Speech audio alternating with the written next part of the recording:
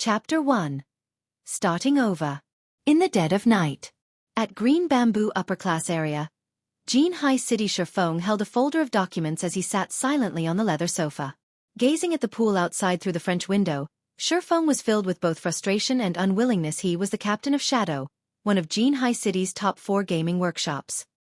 He had commanded a guild of tens of thousands of people. Even more, he was Jianghu City's famous expert. He was the sword magician.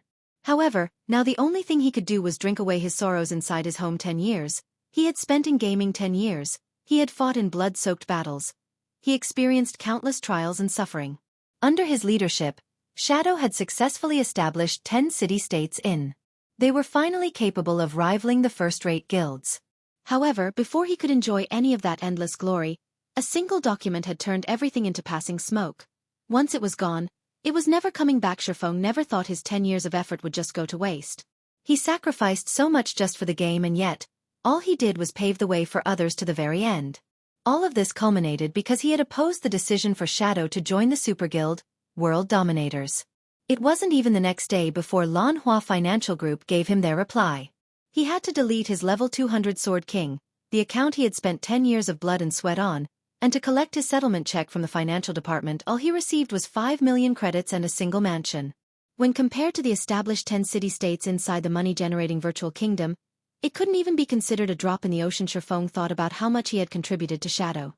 He thought about how his efforts had turned Lanhua groups into a large financial group. Then he thought about how they still threw him away, as if he was no different from garbage.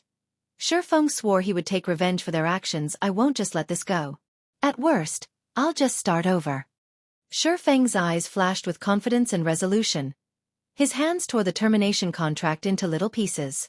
Grabbing the bottle of wine from the tabletop, he gulped down several mouthfuls. Even if he no longer had his Sword King account, even if he no longer had his team support, the skills and knowledge he obtained from the game would not betray him.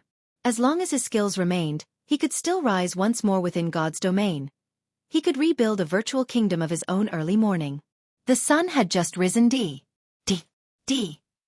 The phone alarm continuously rang. Feng woke up resentfully.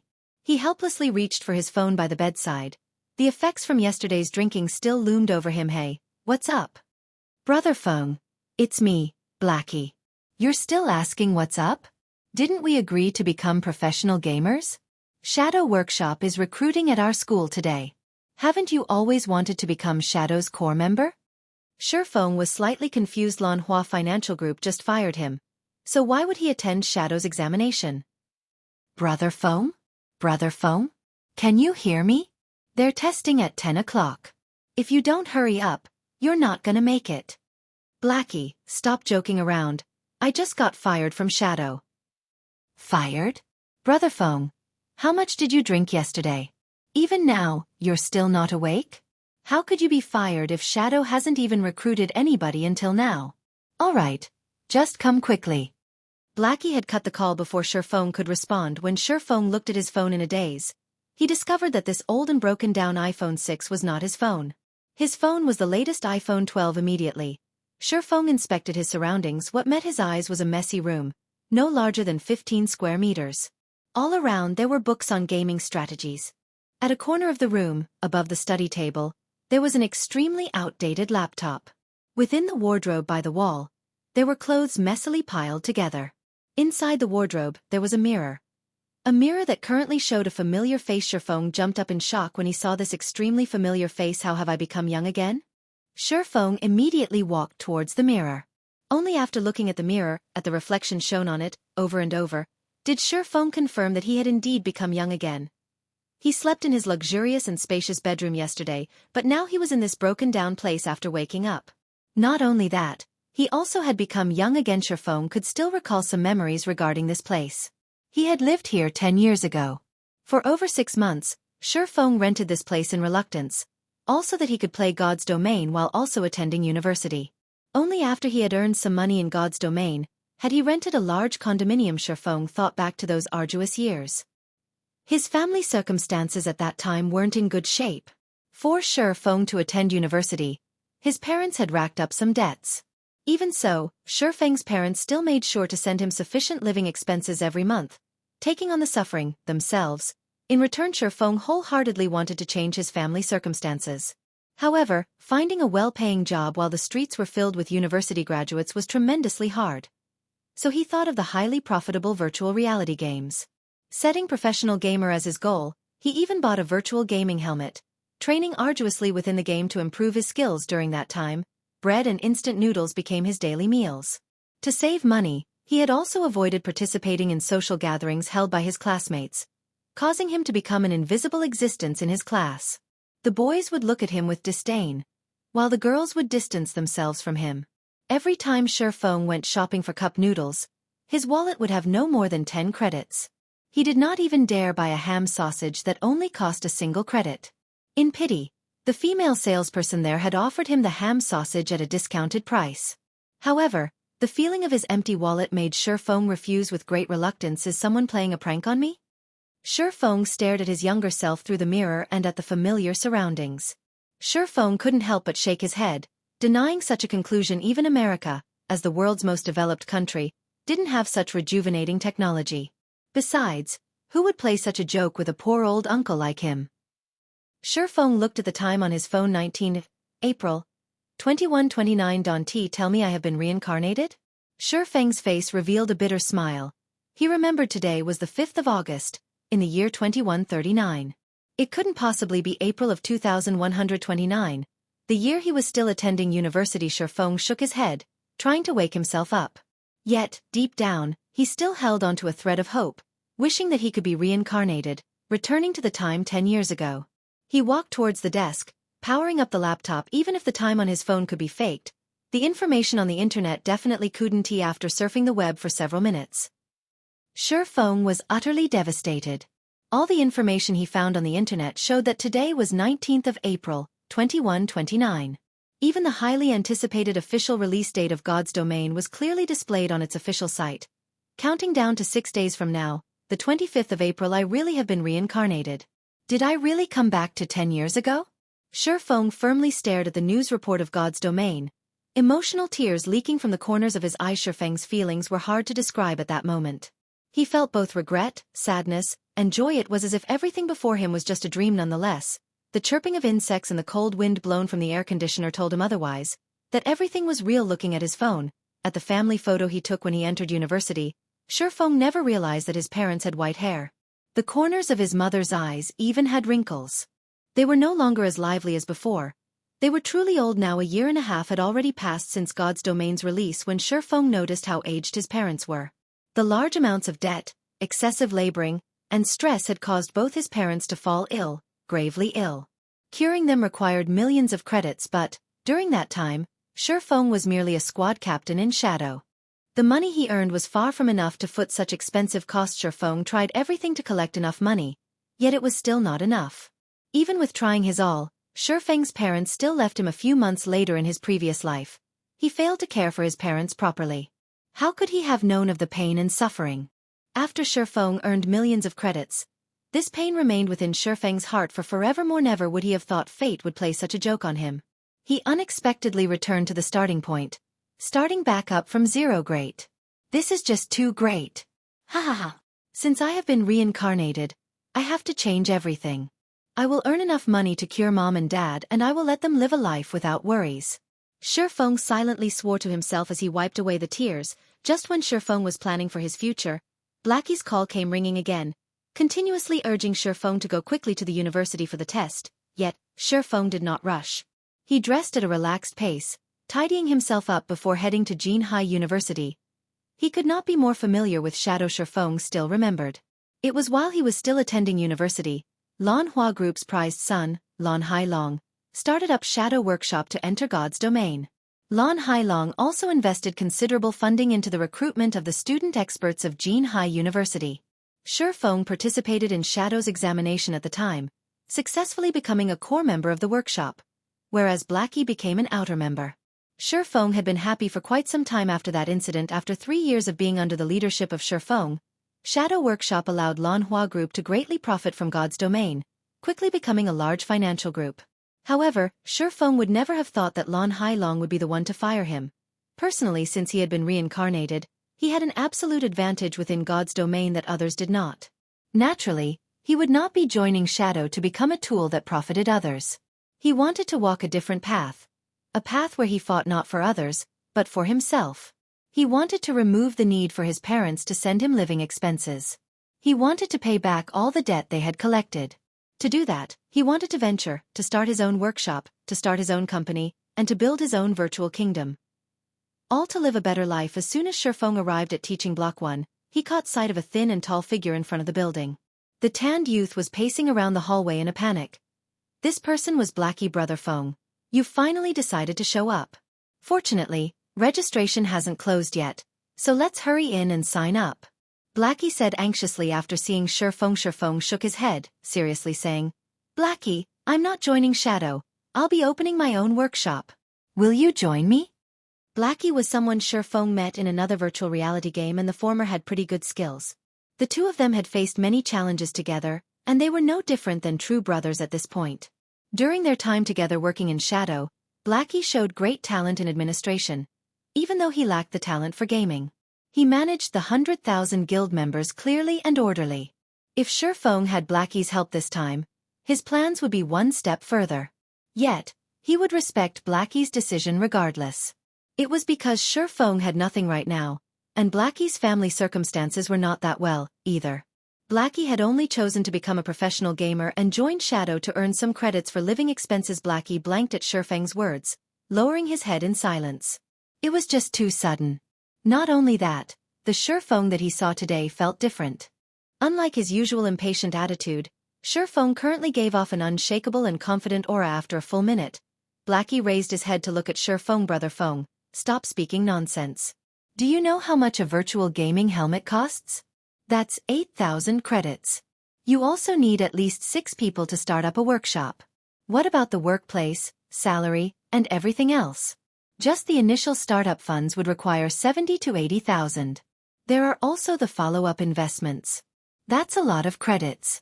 Do you have that many credits right now? Blackie was very aware of Feng's circumstances. He knew Feng's household wasn't well off, so he wanted to persuade Feng away from this sort of crazy thinking. You're right. Right now, I don't even have the credits for a God's Domain virtual gaming helmet. Feng nodded his head in admittance. It was like Blackie said. Even just 70 to 80,000 was considered a small amount.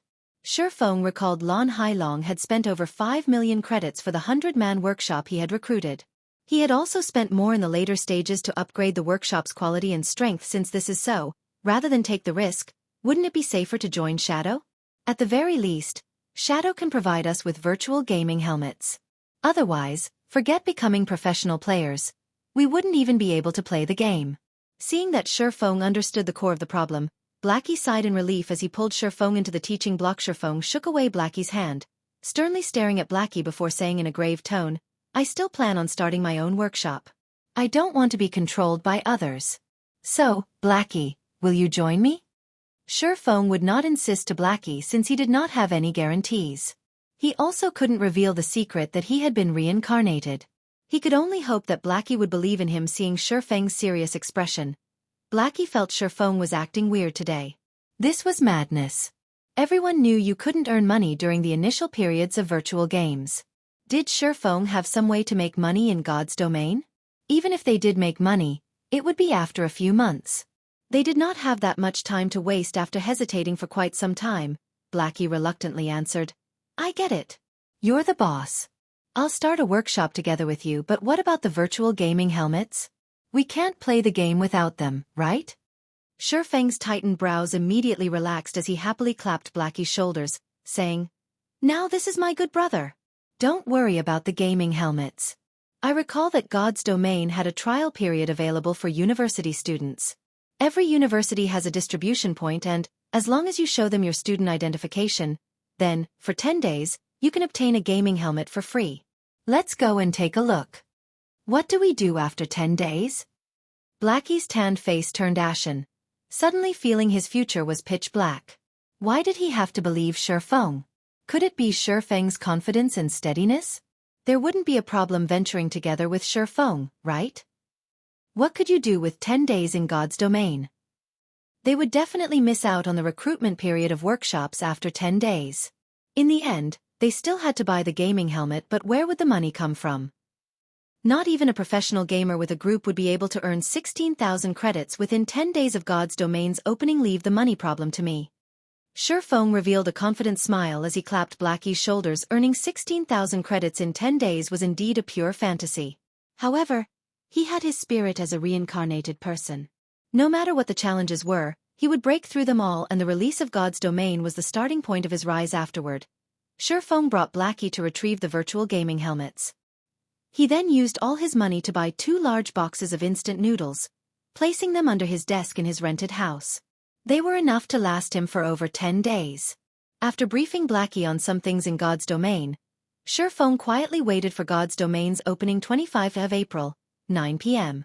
Within the dark and silent room, a few glimmers of light flickered alive. Feng laid on his bed, gently pushing the start button as he closed his eyes. God's Domain, here I come. Chapter 2, Sherlock's Request. To accommodate the majority of players, God's Domain could be played while sleeping. Also, the time within the game was different than in reality, where 2 hours within the game was equal to 1 hour in reality. Each day within the game was made up of 48 hours, consisting of 30 hours daytime and 18 hours of night. Not only that, to allow the bulk of working-class people to enjoy the game, nighttime, in reality, was daytime in the game. Feng passed through a multicolored tunnel as soon as he arrived in God's Domain, arriving at a solemn golden temple. A female angel with 4 pairs of wings flew towards Feng. She was only about palm-sized. Hello, adventurer. Welcome to God's Domain. I am the navigation angel, Gabriel. I will be introducing to you the 4 main categories and 12 main jobs. Please choose the job that you like most.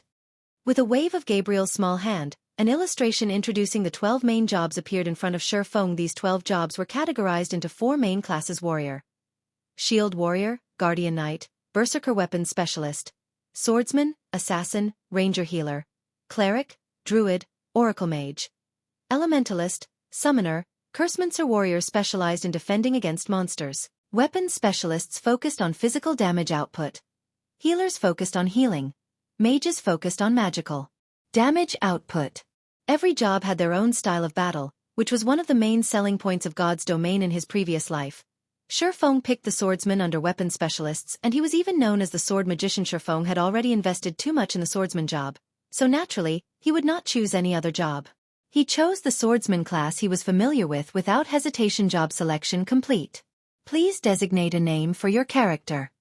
Yi Feng. Feng chose the same name he had in his previous life. Naming successful. Do you wish to adjust your appearance? Adjustment rate limited to 15%. Thinking about it for a while, Feng chose to adjust his character's appearance by 15% as to not stand out. With this, nobody could recognize Feng if they saw his character, though it wasn't as handsome as the original. Please select a birthplace in the Star Moon Kingdom. A map that displayed tens of cities belonging to the Star Moon Kingdom appeared in front of Feng. The opening of God's Domain was globally synchronized. To accommodate for the hundreds of millions of players, the lands of God's Domain were incredibly vast, measuring up to 2 or 3 times of Earth, and the kingdoms within were even more plentiful. However, a player's living area and city, in reality, determined the country they would start in, so players could only choose the cities within the country. White River City. Feng did not plan to choose any other cities, so he chose the White River City that he was most familiar with. White River City was Star Moon Kingdom's 5th-ranked city. It was an important city in the north of Star Moon Kingdom. There were quite a few workshops that chose to develop there to avoid the struggles between large guild city. Confirmed.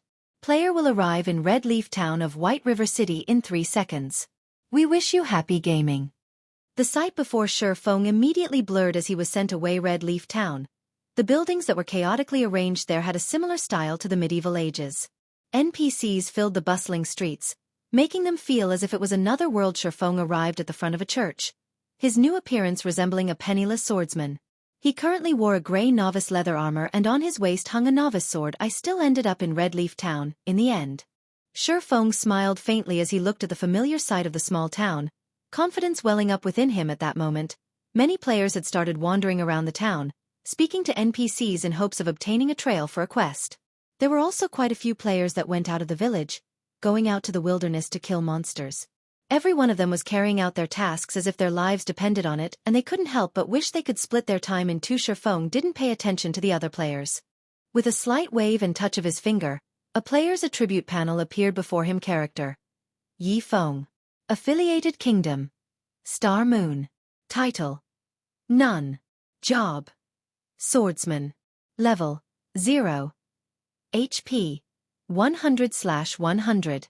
Physical attack power: 13. Defense: 4. Attack speed: 3. Movement speed: 4. Attributes: Strength 5, Agility 3, Endurance 4, Intelligence 2, Vitality 2. Free attribute points: 4. Weapon Mastery. One-handed sword mastery plus 5, apprentice rank, increases one-handed sword damage by 5%. Two-handed sword mastery plus 5, apprentice rank, increases two-handed sword damage by 5%. Free mastery points: 0. Job talent. Swordsman talent 1. Sword-related mastery plus 5. Swordsman talent 2. Obtain 8 free mastery points every 5 level. Swordsman talent 3. Sword-related skills proficiency increased by 50%. Skills: Chop. Active skill. Requirement: Sword. Additional 8 points of damage. Cooldown: 5 seconds. Skill level: 1. Proficiency 0/300. Equipment: Swordsman's leather shirt, gray trash. Level 0. Defense plus 2. Durability 10/10. Novice sword, gray trash, one-handed sword. Level 0. Equipment requirement: Strength 3. Attack power plus 3. Durability 15/15. Inside his bag, there were 10 pieces of bread and 10 pouches of water. Eating the bread would recover 10 HP per second, while drinking water will recover 10 MP per second, and both effects lasted 10 seconds. Every swordsman started with the same attributes, the only difference being the allocation of the free attribute points. Each player could obtain 4 free attribute points with each increase in level. With each rise in level, the different ways players use these points would result in their own unique style. Strength increases physical attack power and the weight behind each attack. Agility increases attack speed and movement speed. Endurance increases maximum HP and stamina. Intelligence increases magical attack power and maximum MP, and Vitality increases the recovery rate of MP and HP. Every job places emphasis on different attributes. As swordsmen belong to the physical damage jobs, most people would prioritize strength. In his previous life, Feng also made such a choice, adding 2 points to strength, 1 point to endurance, and 1 point to agility for every level. It was a very ordinary and commonplace choice. However, Feng did not plan to do so in this life. Without hesitation, Feng clicked on the plus symbol, for agility, placing all 4 free attribute points into it. Feng's agility increased to 7 points. His attack speed changing to 4 and movement speed to 4. This method of point allocation was something not even assassins, who were widely known for their high agility, would do. They would prioritize strength first, as more damage meant an easier time leveling up. Unfortunately, Feng didn't think that way for melee jobs. Agility was the best choice at the early stages of God's domain. This was kept a secret, only being discovered several weeks after God's domain's opening. When it was finally made known, countless melee players couldn't help but hammer their chests in regret. After adding the attribute points, Feng took a look at his surroundings. Only a while had passed before another large group of players were sent here. Green rhombus-like symbols belonging to players filled the air of the central plaza, blocking out the yellow symbols belonging to NPCs. Such a situation made looking for an NPC an even greater challenge. Feng's voice communication rang, the caller's name showing Black Cloud. It was Blackie calling. Brother Feng.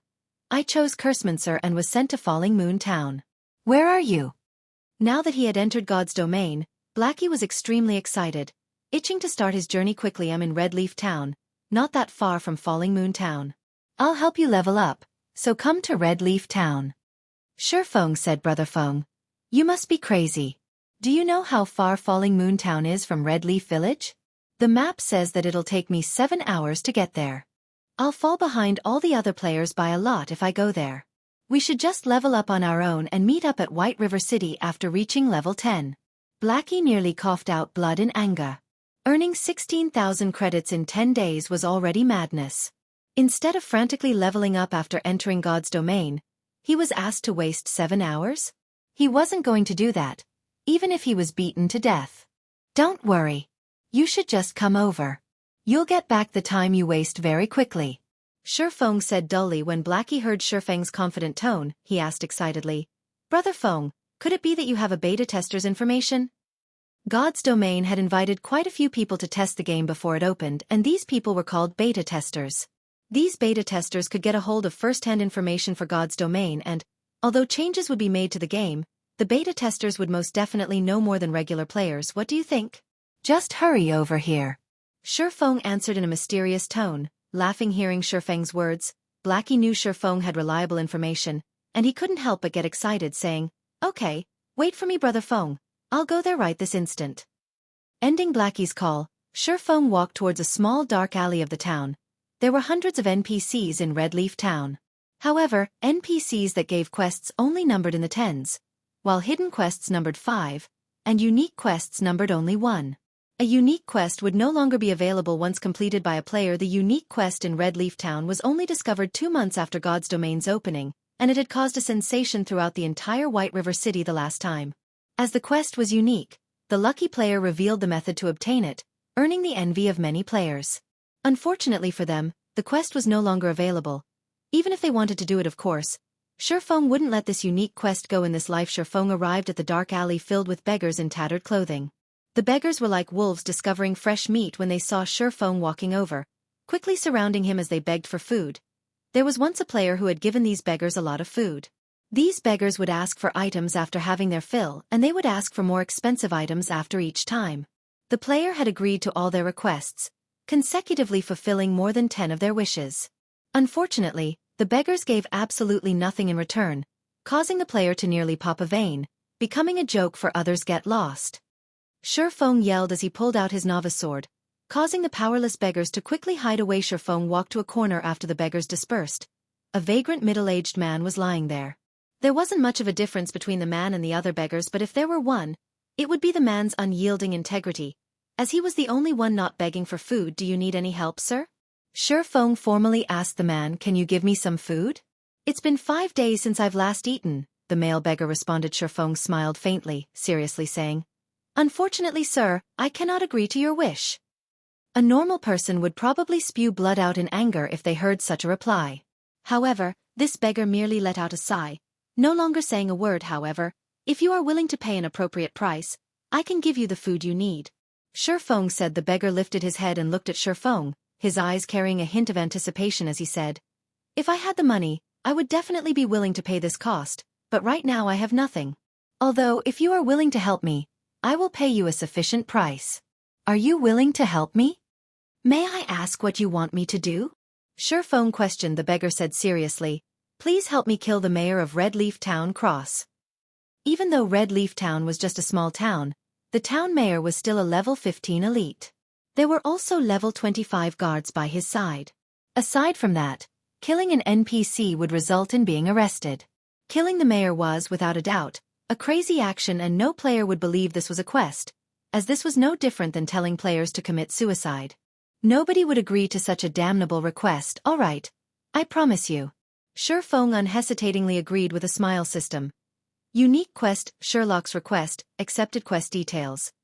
Kill Cross, the mayor of Red Leaf Town, and bring the mayor's insignia back to Sherlock. Players must not exceed level 10. Feng turned around and headed towards the town hall, the place where the mayor was staying, after receiving the quest. Chapter 3. Lonely Snow. Feng walked on the path towards the town hall. Crowded with people, the less than spacious road was filled with players. They were conversing with the NPCs, taking the chance to obtain a quest. Such a scene gave one a feeling of arriving at a market. Unfortunately, it was not an easy task obtaining a quest in God's Domain.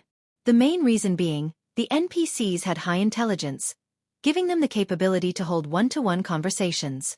Also, players must watch what they say or risk being given the cold shoulder by the NPCs. And there was a tide of players as competition. Obtaining an easily found normal quest was truly difficult. After more than 10 minutes since God's Domain started, there had yet to be a single player within Red Leaf Town to receive a normal quest. In comparison, Feng's advantage as a reincarnated person was truly great. Not only has he received a quest, but it was a unique quest, albeit a slightly damnable one. However, a unique quest's reward was incredibly generous. Even top-tier players who had played God's Domain for a month would drool at the reward of this unique quest as a person who had been reincarnated. Feng had the experience of leading thousands of people while he was in Shadow Workshop. They had even built 10 city-states. The amount of information on God's Domain that was within his grasp far surpassed what the average player knew. It was especially true when it came to strategies on leveling up and earning money. These were the must-have essentials for a workshop with thousands of players to grow in strength now that he had been reincarnated and was playing God's Domain again. Feng wanted to use this information to accumulate a significant amount of advantages. It was all to build a better foundation for his future development. So naturally, he would not be imitating the average player, wasting hours on the streets just to fight over a single normal quest. Even more so, he would not be emulating those skilled players, using their refined techniques to kill monsters in the wild, because, at this moment, there were probably more players than monsters in the wild. What Feng wanted to do was to avoid these piles of players. Hence why he chose the unique quest, which had an absurd difficulty. However, completing this quest required money, something Feng did not have right now. Every player would receive 10 copper coins at the start of the game. Although it was not enough to buy a weapon or equipment, purchasing HP or MP replenishing refreshments was not a problem. When Feng arrived at the front of the two-story town hall, he was met with a scene of hundreds of people, queuing up into a long line regardless of which game it was.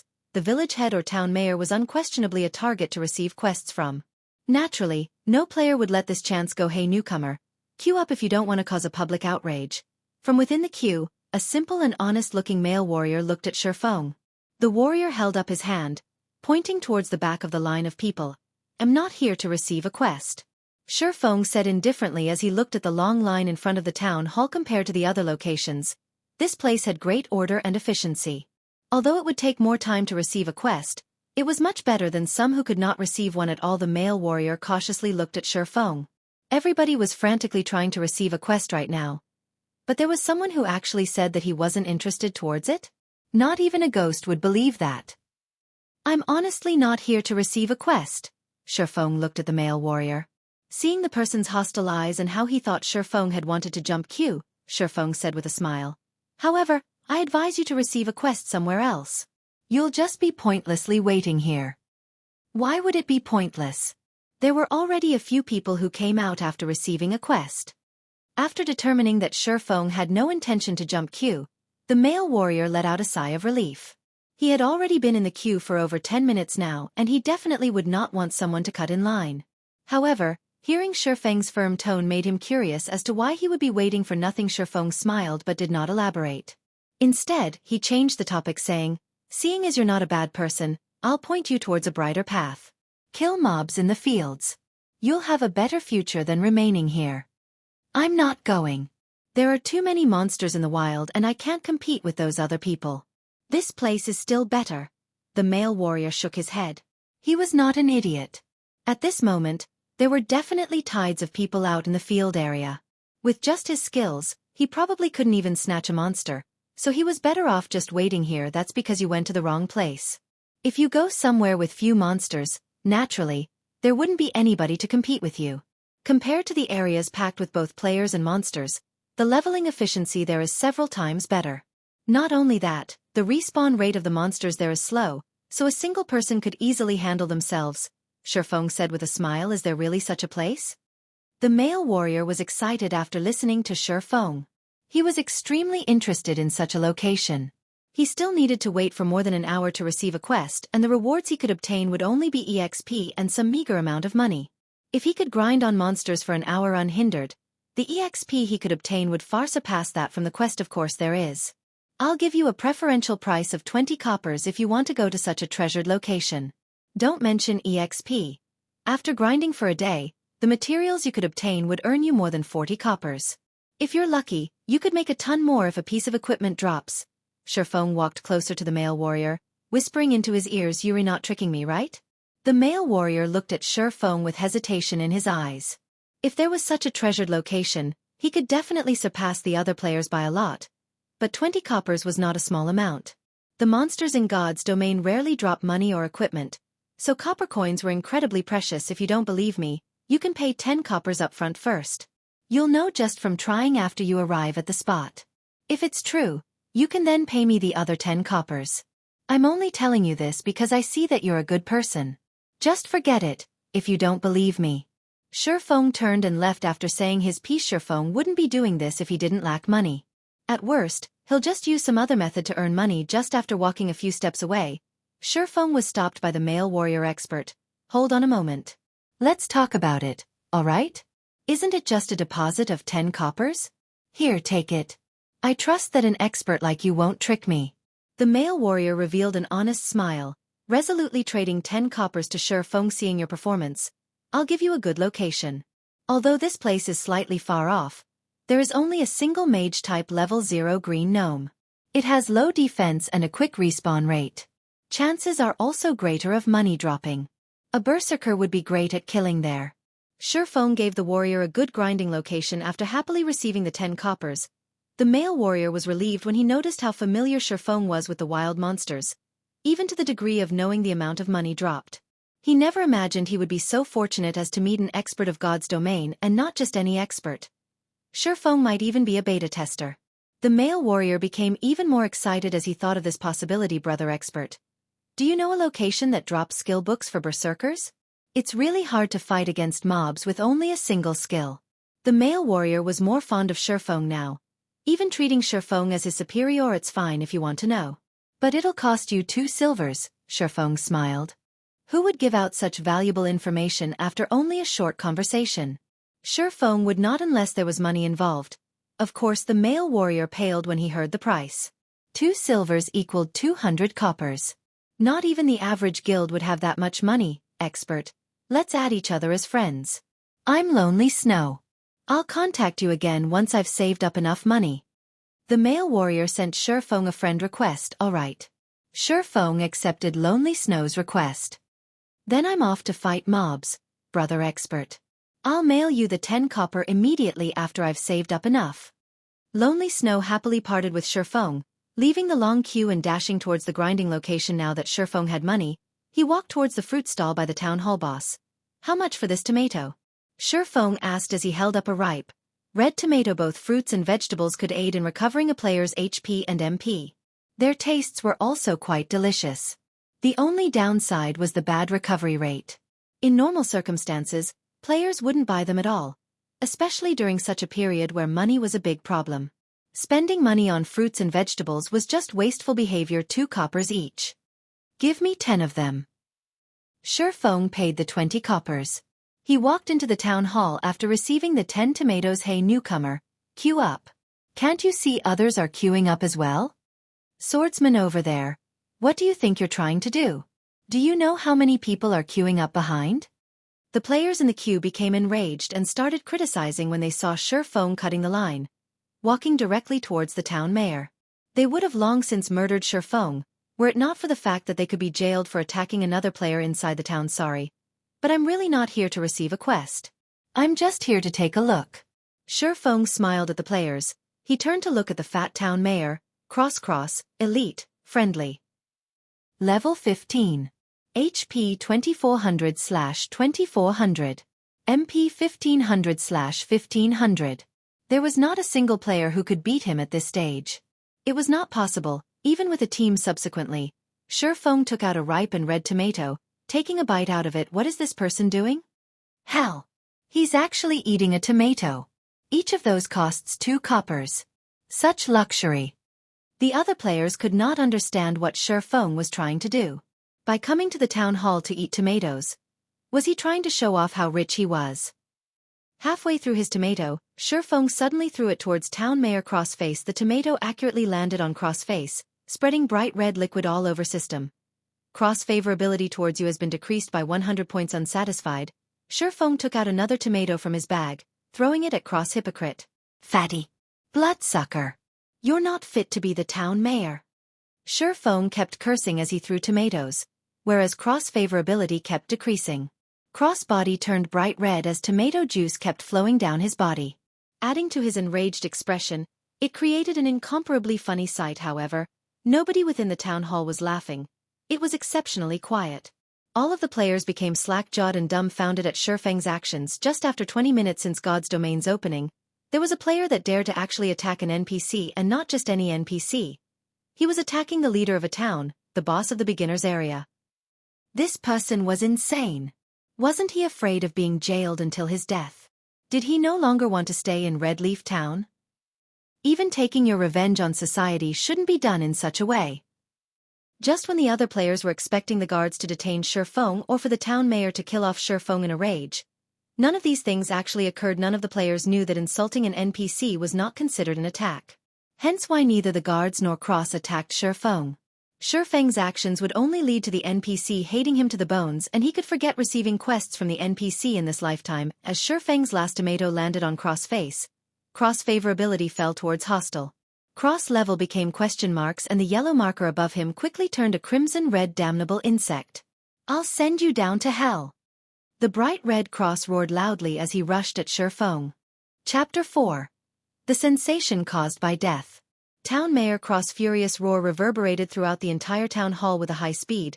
Cross instantly arrived in front of Feng, his fist stretching out toward Feng. The other players were currently reveling in Feng's misfortune, taking the chance to gauge Town Mayor Cross' strength. Cross was a level 15 elite, and a single slap from him was enough to sweat the current players to death. However, Feng was foolish to the degree of actually angering the mayor. Not a single person in the entire Red Leaf Town could save him now. He would be jailed until he was on his deathbed, or he would be chased out of Red Leaf Town. However, Feng's surprisingly calm attitude puzzled the other players. Was he already prepared for death? When Cross was about to hit Feng, the stationary Feng finally moved. Like a hunter waiting for his prey, Feng immediately unsheathed his novice sword. With swift motions, he used the sword to defend his body. Peng. Cross' fist landed on the novice sword, sending Feng's entire person flying. Just as Feng was about to fall, he flipped his body, landing steadily on the ground with the flexibility of a cat. However, his HP had instantly decreased by 84, and the novice sword in his grip trembled uncontrollably. The sword's durability had even reduced by 1 point. The weapon would become useless once its durability dropped to 0C. All the players drew in a cold breath seeing Feng's troublemaking. They had initially thought of him as a mere rookie. However, after Feng's recent performance, anybody with a discerning eye could tell he was a very skillful person. Even if Cross had low physical damage as a mage, as a level 15 elite, he could still kill any of the current players in a single strike.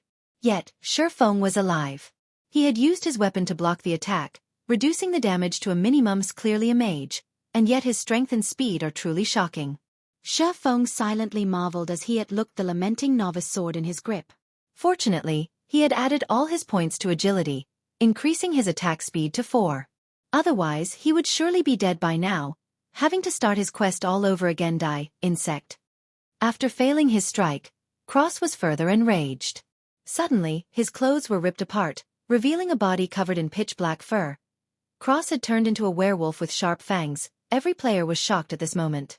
Never would they have thought the mayor was an evil werewolf. Cross arrived at Feng's back in an instant, raising his bright snowy claws and slashing them at Feng's heart. However, Feng revealed a cold grin.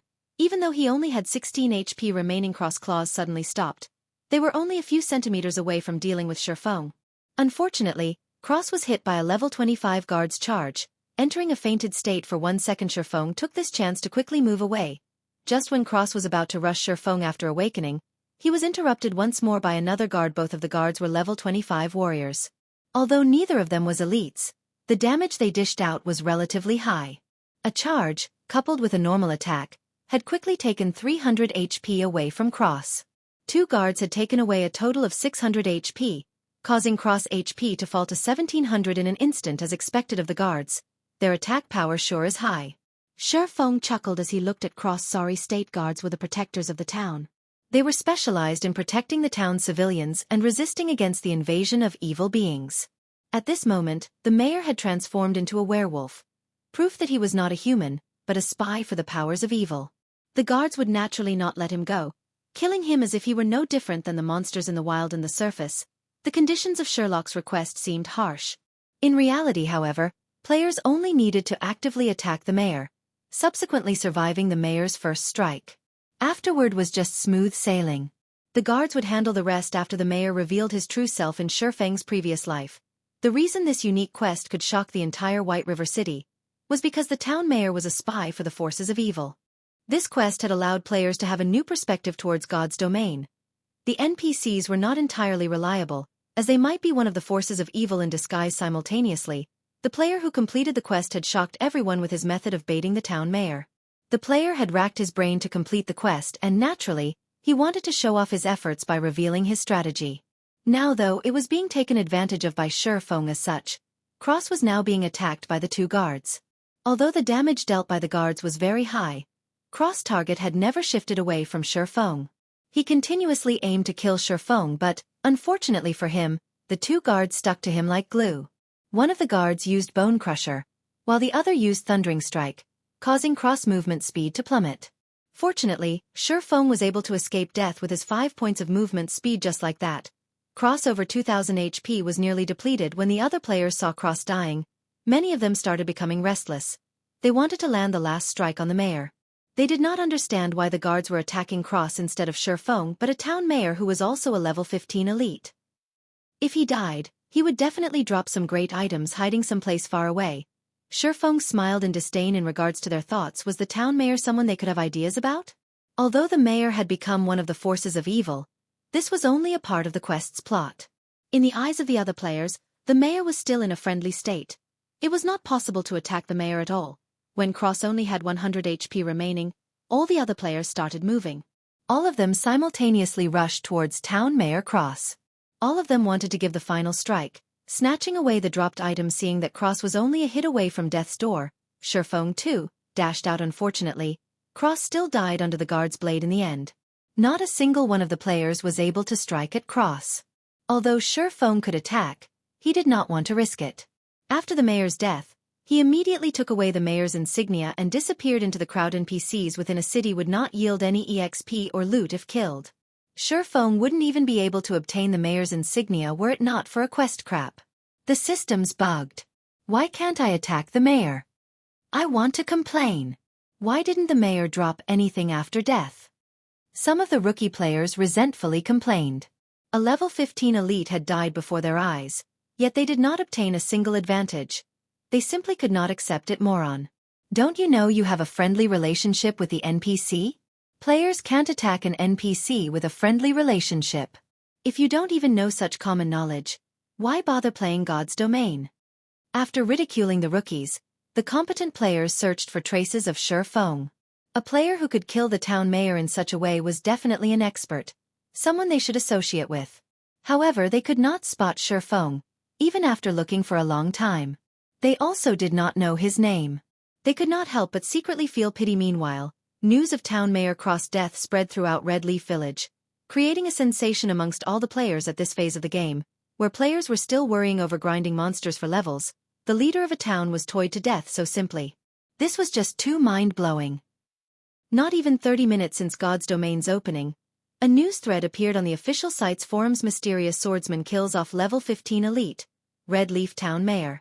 The leader of a town was actually a werewolf in disguise. Exactly what kind of game is God's Domain? This news thread instantly caused a sensation amongst the players. It only took a moment for the number of clicks to the page to go past 10 million. Everyone became interested with this mysterious swordsman. Unfortunately, they could not contact the person since nobody knew his name by now. Feng had already arrived at the dark alley. Mr. Sherlock, this is the mayor's insignia that you requested. Feng passed silver-colored mayor's insignia to the beggar, Sherlock. With the quest's completion, bad news came to both the players who had already received a quest and for those who were currently trying to receive one from the mayor. This was because Cross would not respawn. They would have no place to submit their quest even if it was completed. Red Leaf Town would also no longer have a mayor, though Feng could care less about that. Thank you. Thank you so much. I have finally attained revenge for my friend. These things should be of help to you. Sherlock passed Feng a delicate little box. Subsequently, Sherlock took the mayor's insignia and left the dark alley system. Unique quest, Sherlock's request, completed. Rewarding 2000 EXP, 20 free mastery points, 1 luxurious ornament box with a hua sound. Feng became level 1, and he was only 1000 EXP away from level 2. Feng's level became Red Leaf Town's top 1. Only 30 minutes after the start of God's Domain. In normal circumstances, the average player required 1000 EXP to rise to level 1. Such an amount required at least 6 or 7 hours of grinding monsters, as each level 0 monster only gave 3 EXP. Time was also needed to look for monsters, to recover, and so on. Factoring in the massive amount of players at the start of the game that was fighting over monsters, taking over 10 hours to arrive at level 1 could be considered average. Why is the unique quest's reward so generous? Was it because I completed it at level 0? Feng became slightly uncertain, but he was still delighted with such rewards in his previous life. The rewards posted were not as luxurious. Although the amount of EXP was the same, the number of free mastery points was not. The other person only received 10 points for it, as well as a delicate ornament box. While Feng received 20 points and a luxurious ornament box, free mastery points were extremely precious in God's domain. Rarely would a quest award 3 to 5 points. This unique quest had awarded 20 points. Hopefully, it won't let me down. Although it isn't a delicate ornament box, it is still the better luxurious ornament box. It should come out. Feng carefully held the ornament box, a nervous gulp coming from his throat. Slowly, he opened the box. Though the EXP and free mastery points were great, what Feng really wanted was the item inside the ornament box. It was an essential item he needed to complete his leveling and money-making plans. It was also a top-tier item that many experts drooled over. Feng would cry to death if something went wrong. Chapter 5. Black Market Challenge. As the luxurious ornament box slowly opened, a dazzling array of multicolored light burst out from within. Fortunately, Feng was currently standing inside a dark alley. There were no players who would wander over here. Otherwise, such a spectacle would have incited the greed in their hearts, and Feng would be killed and robbed when the glowing brilliance faded. A simple silver necklace and a purple gold ring could be seen lying inside the luxurious ornament box. Carved on the ring's exterior were words resembling the ancient language of elves, and within them stored a tremendous magical power. Fortunately, it is still the Ring of Gravity. Feng let loose his breath when he saw the appearance of the ring. Carefully, he took the ring out of the box and inspected it. Ring of Gravity, mysterious iron rank. Equipment level: 0. Strength +2. Agility +1. Endurance +1. Additional skill: Gravity Liberation. Greatly reduces the gravity acting upon the user. Duration 30 seconds. Cooldown 5 minutes. Great. It's not just bronze rank. After reading the item's introduction, Feng became extremely excited. The situation was far better than he had expected. The equipment in God's domain was categorized into trash, common, bronze, mysterious iron, secret silver, fine gold, dark gold, and epic. At the start of the game, players only received trash equipment from the system.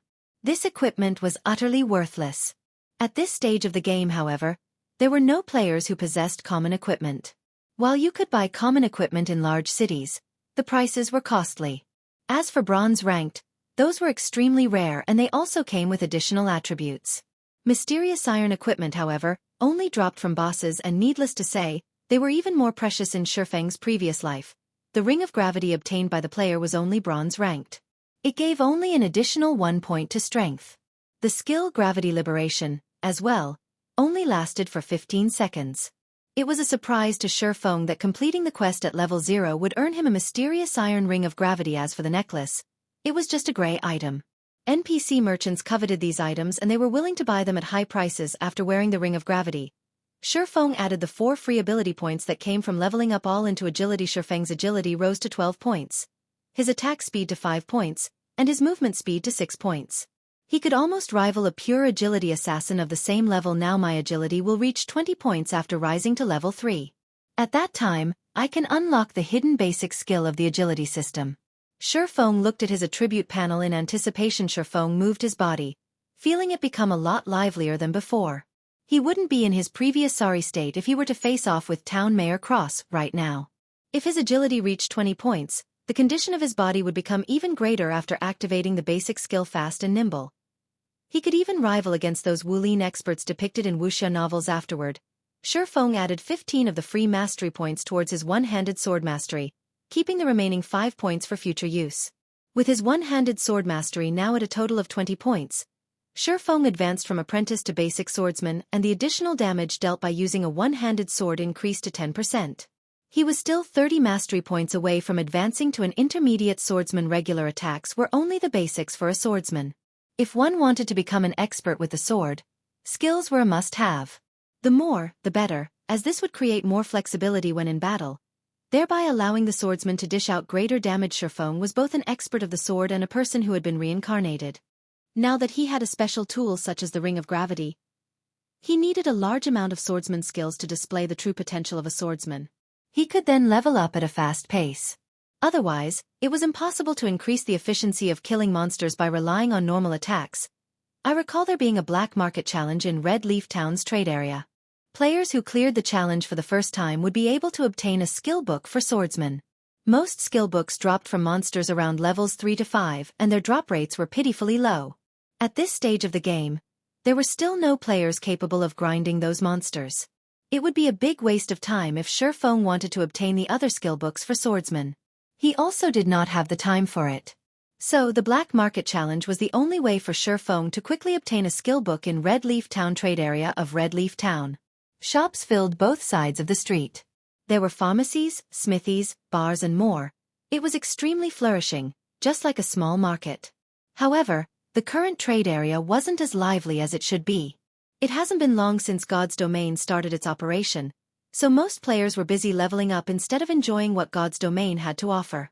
As a result, there was only the minority of lifestyle players staying here. They were here to learn auxiliary jobs such as enchanter, forger, pharmacist, chef, engineer, alchemist, etc. Buying herbs at a high price. Contact me directly if you have any. Buying ores, rip-offs can stay away. Sincerely buying high-ranking equipment. Price is negotiable. Willing to pay with credits. Many logistic staffers of workshops and guilds had set up a small stall by the roadside of the trade area.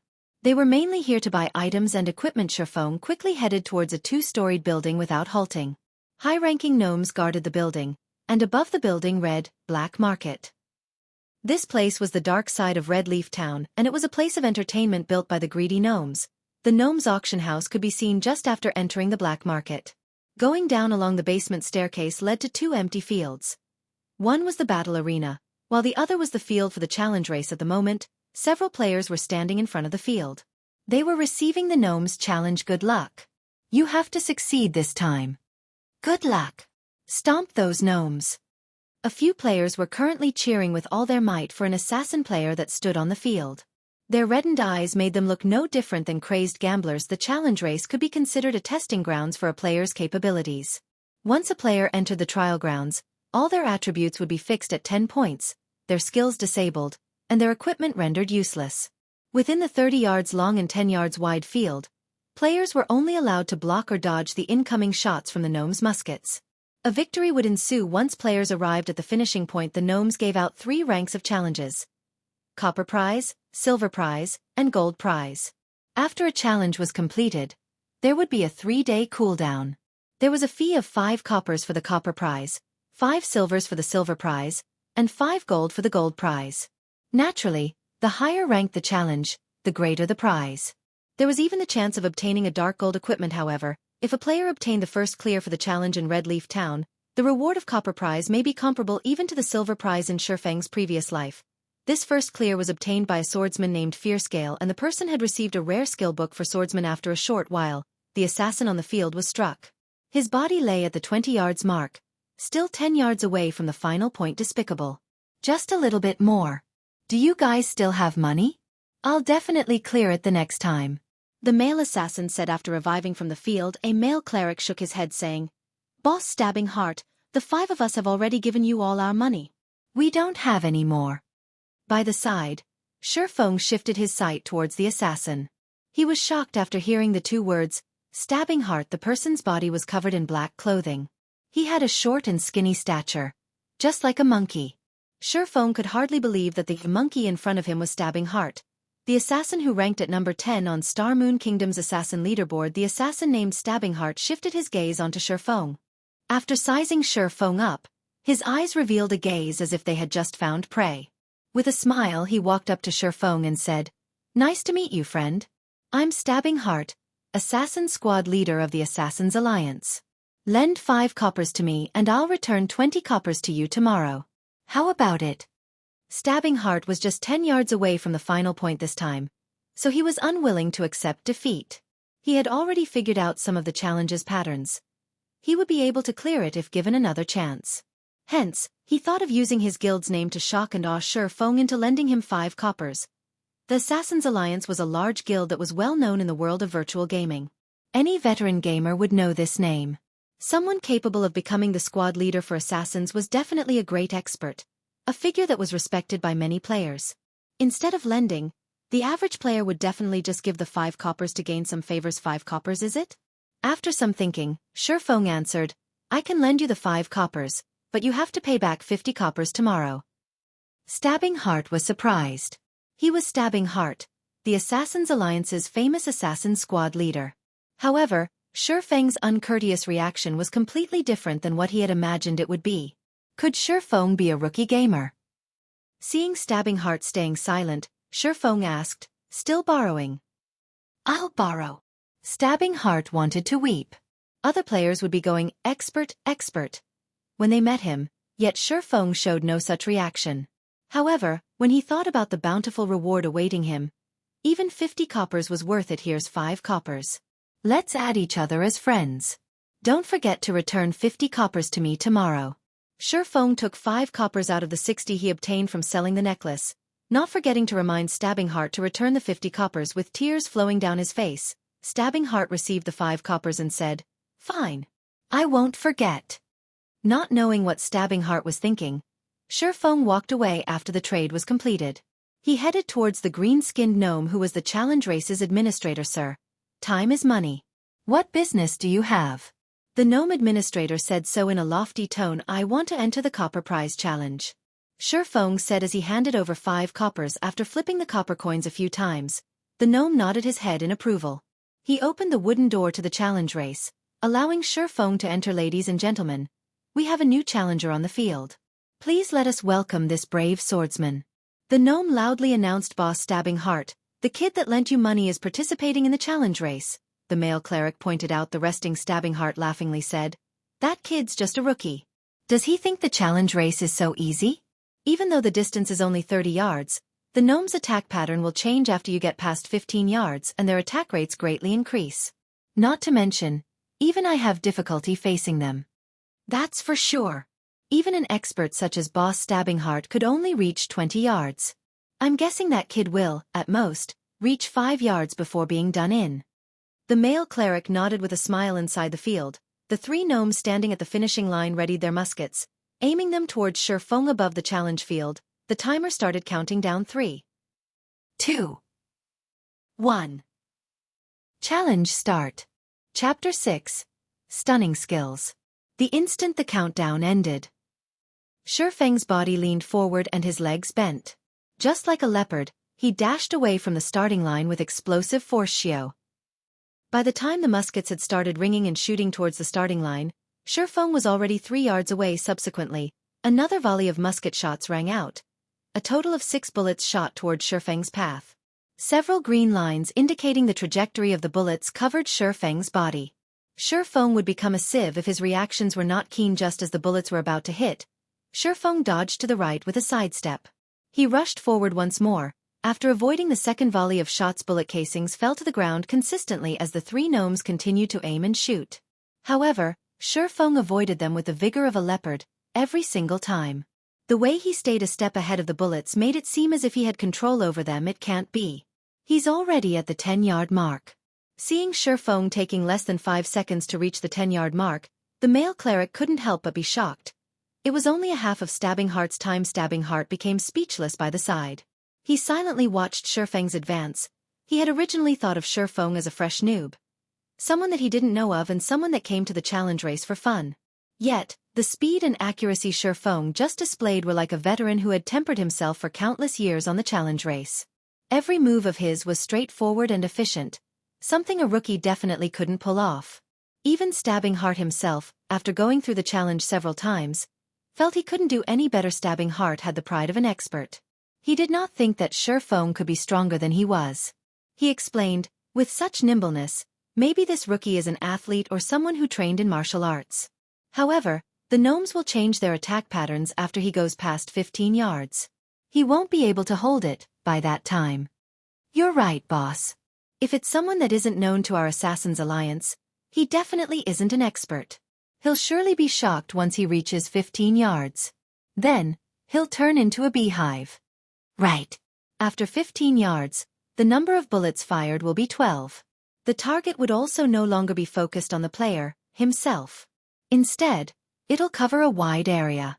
Dodging to either side won't be an option. The other members of Assassin's Alliance voiced their agreements. They too had already witnessed such a scene before, 7 to 8 times. At that stabbing heart passed 15 yards on his first challenge. In the subsequent challenges, however, his furthest distance was 20 yards. The difficulty after 15 yards was clear to behold. He went past 15 yards. An Assassin's Alliance member commented stabbing heart, and the others quickly focused their sights on Feng. Wanting to see Feng's performance on the field, the three gnomes became enraged once Feng stepped past the 15-yard line.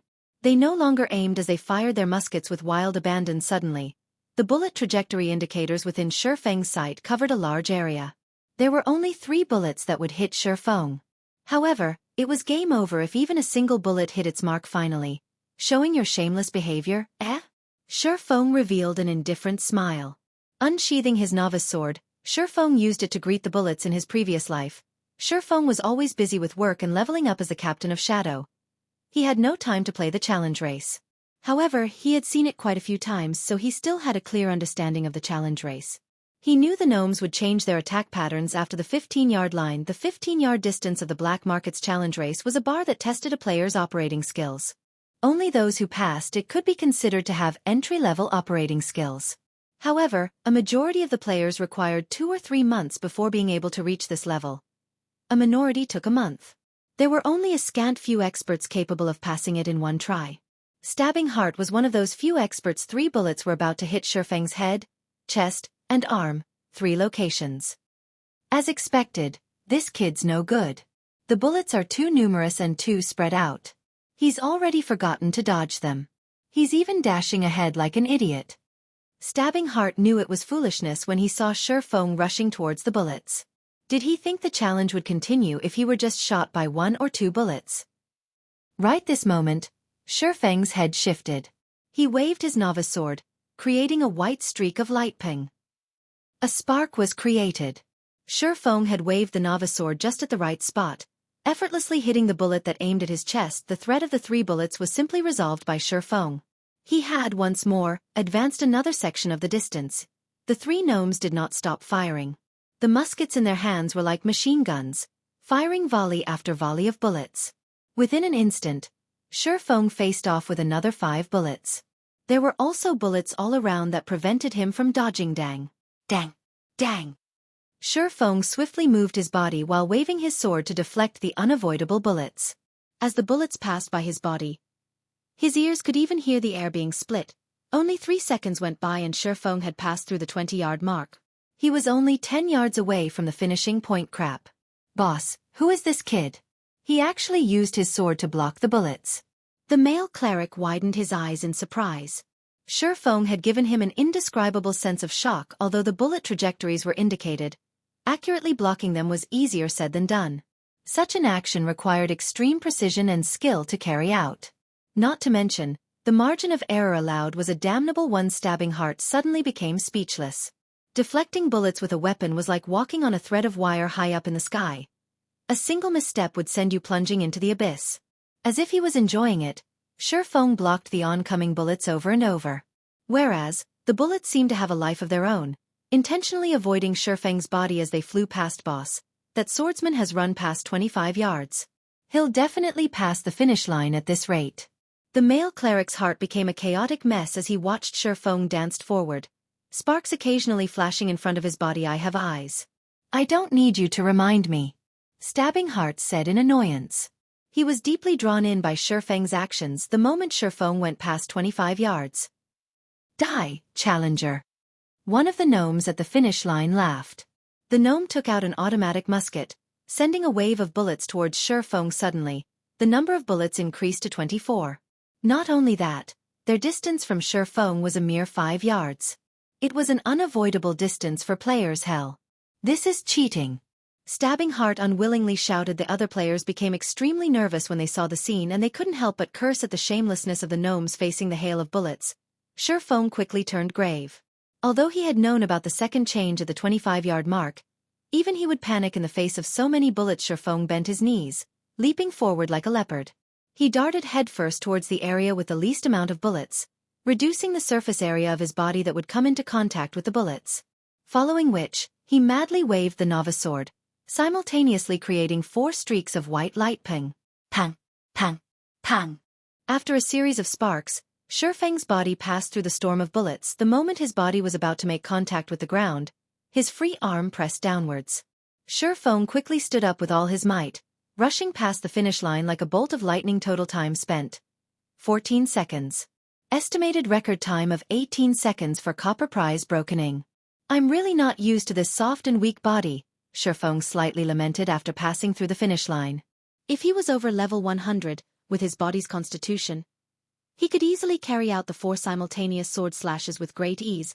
Ladies and gentlemen, a round of applause. This swordsman has passed the challenge. The Gnome administrator announced loudly. System player was the first to pass the copper challenge and break the record. Rewarding player with 1 silver coin and swordsman's skill Thundering Flash. It can't be. It actually gave out the super rare skill, Thundering Flash. This is a skill that even a swordsman over level 100 can't get. Feng thought he was hallucinating. However, he was shocked when he saw the Thundering Flash skill book inside his bag. Requires sword. Rapidly send out 3 sword lights to 10x 2 yards forward. Each hit will cause 130% damage and also give a damage amplification effect, amplifying the damage of your following attacks by 20% for 15 seconds cooldown, 30 seconds. Without a second thought, Feng clicked and learned the skill. Swordsman was a job that mainly focused on dealing damage to single targets. It didn't have many powerful AoE skills. Thundering Flash was one of the few powerful AoE skills a swordsman possessed. If it were learned during the early periods, it would definitely create a huge gap from the other swordsmen. After learning Thundering Flash, Feng started to feel himself gaining the makings of a swordsman. You guys continue playing. I'll be leaving first. Don't forget my 50 coppers. Feng looked towards the dumbfounded Stabbing Heart, leaving the black market. After calling out to them, Stabbing Heart indifferently nodded his head. Boss, he's gone. He took away the prize as well. Should we chase after him? The male cleric asked. Stabbing Heart's shock gradually faded after Feng left. He stared at the male cleric, scolding. Are you an idiot? We'll be lucky if we have time to even curry up to such an expert swordsman. Making enemies of him? Are you courting death? Not good. I have to tell this to guild leader. Luckily, I added him as a friend. Is he called Feng? I can't believe I've never heard of such an expert. Could he be some sword expert in disguise? Stabbing Heart acknowledged that he could not pass the challenge in such a magnificent way. Especially the last bout after the 25-yard mark. That was just cheating. It was impossible for players to block or dodge. Yet, Feng had done it at the trade area. Feng met with Potion Master Kevin.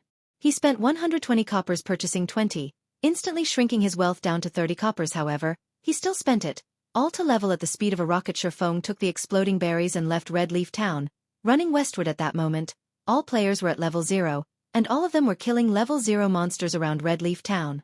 There were also a few with good techniques killing level 1 baby wolves in a party. A warrior tanking at the front and a damage dealer and healer behind, fighting together in an orderly manner.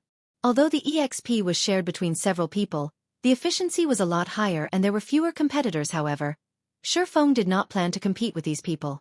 Passing through the level 1 monster area, followed by the level 3 monster area, Feng headed straight towards Red Leaf Forest, a level 5 monster area. There were no players who would go there. There were still no players who dared to challenge level 5 monsters at this stage of the game.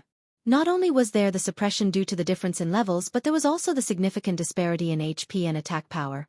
A level 5 monster could easily steamroll over a level 1 player. Even a 6-man party was no match for a level 5 monster. There was a heavy penalty whenever a player died. Not only would they lose an entire level's worth of EXP, but their skill proficiency would also be decreased. There were simply no players who would take the risk. Otherwise, hours of their hard-earned EXP and proficiency would become pointless. Chapter 7. Leveling with Ease. Red Leaf Forest was made up of beautiful maple trees. Level 5 monsters roamed around the woods. To a player below level 3, this was a restricted area. Feng as well was no match for these level 5 monsters. Even though he had reached level 1, however, Feng ran into the Red Leaf Forest without hesitation. Cautiously, He advanced towards the inner reaches of the forest. Level 5 forest wolves could be seen patrolling around the woods from time to time. Feng was currently just level 1. If he did not stay a sufficient distance away from them, the forest wolf sensitive nose would smell him out. A level 5 forest wolf had 400 HP. It also had high attack power. It would only take 2 bites from the wolf for Feng's 120 HP to meet its end. Feng's only option was to stealthily avoid the forest wolves, taking a big detour around them. Aside from the forest wolves, Feng also met with adorable bear cubs. The little cubs fumbled and tumbled around on the grassy plains, giving an innocent and cute look. However, they were still level 5 monsters, and they were hated by melee players. This was because of their high HP and defense, making a fight with the cubs very exhausting. As Feng used a tree to route past a bear cub, he heard a wolf's howl coming from behind him. Damn. A wolf den. As calm as Feng was, he still couldn't help but call out. In his previous life, many players came in parties to the Red Leaf Forest. Most of them were level 4 or 5. Aside from grinding a large number of monsters, the main reason players came here was because of the bountiful loot. Skill books, leatherworking materials, and equipment were such examples. There were also a large amount of herbs and ore that were attainable in the forest. However, a single mishap could still cause a party wipe in the Red Leaf Forest. One of the dangers that caused such situations were wolf dens. A wolf den was hidden and hard to notice. If players did not pay close attention, a pack of forest wolves would pounce forth once the players entered the wolf den's area of alertness. If less, there would be 3 to 5 wolves. If more, 6 to 8. It was a party wipe trap. Feng's luck was bad. All at once, 7 forest wolves rushed out of the den. The meat on Feng's body wasn't enough for them to share. The speed of the forest wolves was fast, but Feng wasn't slow either. With his attribute points all going into agility, his movement speed was at 6 points. He was still a level 1 swordsman, in the end. Even if he was a pure agility 1, his speed was still a notch slower than the forest wolves. Seeing the wolves catching up, Feng stopped caring as he activated the life-saving skill, Gravity Liberation. Feng suddenly felt his body becoming as light as a feather. His speed increased by a massive leap, easily shaking off the forest wolves behind him. In the end, a common monster was still a common one. They gave up after chasing past a set area, allowing Feng to keep his life. After running for over 10 minutes, Feng arrived at a range of mountains and hills. Several mountains stood over 100 meters, located in the central region of Red Leaf Forest. The top of the mountains was surrounded by clouds and mist, creating a scene of immortal lands. Finally arrived. Feng looked towards the towering mountain and its surroundings. Discovering a waterfall, he walked towards it. In his previous life, players were mostly over level 20, so their attributes were naturally high. They could do much more than they could while they were low-leveled. Many loved exploring the myriad of places in God's domain. The central region of Red Leaf Forest was one of the famous places, so Shadow Workshop had sent a small party of assassins to investigate. Never would they have thought to find a treasure mountain there. On one of the mountains, they discovered many items, rare ore, herbs, and even treasure chests. At the peak of the mountain, there was a secret silver treasure chest. There were many secretive places in the wild of God's domain. Most of these places housed treasure chests, awaiting to be discovered by players. The items within treasure chests varied considerably, ranging from copper coins to dark gold equipment. The quality of treasure chests could be categorized into common, bronze, mysterious iron, secret silver, fine gold, and dark gold. However, even the loot from a common treasure chest could rival the drops of elite monsters. Not to even mention how good the loot from a secret silver treasure chest could be. This secret silver treasure box quickly allowed Shadow to become a well-known workshop in White River City. This allowed Shadow to amass quite a fortune during the initial periods of the game. More than just equipment, the secret silver treasure chest had a secret recipe for pharmaceutics and a forging design in God's domain. The drop rate of pharmaceutical recipes was not even 10,000 to 1. It was even lower for a forging design. You could create bronze-ranked equipment using forging designs, something sorely needed by players. With it, making money would become a simple task. Feng's plan to earn 16,000 credits within 10 days all depended on the design. So naturally, he wouldn't be leaving it for Shadow Workshop. However, low-leveled players without 40 agility were unable to activate the hidden basic ability Flying Steps. Without it, they had no way of climbing the rocky mountain. There were also no paths that led up the mountain, leaving rock climbing as the only option. Although Feng did not have 40 points in agility, he had the Ring of Gravity.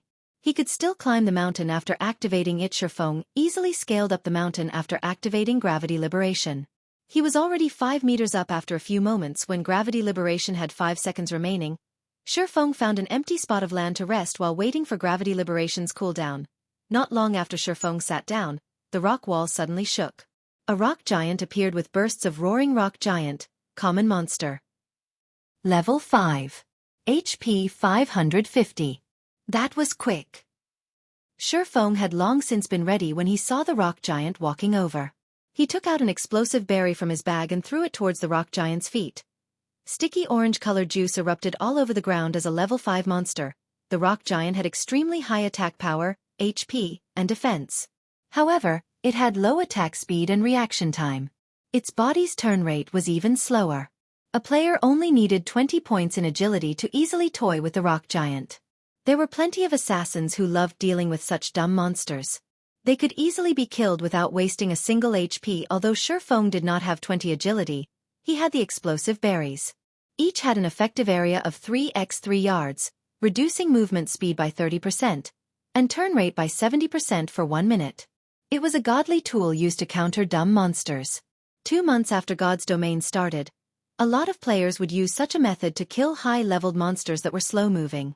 However, such slow-moving monsters existed in limited numbers in God's Domain, so grinding on them for quick levels was not possible. The rock giant's speed sharply reduced after being hit by the explosive berry. Feng pulled out his novice sword and rushed towards the rock giant's back, chopping down at it above the rock giant's head. 3 points of damage appeared. It was a hardly mentionable damage when compared to its 550 HP. The rock giant also regenerated 1% of its HP every 5 seconds. That was 5 HP every 5 seconds.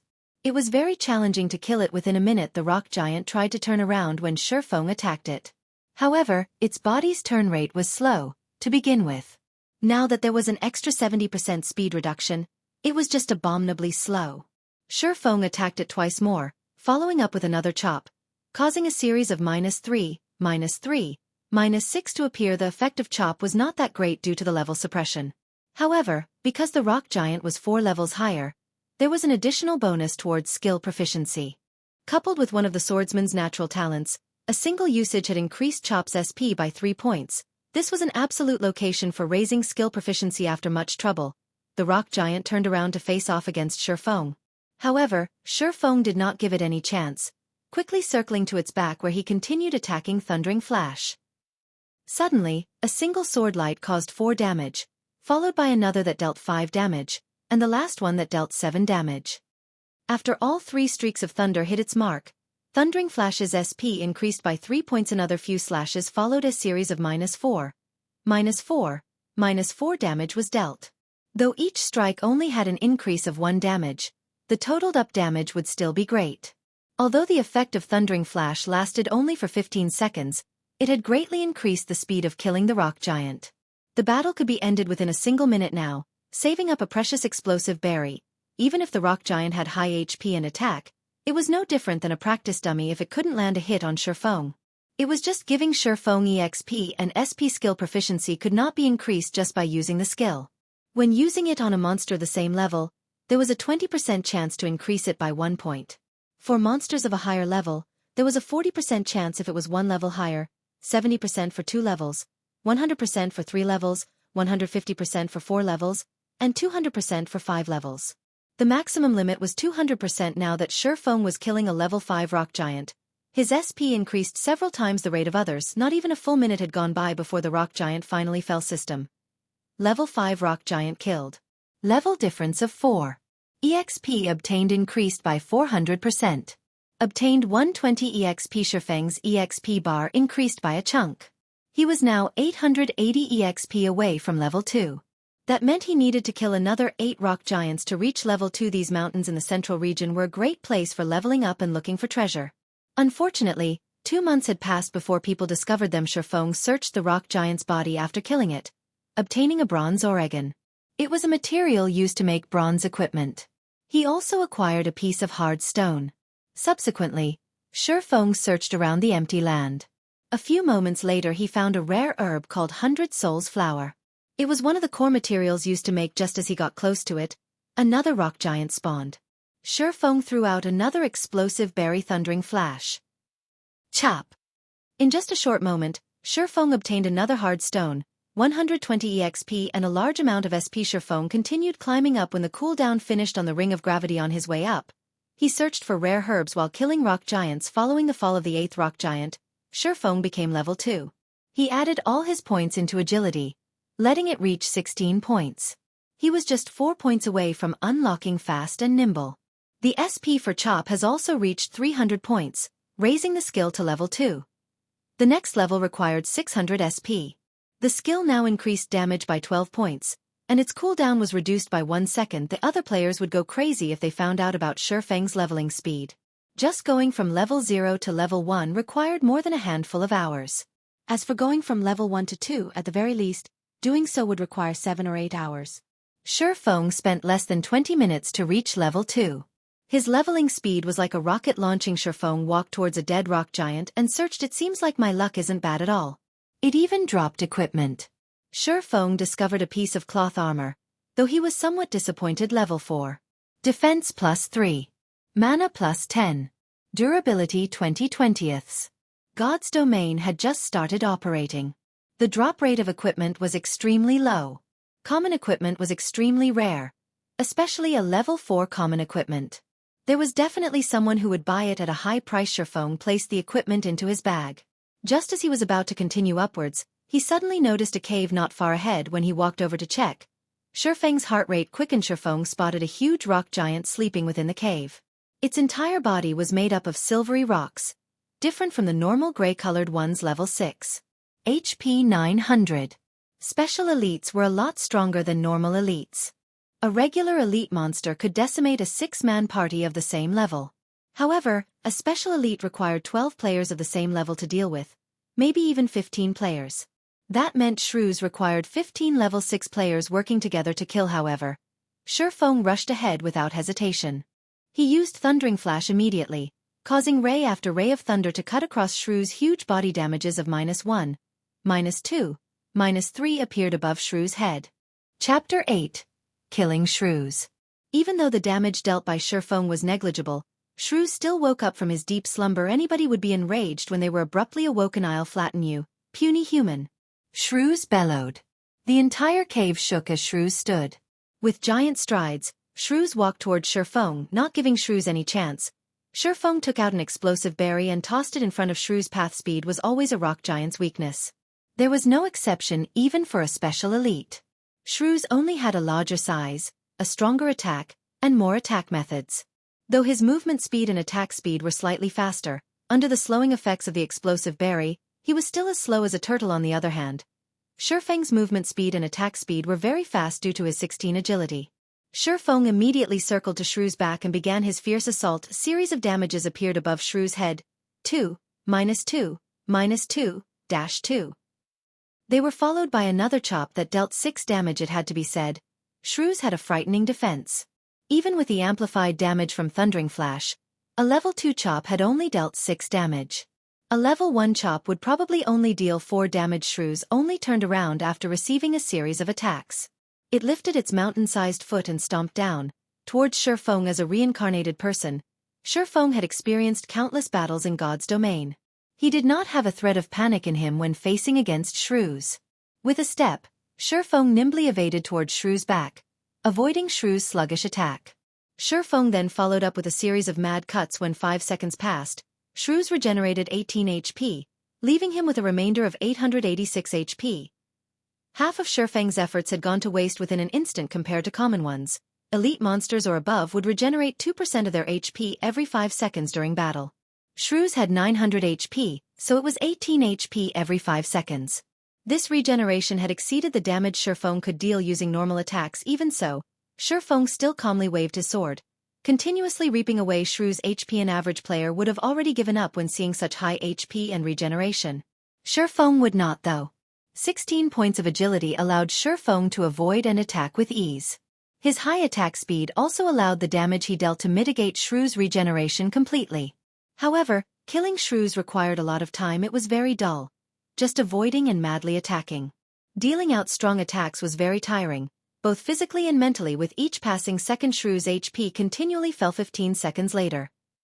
Once Thundering Flash's amplifying effect disappeared, the damage Feng caused sharply reduced. Each strike of his sword only dealt 1 damage, and chop only took away 4 HP from Shrews. Feng immediately fell into a bitter battle. Another 5 seconds passed, and Shrews once more regenerated 18 HP. However, Feng only dealt 17 damage within that 5 seconds. It wasn't even enough to even make up for Shrews' regeneration. Feng wrinkled his brows. As expected, it was hard to kill off Shrews. It was just a pointless endeavor without sufficient damage. Do I give up? Just as Feng was thinking so. I want to flatten you. Shrews roared as he stomped his foot. Suddenly, the entire cave shook. Sharp stalactites fell from the cave ceiling one after another, covering the entire cave. It even has a party wipe skill? Seeing the bad situation, Feng moved quickly away from Shrews' side, dodging the falling stalactites. The stalactites continuously fell in great numbers. Their speed was quick as well. If a party came into this cramped space, there wouldn't be any place to dodge.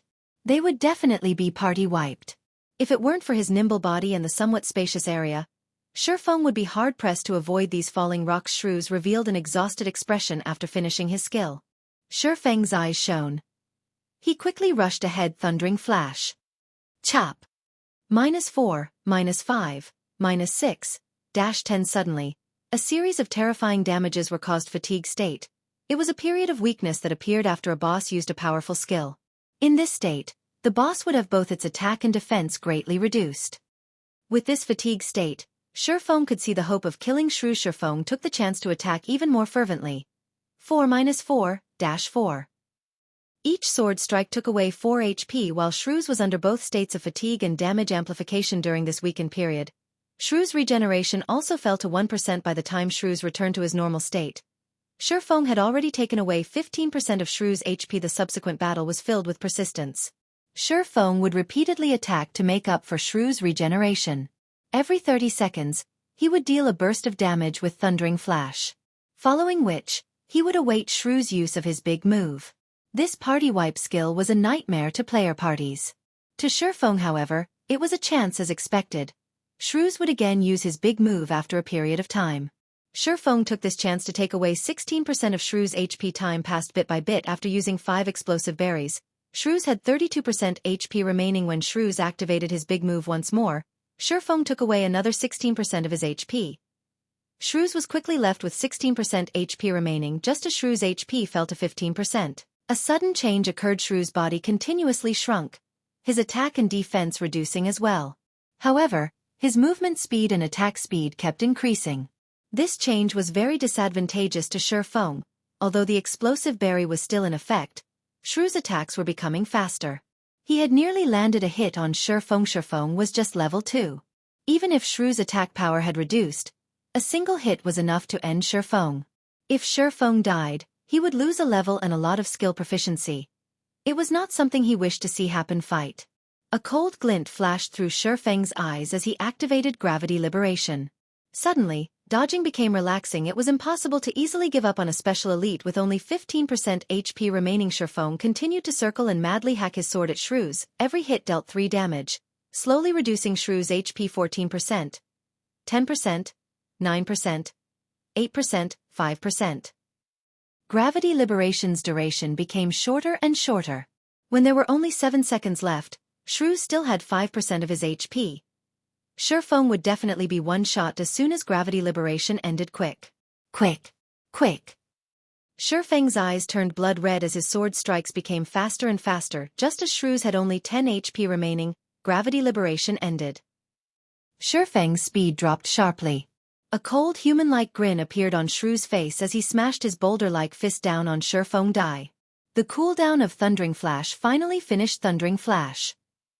In an instant, 3 streaks of light passed through Shrews' body. 4 -5, -6. Shrews' final 10 HP was taken away. Boom. Shrews turned into a pile of rubble. System. Special Elite Shrews killed. Level difference of 4. EXP obtained increased by 400%. Obtained 940 EXP. Feng's experience bar abruptly rose by 27%, pushing him a big step closer towards level 3 after killing off Shrews. Feng searched around in the pile of rubble. The drops of a special elite were far better than a normal elite. Feng obtained an equipment, a skill book, and 16 coppers. The rewards for challenging higher levels sure are good. Even a bronze shield dropped. I can definitely sell it for a high price. It would be great if I could grind it a few more times.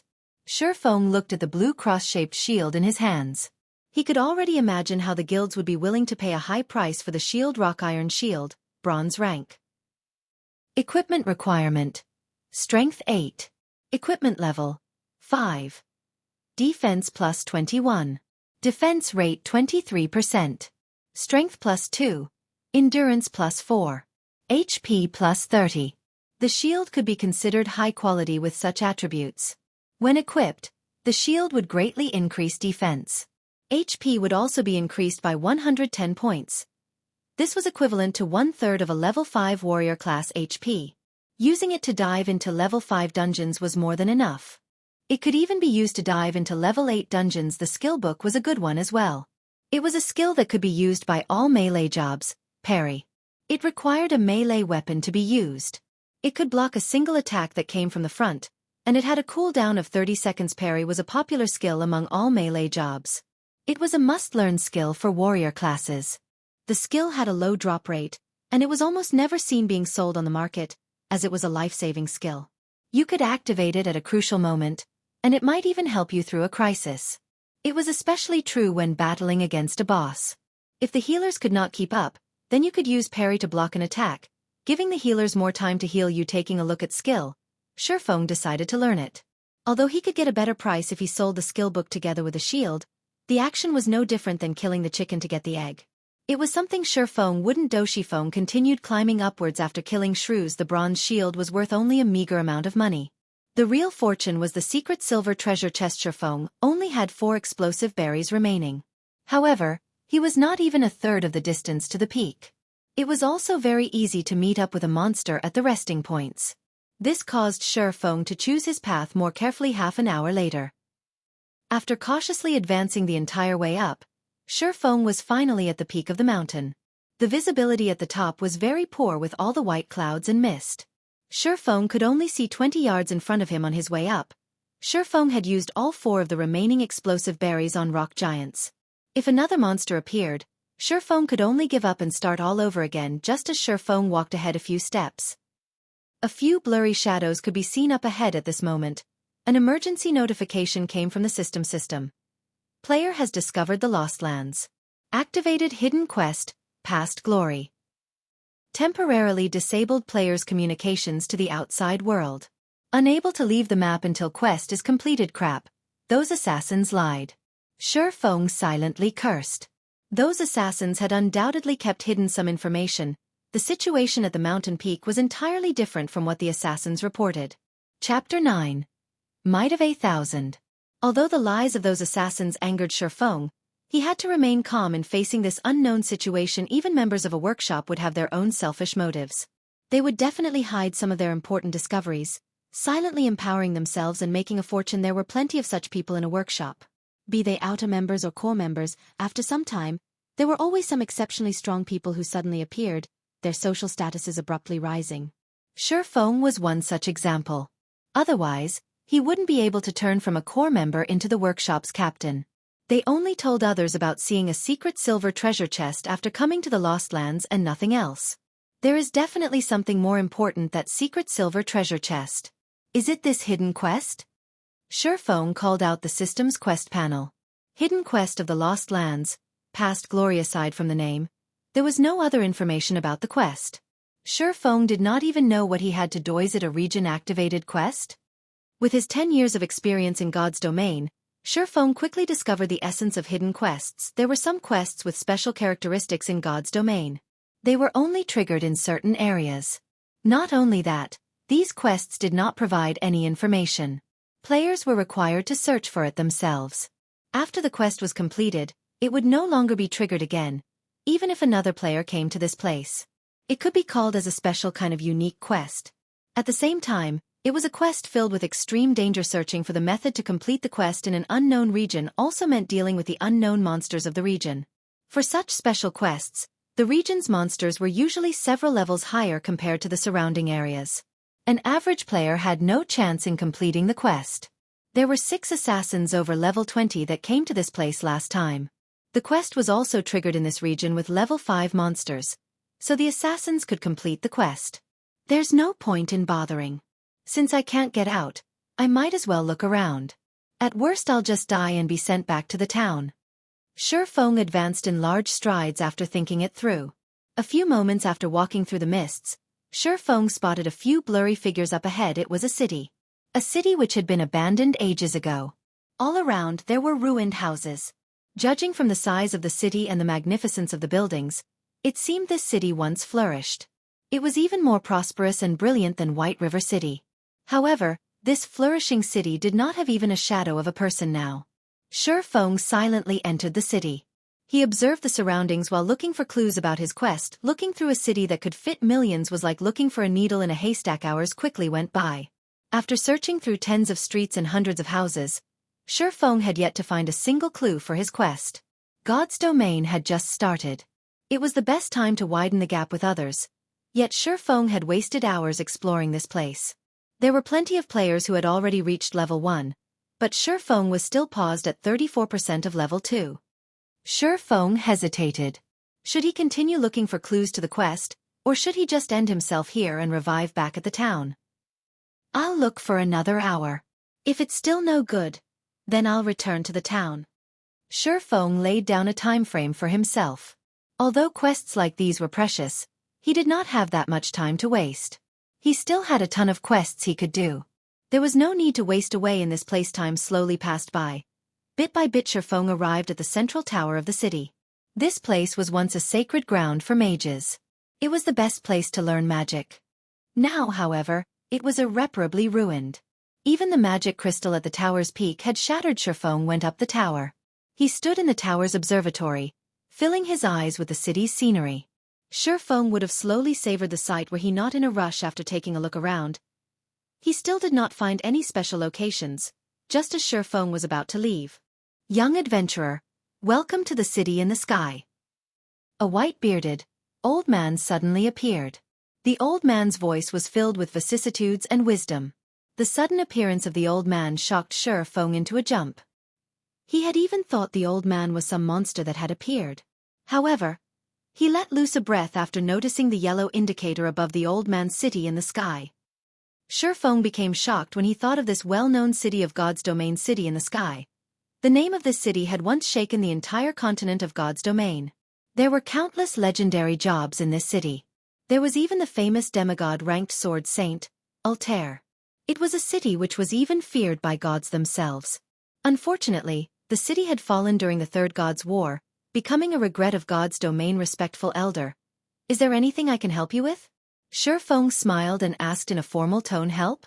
The white-bearded elder shook his head, smiling as he said, No, I don't need any help. I imagine you wish to become stronger. I can help you with that. But are you willing to accept a test of mine? Of course, I'm willing to receive your test. Feng felt relieved. The trail to the quest, past glory, was here. He didn't have to die back to town, losing both levels and SP. The elder nodded his head in satisfaction, gravely saying, I'll give you 3 choices. The first one is the normal difficulty. After you pass it, you'll get a mysterious iron treasure chest. The second one is the hard difficulty, where you'll get a secret silver treasure chest. In addition, you can get additional rewards depending on your rate of completion. The third option is the hell difficulty, where you'll be rewarded a fine gold treasure chest. You'll also receive additional rewards depending on your rate of completion. Young adventurer, which do you choose? 3 choices. Each harder than the other, and each more attractive than the other. The 6 assassins who were over level 20 had chosen the hard difficulty. They returned with the secret silver treasure chest but chose to hide the additional reward. This meant that the additional reward was even better than the secret silver treasure chest. After some thought about it, Feng decided to bravely challenge it. A person who had been reincarnated should have courage. Respected elder, I choose the hell difficulty. Feng was confident he could manage this difficulty. If he could complete it, then it would have a great effect on his future developments. Ha ha ha. Young people sure are full of energy. I truly admire you, but be sure not to regret your choice. The elder disappeared after his hearty laughter. System. Quest, Past Glory accepted. Face off against 1,000 monsters of the same level.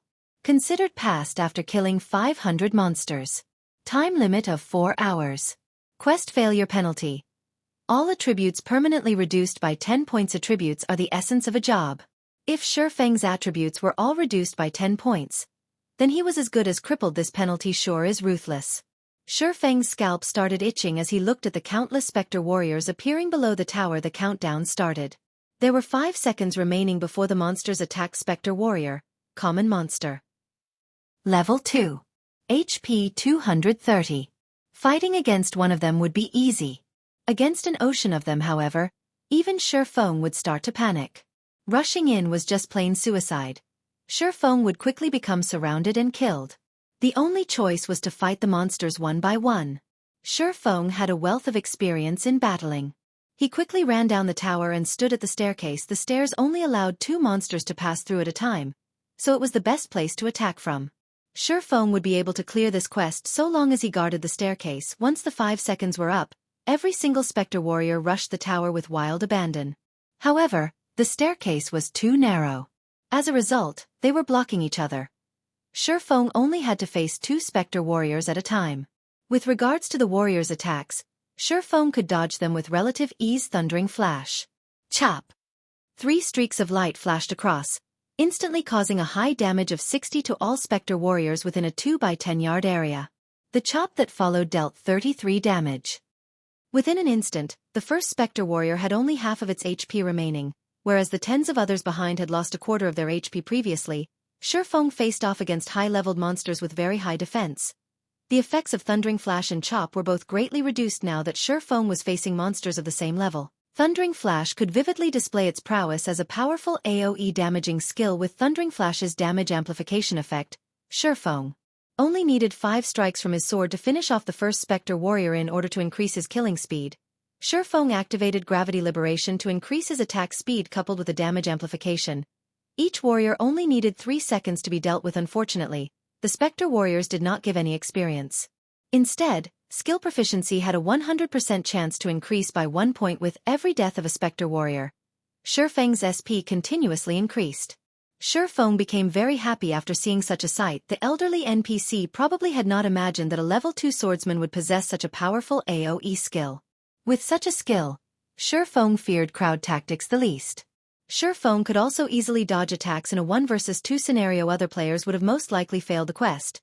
Yet Feng was able to complete it with perfection after 2 hours had gone by. Thundering Flash had reached level 2 after its SP increased to 300 points. The skill's damage increased from 130% to 135%, and its cooldown reduced from 30 seconds to 28 seconds. Chop's SP had also increased to 426 over 600. It would reach level 3 with just a little more. Feng's monster grinding speed increased once more after Thundering Flash reached level 2. The specter warriors fell in batches. When there were only 20 over warriors remaining, there was still an hour and a half remaining for the quest. With another use of Thundering Flash, the last remaining 20 specter warriors fell as well. Not bad. Here's your reward, youngster. The elder appeared once more with a chuckle.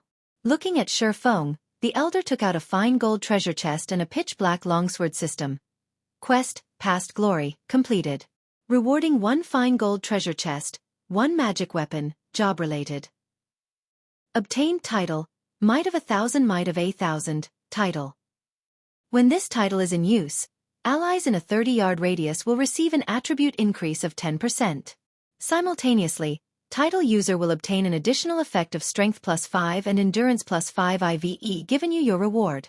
You can go now. The old man waved his hand after finishing his piece. Feng's vision blurred.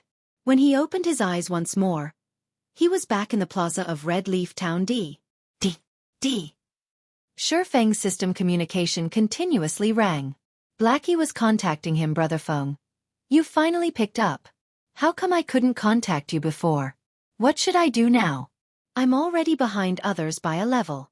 Blackie was extremely panicked. However, he still patiently asked because he believed in Feng. He had wasted 7 hours just to run to Red Leaf Town. While he was still at level 0, The players that filled the streets were already level 1. How was he to make up for this gap? Nobody would want him in a party now. Their minimum requirement was level 1. A level 0 noob like him would just be pushed aside. My bad. I was doing a quest. Come to the central plaza. I'll take you with me to level. Feng apologized. It had already been over 8 hours since God's Domain started, and Feng had spent over 5 hours doing his quest at this stage of the game. Most players had already risen to level 1. While some professional players were already close to level 2. As a person who had been reincarnated, helping Blackie level up was an easy task. It wouldn't take long before Blackie would catch up to the professional players. Chapter 10. Abyssal Blade. Feng observed his surroundings after hanging up on Blackie. Seeing that nobody paid attention to his sudden arrival, he quickly entered an empty alley. Opening a fine gold treasure chest would definitely cause a commotion. Opening and showing off a fine gold treasure chest at the crowded plaza was a bold action. It was something only noobs would do.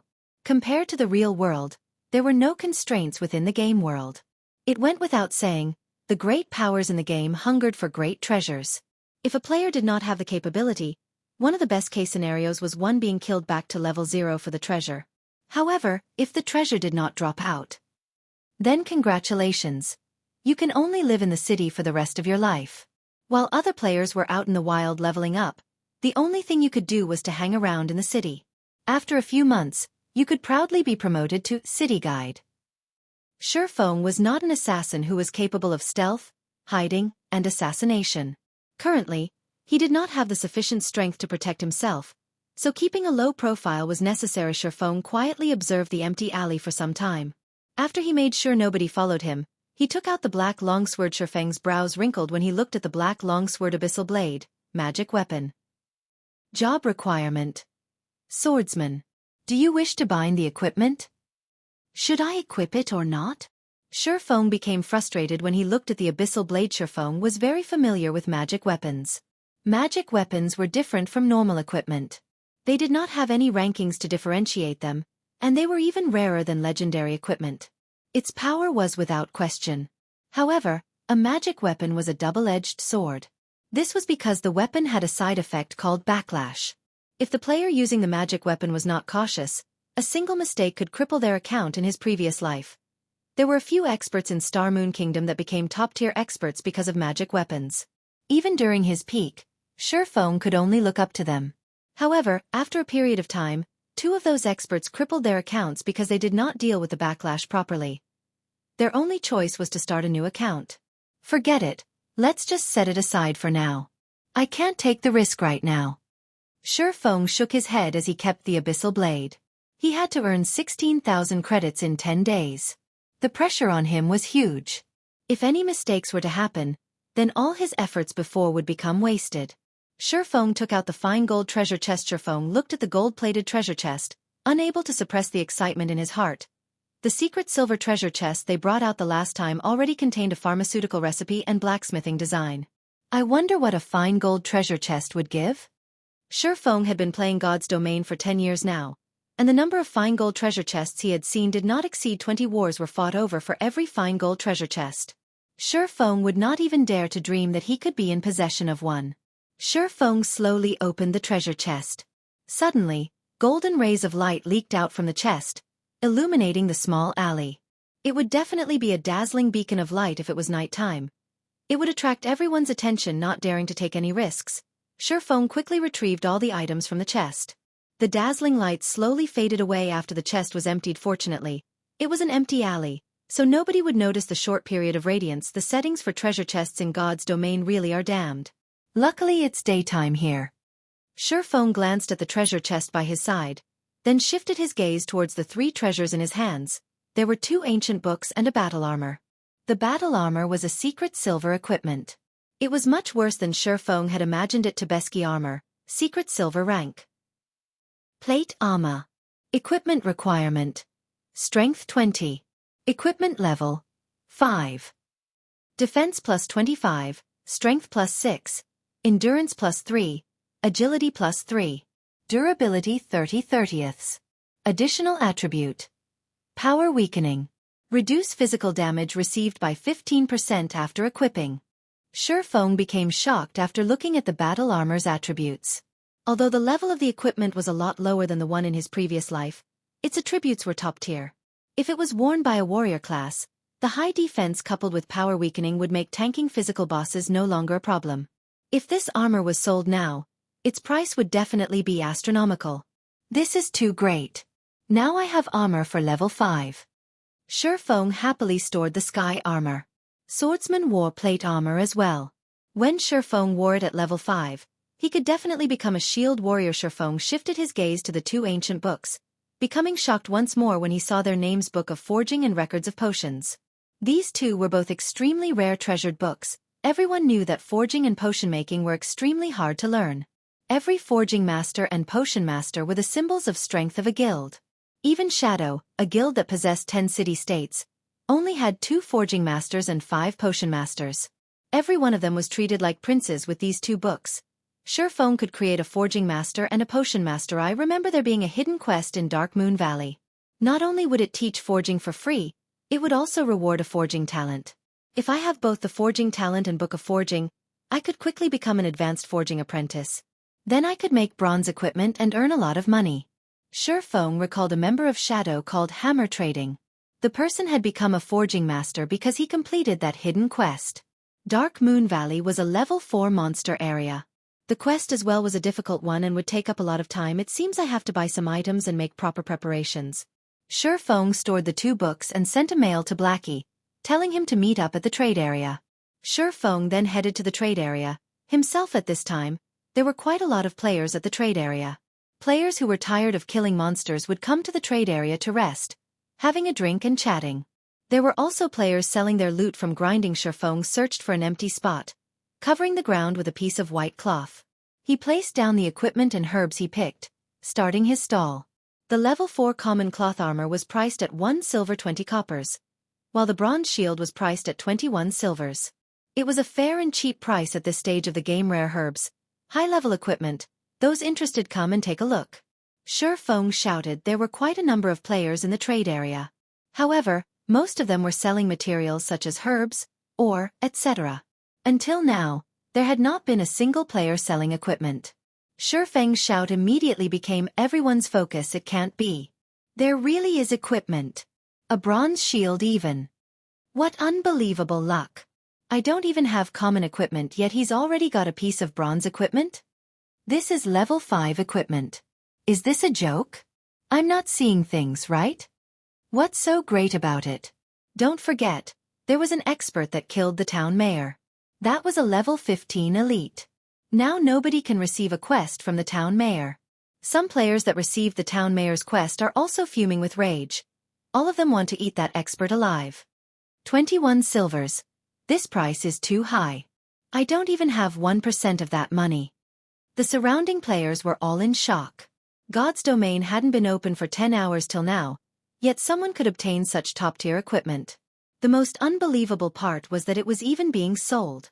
It should be known that most guilds and workshops would wear the equipment they obtained, increasing their advantage as much as possible. They would definitely not sell them. Right now players were on average level 1. Level 5 equipment was something impossible to imagine, not to mention a level 5 bronze shield. However, 21 silvers was too high of a price. The income of the average player did not exceed 20 coppers, and 21 silvers equaled 2,100 coppers. It was an impossible price for them to shoulder. Feng silently smiled as he looked at the increasing number of spectating players. He never hoped for these average players to buy it. What he wanted was the advertising effect. It was only a moment before a party of players rushed over. Leading them was a shield warrior. Give way. Give way. Now that we, Shadow, are here, we are buying everything on the stall. Everybody else can just leave. The party members of Shadow created a path for the shield warrior to walk through. Feng sent them a glance, discovering that the shield warrior was someone he knew. The man was called Flaming Tiger. He was the team leader for Shadow in Red Leaf Town. In his previous life, Feng was constantly used as cannon fodder, preventing him from rapidly rising. Flaming Tiger was responsible for 3/10 of that effort. Feng never thought he would meet up with this man so quickly. You, the stall owner? Flaming Tiger became excited as he looked at the blue cross-shaped shield. He then looked at Feng. He did not have the observing eyes skill, so he could not tell Feng's level. However, Feng was only clad in novice equipment, and he did not have any guild's insignia on him. He was definitely just an average player. Obtaining such equipment should be due to good luck. Feng nodded his head saying, "That's right." "Good. I want everything here for 1 silver. Flaming Tiger proudly stated.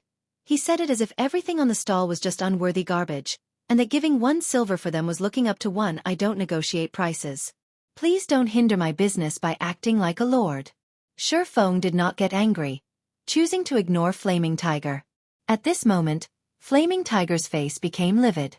He glared at Feng coldly saying, "Are you sure you want to oppose us, Shadow? I'll give you one more chance. Think carefully before you speak." Suddenly, all 5 other members of Shadow surrounded Feng. Feng rolled his eyes at Flaming Tiger, saying in a straightforward manner, "Fools." He actually dared to threaten Feng inside Red Leaf Town. Did he not know it was prohibited to take action inside a town? "You're courting death." Flaming Tiger raged, both his eyes turning blood red. He couldn't help but want to kill Feng right this instant. Ha ha ha, truly interesting. A level 5 bronze shield.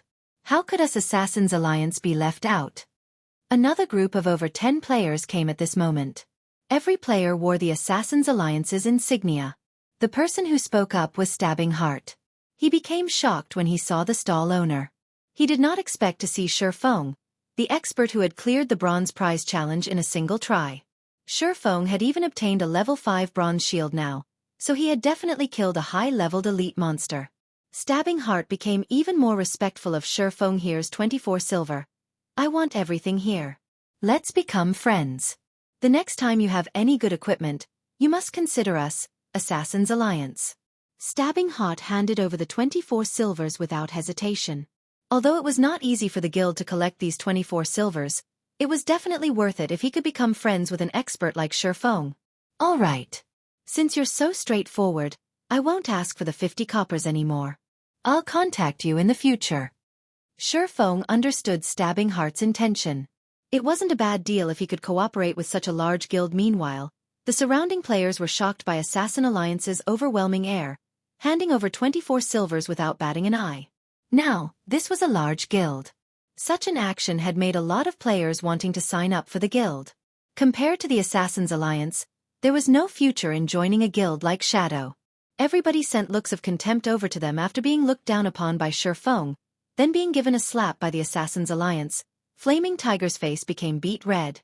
His eyes nearly crackled from anger. He called over an assassin coldly saying, "Quiet Wolf, you keep an eye on that kid. I'll let him know what happens when he opposes Shadow."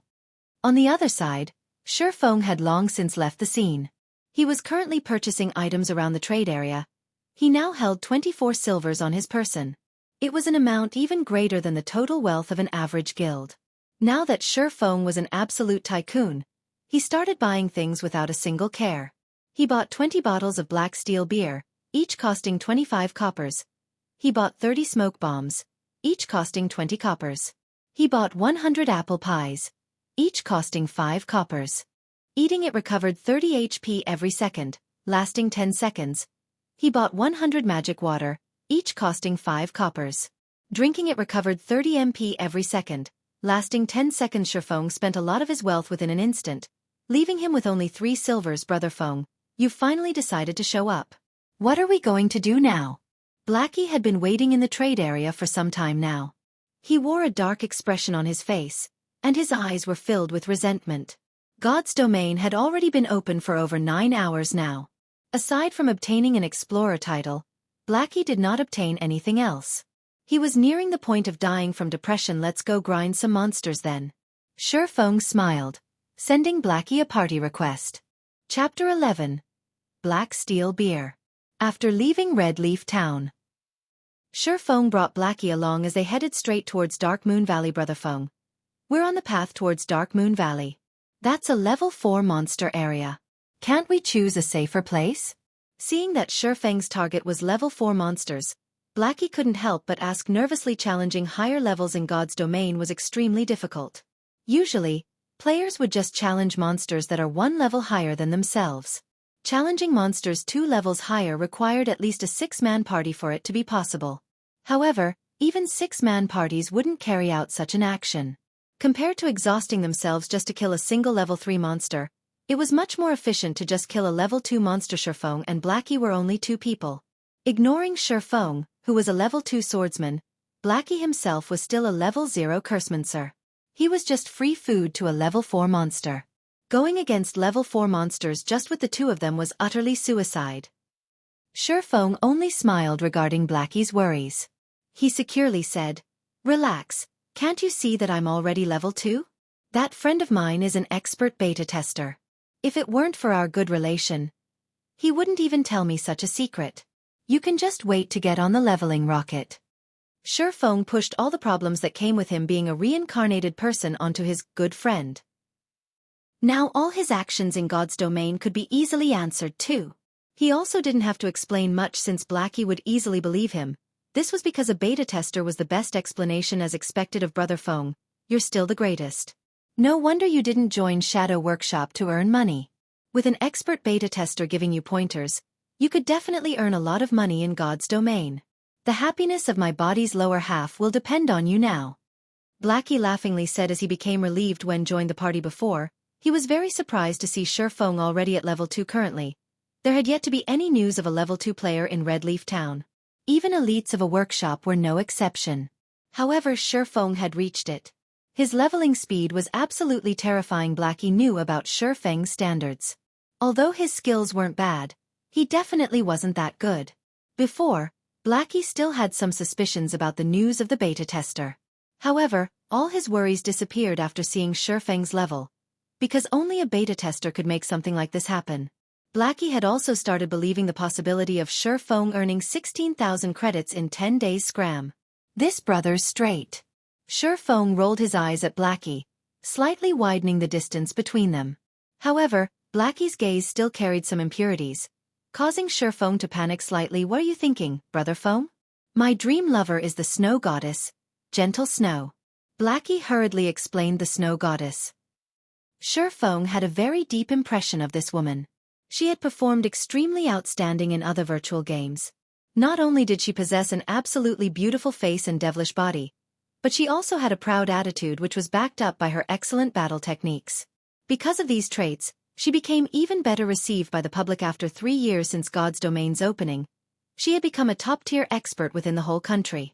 She was also the top 10 berserker within the country. She was dubbed as the Battle Goddess. She had starred in plenty of commercials.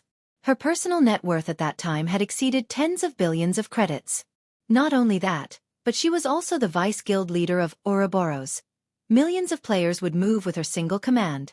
During those times, Feng was only a minor character within God's domain. He could only look up to Gentle Snow's shadow. Unfortunately, sometime later, Gentle Snow suddenly vanished from God's domain. Her disappearance became a hot topic within God's domain for some time. "Brother Feng, look. That's an elite monster." Blackie pointed towards a snow-white fox in the distant paddy field as he shouted. Feng looked over to the golden fields, discovering a white-colored fox. There was even a little rabbit in the fox's mouth right now. "Cunning snow fox, rare elite. Level 2. HP 450. Blackie, your eyesight and luck are seriously too good. You even spotted a rare elite. We're going to earn a fortune this time." Feng stealthily walked closer to the fox as he directed Blackie. "You just attack from a distance and leave the rest to me." Rare elites were a special type of elite. They had the same capabilities as a normal elite monster, but the rewards they give out were a lot greater. It would take a long time for it to respawn after being killed. Whether you could meet one depended on your luck. "Brother Feng, you must be crazy. That's a level 2 elite. We can't go against it." Blackie wanted to stop Feng. Only a small party of the same level could deal with an elite. Fighting one alone without any healing would definitely lead to death. However, Blackie was too late. Feng had quickly circled to the snow fox's back, launching a sudden attack chop. A sword strike flew. The snow fox's actions were very nimble. It immediately avoided a vital hit to its abdomen, taking only 32 damage. Such nimble actions. Its defense isn't low either.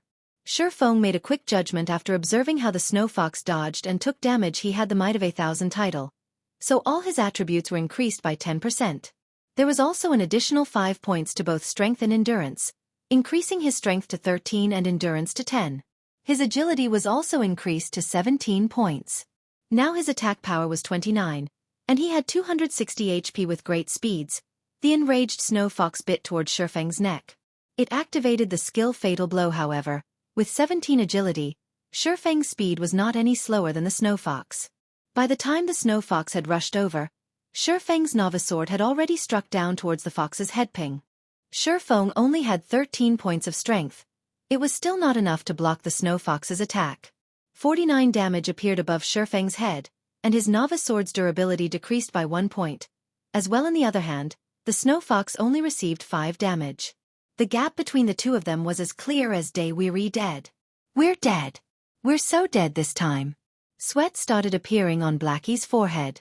He had seen damage from common monsters, but he never imagined that there was such a great difference from an elite monster.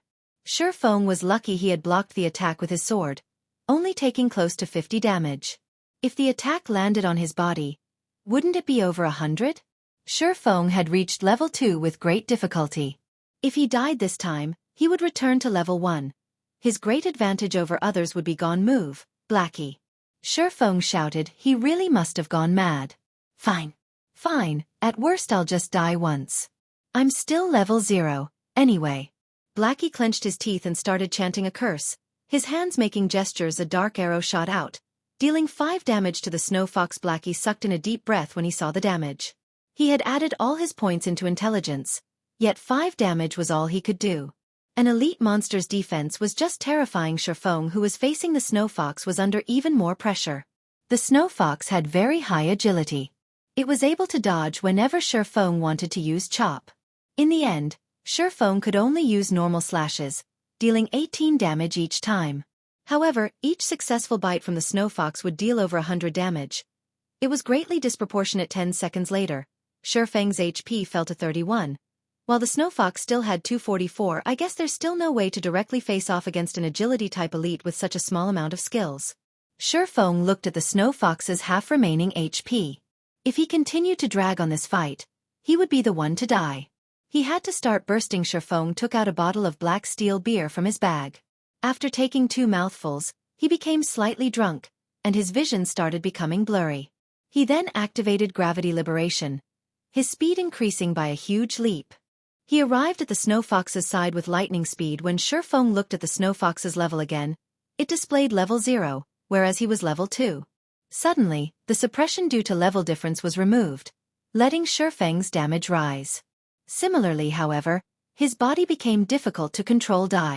Shifeng's eyes were icy cold, his grip around the novice sword tightened. Thundering flash. Hua! Hua! Hua! 3 lightning-quick slashes struck past the snow fox's waist, causing it to let out a tragic cry. Damages of -30, -36, -42 appeared on top of its head, instantly taking away a quarter of its HP afterward. Another chop dealt 43 damage to it. The snow fox desperately resisted, but Shifeng's speed after activating gravity liberation was very fast. Even if he was in a drunken state, with his many years of battle experiences, Shifeng could still easily maneuver his body. This had placed the snow fox at an absolute disadvantage. Damn. What did you drink, brother Feng? You're suddenly so fierce. Blackie's eyes nearly popped out of their sockets as he saw Shifeng's cheat-like performance. At this moment, the fierce snow fox had become Shifeng's plaything. It had 0 chance at resisting when the snow fox had 42 HP remaining. Shifeng was about to give the last strike. Suddenly, Shifeng felt a shiver going down the back of his neck. It was as if he had a dagger pointed at his neck. It was a terrible feeling. Shifeng instinctively leaped forward. In the next moment, a bright snowy dagger had slashed across his original position. Shifeng had surprisingly avoided that strike. Behind Shifeng, a figure with an extremely surprised expression revealed himself. He had already kept his presence hidden incredibly well.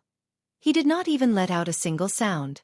Not only that, after he had raised to level 1, his agility had reached 10 points. However, his sneak attack had actually been dodged.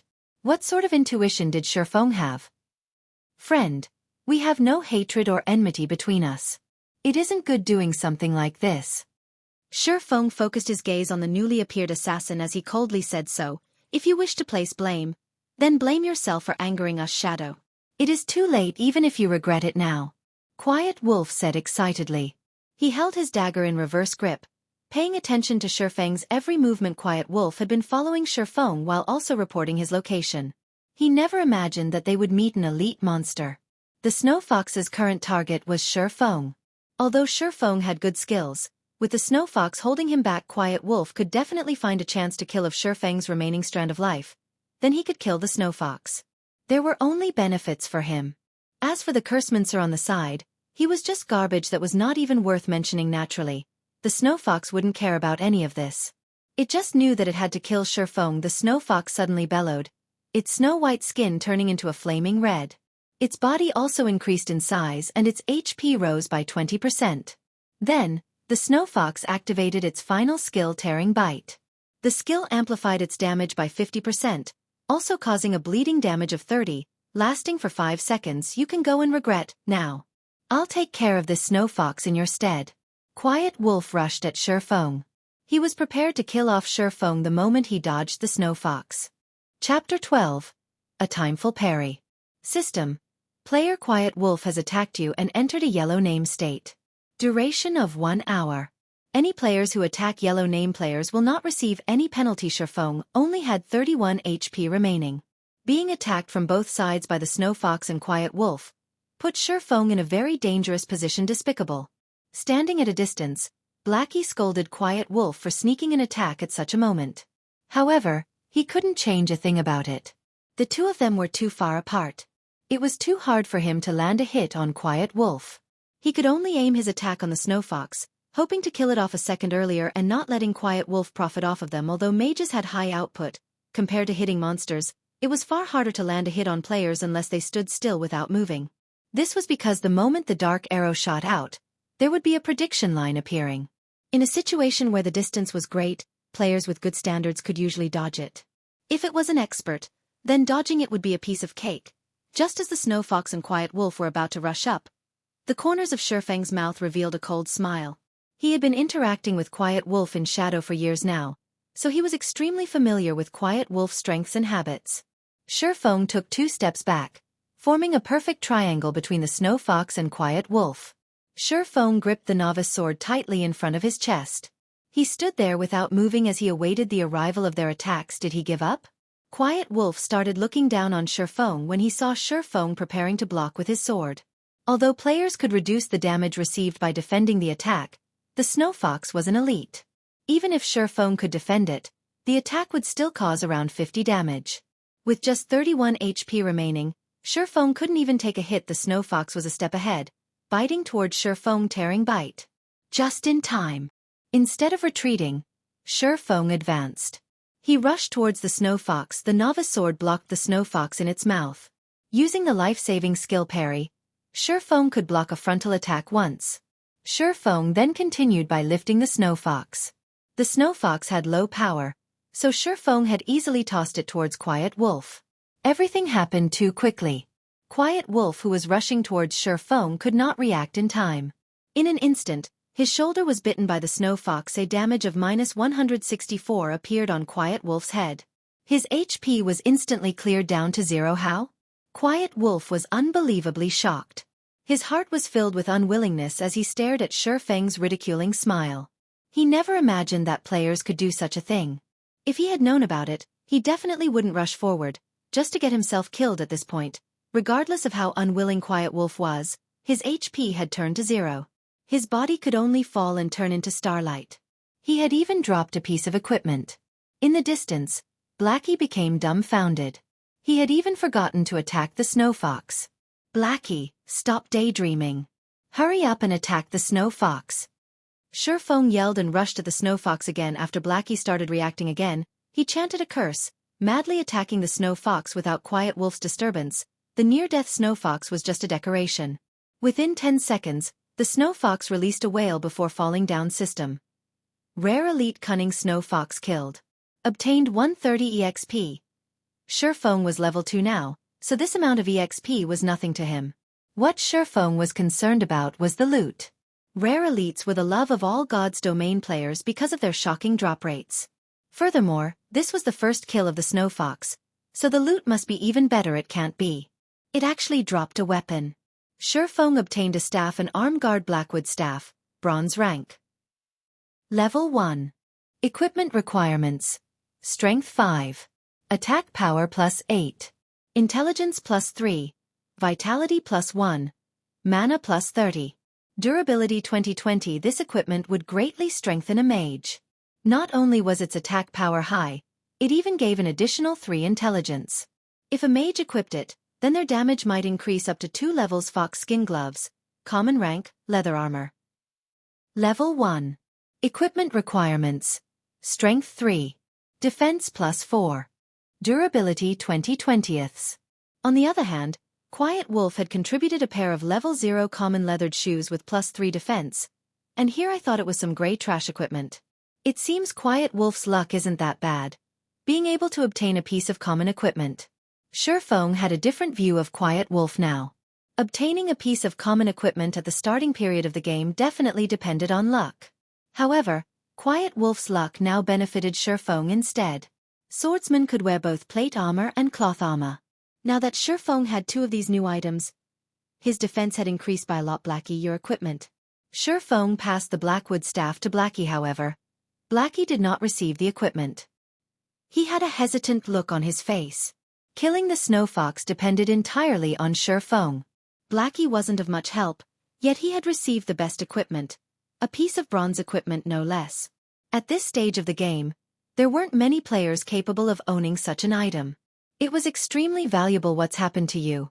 Aren't we good brothers? Why are you being courteous with me?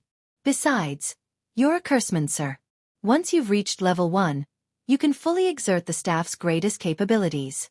With that, we can level even faster. Feng said in a serious tone, as if he knew what Blackie was thinking. After some thought, Blackie was able to make sense of it. He no longer refused it, saying, "Thanks. I'll definitely use it properly." Now, that's much better. Feng laughed. Let's go. We're going to Dark Moon Valley. Red Leaf Town. Quiet Wolf, what were you even doing? Not only did you die, you've even dropped a piece of expensive equipment. Do you know how precious that equipment is? Flaming Tiger snapped as he cursed. Quiet Wolf's expression was as gloomy as dark water. That pair of shoes was something he had obtained after grinding for 7 hours, and now he had actually lost it. Even his heart was bleeding right now. Although he had wanted to explain, he did not know how to. Should he say how he was toyed with by Feng? That wasn't something he was willing to admit.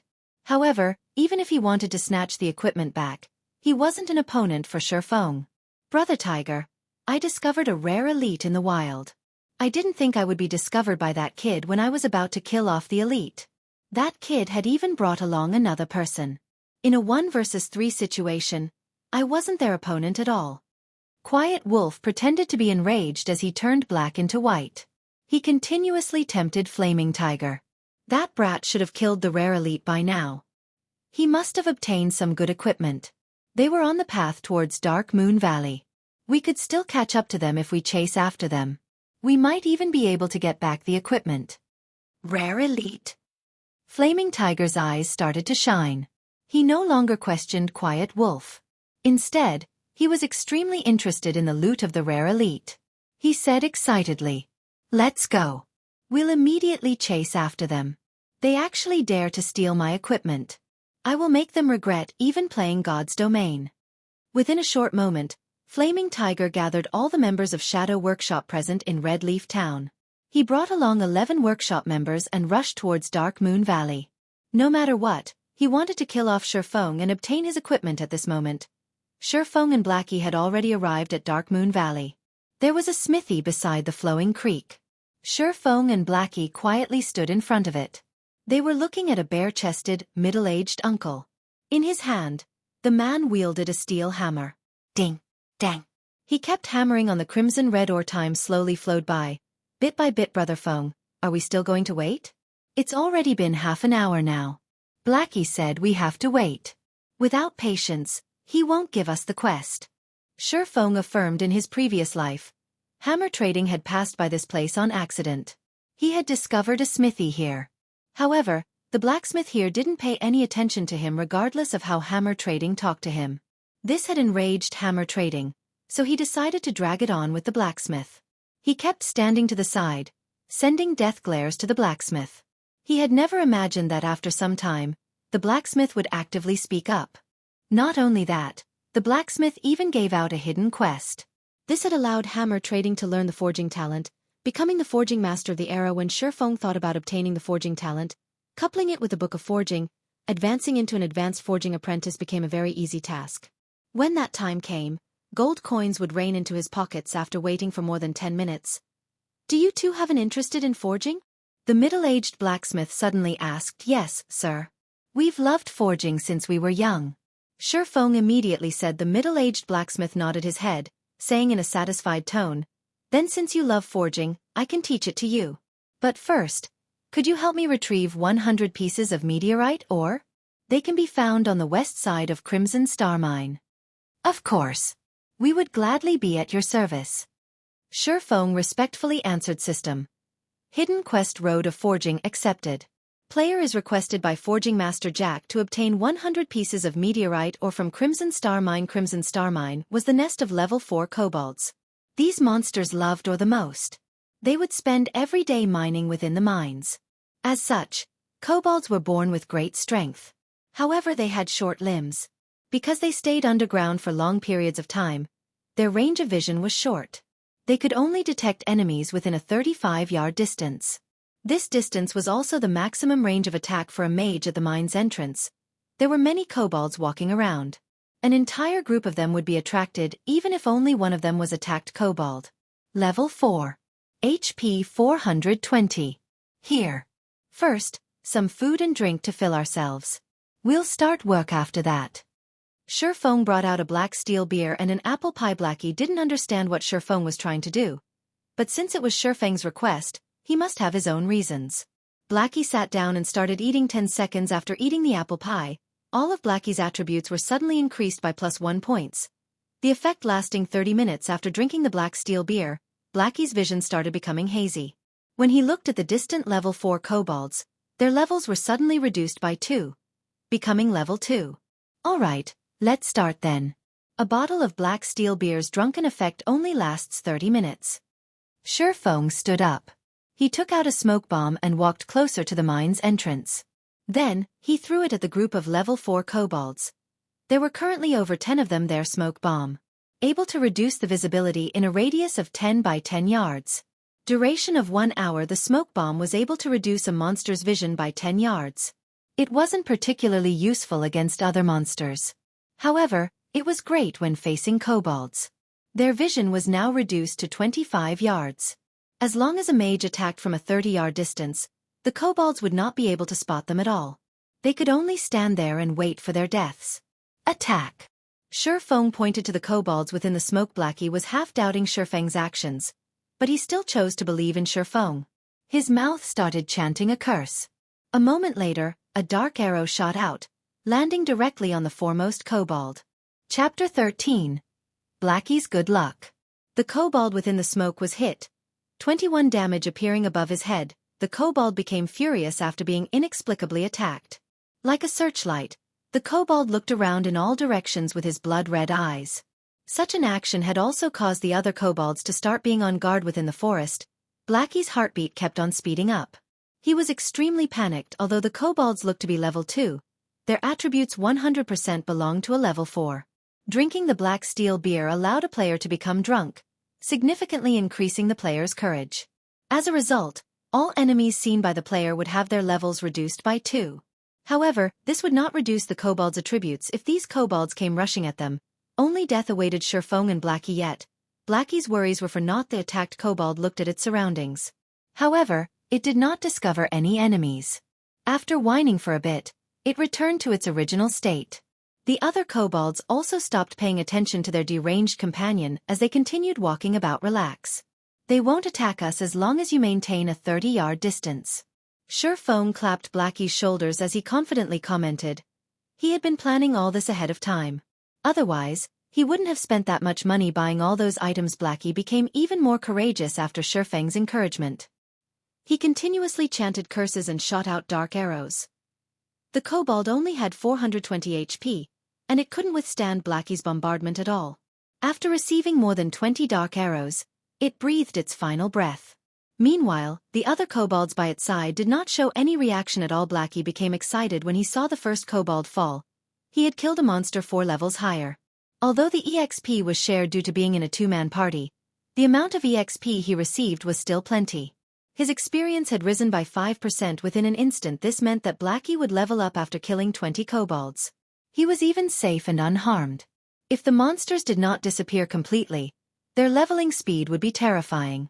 With such a great way of leveling, they would be able to rise even to level 6 very effectively. Blackie now understood why Feng was so confident. Even if they had wasted several hours from traveling, being able to grind on monsters here was definitely worth it. After a while, the group of 20 or so kobolds in front of the mine's entrance was cleared out completely. Blackie had also raised to level 1. After he equipped the Blackwood staff and added all his free ability points into intelligence, his damage was increased by a large leap. He could now take away 45 HP from the kobolds in a single hit. Meanwhile, the group of kobolds had dropped 12 copper coins and a level 3 common cloth armor. There were also 5 pieces of meteorite Oregon. Blackie's luck was quite good. According to what Feng had known, the drop rate of meteorite ore from the kobolds was not high. Only one would drop out of 10 of them. Nearly 1,000 kobolds needed to be killed to obtain 100 pieces of meteorite Oregon. Now, however, just a group kobolds had given them 5 pieces of meteorite Oregon. After storing the drops, Feng went on to lure more monsters. With the advantage of his 16 agility, Feng's speed was faster than the kobolds. Within moments, he had lured over 30 kobolds. He also maintained the distance of around 20 yards, but not exceeding 25 yards. When he had lured all the kobolds into the smoke cloud, Feng increased his speed abruptly. He quickly distanced himself over 25 yards from the kobolds, causing them to lose their target.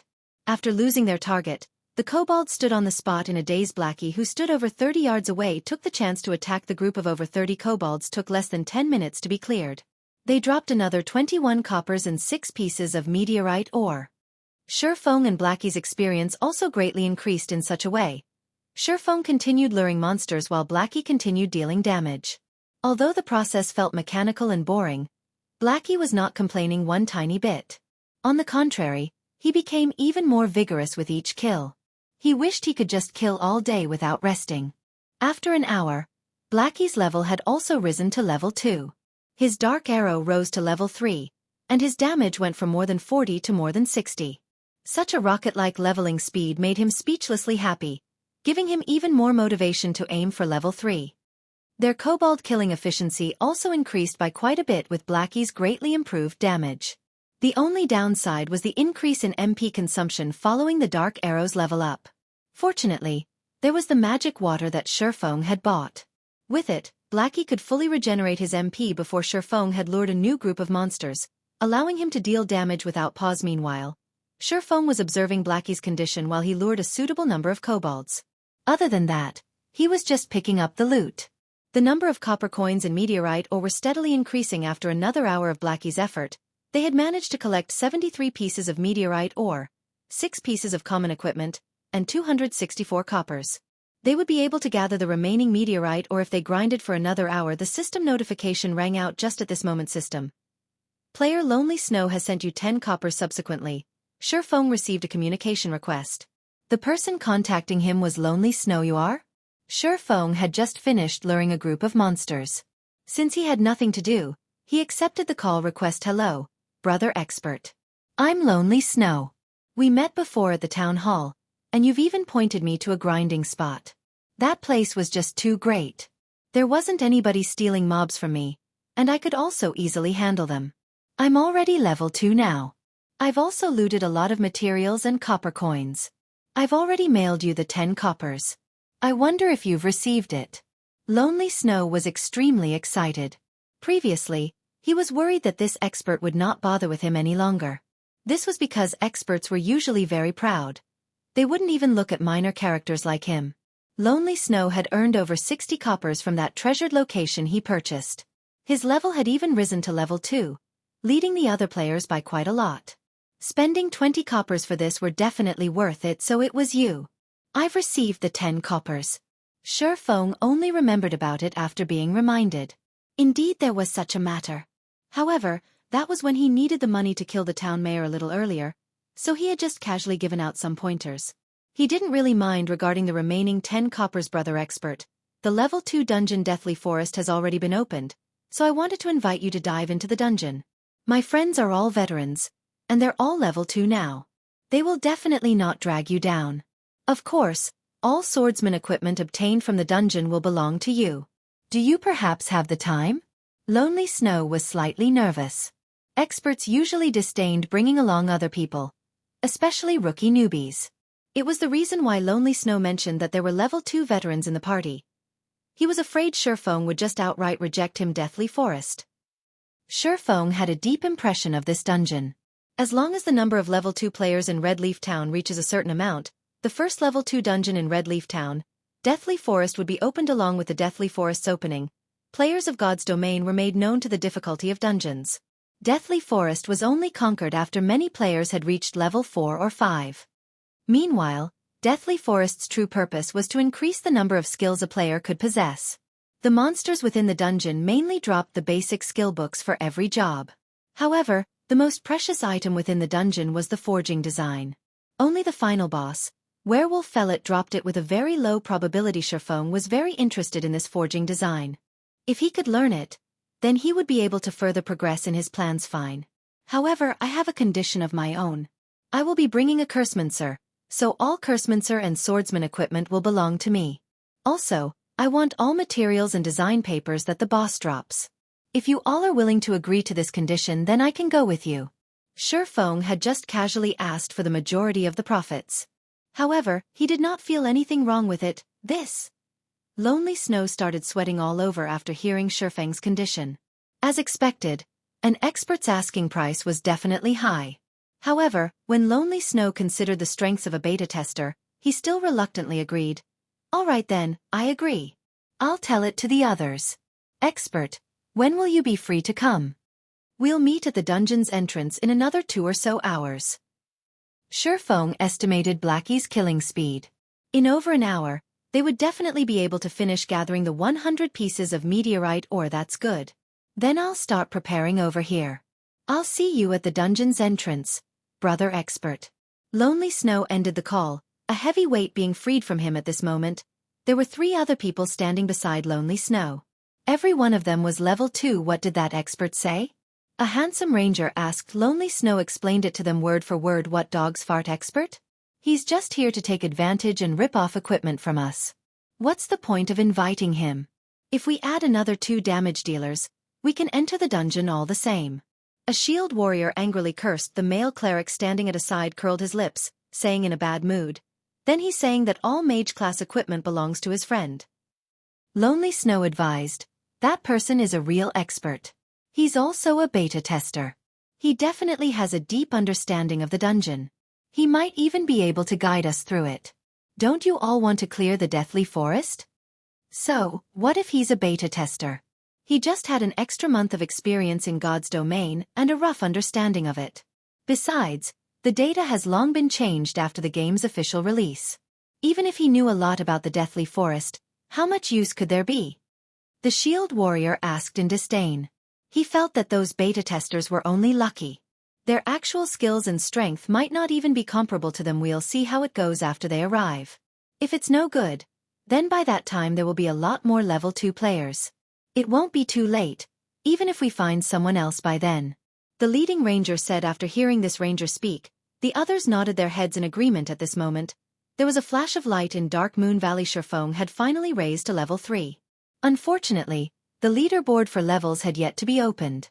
Otherwise, he would definitely be ranked first on Red Leaf Town's leaderboard for levels. Finally level 3. Feng hurriedly added 4 attribute points towards agility, letting his agility reach 20 points. System.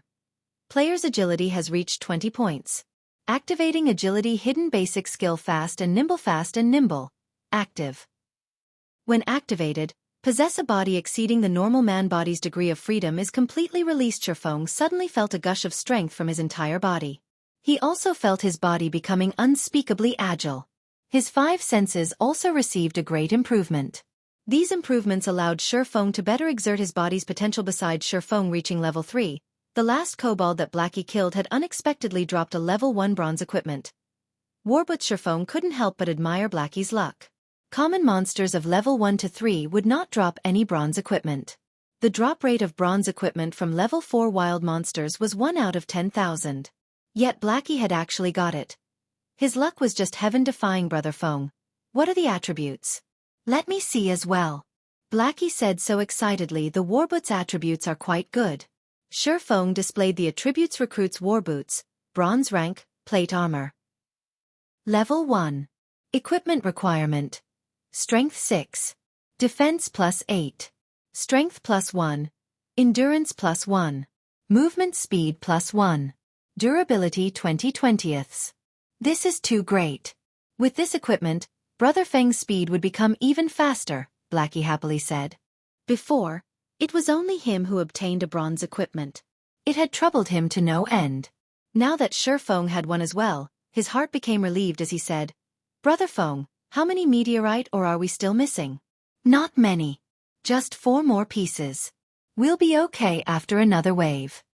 Feng looked into his bag. Unknowingly, there were already 96 pieces of meteorite ores in his bag. If someone else had come here to grind, they might have needed 5 to 6 hours to obtain this many. Luckily, there was Blackie. They had gathered most of it after just killing a few hundred kobolds. Just when Feng was about to lure more monsters, his keen senses detected 3 blurry figures were closing in from behind Blackie. Blackie, dodge quickly. Feng yelled as he pulled out his novice sword. With lightning speed, Feng rushed over. Blackie remained ignorant of the situation. He was still stuck being happy, unaware of the things approaching him, only finding out now? You're too late. He'll be the first one. 3 figures suddenly appeared. They were 3 assassin players, and one of them was Quiet Wolf, the person who was killed before. A mage being simultaneously ambushed by 3 assassins would die, without question. There would be no suspense to it, even if Blackie was 1 level higher than them. Chapter 14. Extraordinary Player's Physique. The simultaneous attacks from the 3 assassins caused a lot of damage to Blackie. Even though he wore several pieces of common cloth armor, he had still lost nearly half of his HP system. Guild Shadow has attacked your party. All party members are allowed to attack members of Guild Shadow without penalty. Duration of 1 hour. I'll fight you guys. Blackie knew he was sure to die. His speed was not comparable with an assassin's. However, he also wanted to retaliate before he died. Blackie started chanting a curse, firing a dark arrow towards Quiet Wolf at 0 distance. Quiet Wolf smiled in disdain. Although the arrow was unavoidable, he still had 80 HP at level 0. How strong could a Cursemancer's attack be? Could it possibly instant kill him? The dark arrow hit Quiet Wolf. A damage of 76 points appeared above Quiet Wolf's head, instantly leaving him with only some leftover HP. Quiet Wolf immediately became dumbfounded after seeing such damage, his eyes nearly popping out of their sockets. The other 2 assassins were equally shocked. How is this even a Cursemancer? This was just a cannon.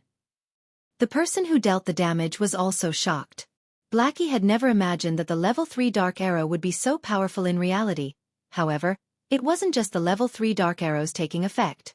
There was also the high damage Blackwood staff, the aura effect of Might of 1,000, and the bonus damage from level suppression. Such extreme damage was only possible with all these added together. Crap, let's kill him, brothers. His staff is definitely a mysterious iron equipment. As a veteran gamer, Quiet Wolf quickly reacted, revealing his greed towards Blackie's weapon. Blackie being able to deal such a high damage was definitely due to a mysterious iron weapon. Otherwise, he wouldn't be able to nearly instant kill Quiet Wolf suddenly. The other 2 assassins became full of energy as they rushed towards Blackie. Not to mention a mysterious iron weapon, they didn't even have a common weapon. If they could get Blackie's mysterious iron weapon, then they would profit beautifully. The 3 assassins attacked again, leaving Blackie with only 6 HP remaining. When they saw that Blackie was about to die, the 3 assassins became even more excited. The mysterious iron weapon was about to come into their hands at this moment. With unbelievable movement methods, Feng appeared in front, blocking Blackie. 3 sword strikes blocked the attacks from the 3 assassins, creating 3 sparks. All 3 assassins were sent flying backward before the assassins could get over their shock. Streaks of thunder appeared within their vision. 3 streaks of thunder struck the assassins that were still floating in midair. Damages of -32, -41, -50 appeared on all 3 of their heads, all of their HP dropping to 0. Their bodies turned into starlight and disappeared within an instant because assassins had low defense and were under level suppression. The effect of a level 2 thundering flash was extremely horrifying. Brother Feng. Blackie became dumbfounded as he looked at Feng's back, dumbly saying, "Are you Brother Feng?" Everything had happened all too quickly. Feng had suddenly appeared and swung his sword 3 times, blocking 3 attacks from different directions. Then, he had followed it up with a thundering flash. All of these actions had been carried out within an instant. It was so fast that the assassins could not even react to Feng's actions, and reactions were just inhuman. If Blackie wasn't familiar with the Feng in front of him, he might have even thought it was someone else pretending to be Feng. After sweeping his gaze around, Feng discovered 8 players surrounding them. Leading these players was Flaming Tiger. Feng no longer dared to stay behind, hurriedly saying, "Why are you still in a daze? Let's go." Feng had activated Fast and Nimble, completely releasing his body's degree of freedom. However, even though he had a constitution that could keep up and react to his thoughts, his actual body's attributes were too low. He had a very hard time controlling his body, and it was also mentally taxing. Taking explosive maneuvers 2 to 3 times was still possible, but doing it long-term was definitely too much. The enemies also consisted of numerous healers and jobs that equipped plate armor. Feng and Blackie's only choice now was to run away. Blackie continuously nodded his head. "Everyone go at them. You must definitely get me my bronze equipment and take over this mine." Flaming Tiger licked the corner of his lips. He was extremely excited. He did not mind the death of the 3 assassins at all originally. Flaming Tiger was still burning with rage. They had spent hours at Dark Moon Valley searching for Feng and his partner, causing their leveling speed to fall greatly. However, they had accidentally discovered Feng and Blackie grinding monsters at first. Flaming Tiger had wanted to immediately surround and kill the 2. However, when he saw Blackie utilizing the smoke cloud at the cave's entrance to kill the level 4 kobolds, Flaming Tiger nearly died from excitement. His hatred towards Feng had also reduced by a large half. He had even wanted to thank Feng for giving him such a valuable location. The difficulty of killing monsters of a higher level was famously known. If he could kill level 4 monsters without any harm, then his leveling speed would be absolutely horrifying. It won't be more than 10 hours before he would be leading the other players. After he had gained a huge advantage over others, the task of uniting Red Leaf Town would be at his fingertips. When that time came, he might even become Shadow Workshop's captain. Countless virtual game companies had closed shop because of God's Domain's opening. There were billions of players joining God's Domain. To obtain their share in this, many enterprises and financial groups started investing in God's Domain, one after the other. God's Domain could be said to be the most profitable virtual game in the world. Flaming Tiger thought about how he would be able to stand out in Red Leaf Town. He thought about forcefully taking the large guilds down a peg. He also thought about becoming Shadow's captain.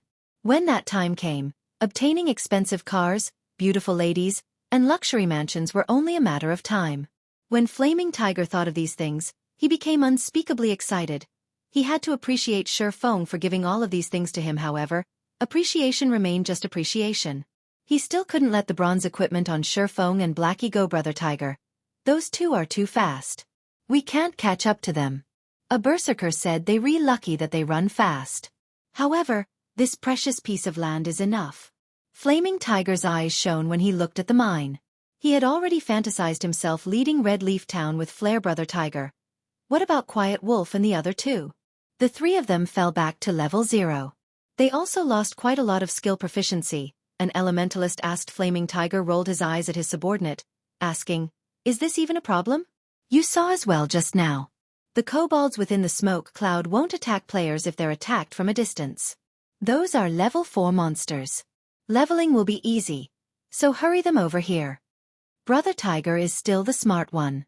Being able to find such a precious spot, Brother Tiger will definitely become the #1 person in Shadow. The elementalist started bootlicking Flaming Tiger. Scram. "#1 person in Shadow? I am the #1 person in God's Domain." Flaming Tiger angrily responded. The other members of Shadow also agreed, one after another, laughing at the elementalist for licking on the wrong boot. A moment later, 3 mage players started attacking from a distance. As for the other players, they lured the monsters into the smoke cloud. Under Flaming Tiger's command, they started killing the kobolds in an orderly manner. Great. This is just great. Even after sharing a kobold's EXP with so many people, My experience still increased by 2%. Brother Tiger, this is really fantastic. These monsters also drop ore and a lot of money. Not only that, but these kobolds also respawn quickly. We can grind here without limits until we reach level 6. By that time, we Shadow will definitely become Red Leaf Town's #1 guild. The members of Shadow started laughing happily. It wouldn't take many hours before every one of them reached level 6. It was already great just imagining how they would suppress the other guilds in Red Leaf Town, ha ha ha. Consider yourselves lucky for following me. The other team leaders are nothing. When the time comes, I'll become Shadow's captain. Flaming Tiger was in a great mood. With such an increase in experience, it wouldn't take an hour before he rose to level 2, compensating for his previous losses. Meanwhile, at the nearby location of Crimson Star Mine, Blackie was grinding his teeth in anger. Brother Feng, are we just going to let this go? That was hard to obtain information that came from a beta tester, but now it's just profiting these people. I get angry just from thinking about it. These people from Shadow are just shameless. Fortunately, I didn't join them. Feng shook his head as he looked at the system panel's clock, smiling indifferently. They dare to steal my things. We'll let them enjoy it for now. In a moment, we'll let them know after happiness comes sorrow. Chapter 15. After happiness comes sorrow. Time passed. Bit by bit Feng and Blackie did not just do nothing. They were killing level 4 roaming gnomes in a place not far from Crimson Star Mine. Roaming gnome, common. Level 4. HP 400. Compared to the kobolds, the roaming gnomes were much agiler. They were very good at dodging. However, their attack and defense weren't all that good. Moreover, Dark Moon Valley had yet to be developed. The monsters here were more numerous, and there was nobody here to compete with. There was no need to search for monsters to kill. Feng was already a level 3 swordsman, while Blackie was a level 2 cursemancer. After activating Fast and Nimble, the roaming gnome's dagger had no chance of even touching Feng. As for Blackie, his damage was even fiercer after drinking a black steel beer. With Feng entangling the gnomes in the front, and Blackie dealing damage from behind, killing off the roaming gnomes became very easy. The efficiency was even better than grinding off the kobolds in the front of the Crimson Star Mine. Groups of kobolds laid still before the mine's entrance. Copper coins and various kinds of ores were scattered all over the ground. Brother Tiger, this place is just too great. It's just been over half an hour, and everyone is already level 2. So much money dropped as well. Ha ha ha, keep up the effort everyone. You three, lure more monsters. As long as we continue grinding this way, it will only be 3 to 4 hours before we can rise to level 3. Flaming Tiger excitedly commanded the 3 assassins that just recently arrived to lure the kobolds. The mages were already level 2, so the speed of killing the kobolds had increased by a big leap. Luring a group of over 30 kobolds was not enough for them. Brother Tiger, something dropped here. A berserker held onto a book as he shouted, "Bring it here, let me have a look at it." Flaming Tiger said while smiling. He licked his dried lips when he saw something dropped. After Flaming Tiger received the book, he suddenly started laughing loudly. Great, really great. Not only has the spot that kid found after much effort been taken over by me, but if he knew a rare skill for swordsman was even in my hands? I really want to see that kid's look of regret. Brother Tiger, I saw that kid when I came here. They were still nearby killing roaming gnomes. I'm guessing that they're still unwilling to leave and still thinking of this place. Why don't we go over and kill them? Save us some trouble. A cold glint flashed through Quiet Wolf's eyes. They were filled with killing intent. He was overcome by a great resentment after being killed twice by Feng. Flaming Tiger waved his hand, with a disdainful smile on his face as he said, "Then let them look. Watch at how fast we level up and earn money, and at how we become the tyrants of Red Leaf Town. Meanwhile, they can only watch from aside with their hearts full of regret and unwillingness." Ha ha ha, I feel great just thinking about it. Although Quiet Wolf still held some resentment over it, when he imagined Feng's unwilling appearance and how he could only exhaust himself killing roaming gnomes, Quiet Wolf's heart felt a great gust of pleasure. Just you wait. The moment I reach level 6 will be your death. Quiet Wolf did not actually give up on killing Feng. Instead, when he thought about the pleasure he would feel after killing Feng when he was level 6, he couldn't help but look forward to it. Meanwhile, in the forest 60 yards south of the Crimson Star Mine, Feng was using a tree to hide while he observed Flaming Tiger and the others. Brother Feng, can the 2 of us handle it? Blackie asked in a worried tone. These 11 people were not just any average players. They were experts that had passed Shadow Workshop's examination. Moreover, there were 2 healers on their side. It was impossible to kill all of these people just by depending on the 2 of them. Relax. The time is almost up. We'll just watch the show. Feng looked at the time indifferently, saying, "In a moment, you go stand at the back. Kill whoever has low HP. Don't let even one of them get away." Time is almost up? Blackie didn't understand what it meant. Feng pointed towards the smoke cloud in front of the Crimson Star Mine's entrance, saying with a smile, "That flaming tiger must think that killing monsters of a higher level is easy. The smoke bomb that we placed before we left has a time limit, and only 2 minutes are left before the hour is up. Did they think they could continuously enjoy my domain after stealing it from me? Now, I'll teach them how to be proper human beings." Blackie was struck with a realization. His worship towards Feng became even greater now. Brother Feng is still the smartest. Those brats from Shadow are definitely goners this time. Blackie said with a grin the reason they could cross levels and harmlessly kill kobolds was that of the smoke bombs. They definitely couldn't do without them. If there were no smoke bomb, then the consequences would be horrifying. 2 minutes later, the smoke cloud in front of the Crimson Star Mine slowly dispersed. "Brother Tiger, why is that smoke cloud disappearing?" An elementalist asked Flaming Tiger after noticing the disappearing smoke cloud. "The smoke cloud disappeared? It can't be." Flaming Tiger abruptly woke up from his nap. When he looked over at the mine's entrance, the smoke cloud really did disappear. "If it's gone, then fine. The smoke cloud might be a periodic thing. Don't bother with it. Keep on grinding." Just as Flaming Tiger finished speaking, the usually stupid-looking kobolds that did not retaliate suddenly looked towards the members of Shadow Workshop in unison. There were over 40 kobolds with blood-red eyes. The kobolds let out angry growls after finally discovering the people who had been attacking them. Suddenly, they all came rushing forth. The members of Shadow did not react at all. Within an instant, they were surrounded and given a beating by the kobolds. A level 2 player could hardly take 3 hits from a kobold. Not to mention a group of Kobold 7 players died within a blink of an eye. The backline players became a mess as they ran for their lives. However, the kobolds were very fast. It only took them moments to catch up to the escaping mages. For each mage, they were gifted a hammer to their heads. The mages quickly lie still on the floor, never to rise up again. Crap. What is going on here? Why did these kobolds suddenly become insane? Flaming Tiger cursed. He quickly turned tail and ran the moment he noticed the situation turned bad. They had risen to level 2 after much effort. However, this death sent them all back to level 1. There were even 3 assassins who were level 0. It was an absolute loss. With such an increase and decrease, the dream becoming the tyrants of Red Leaf Town also perished.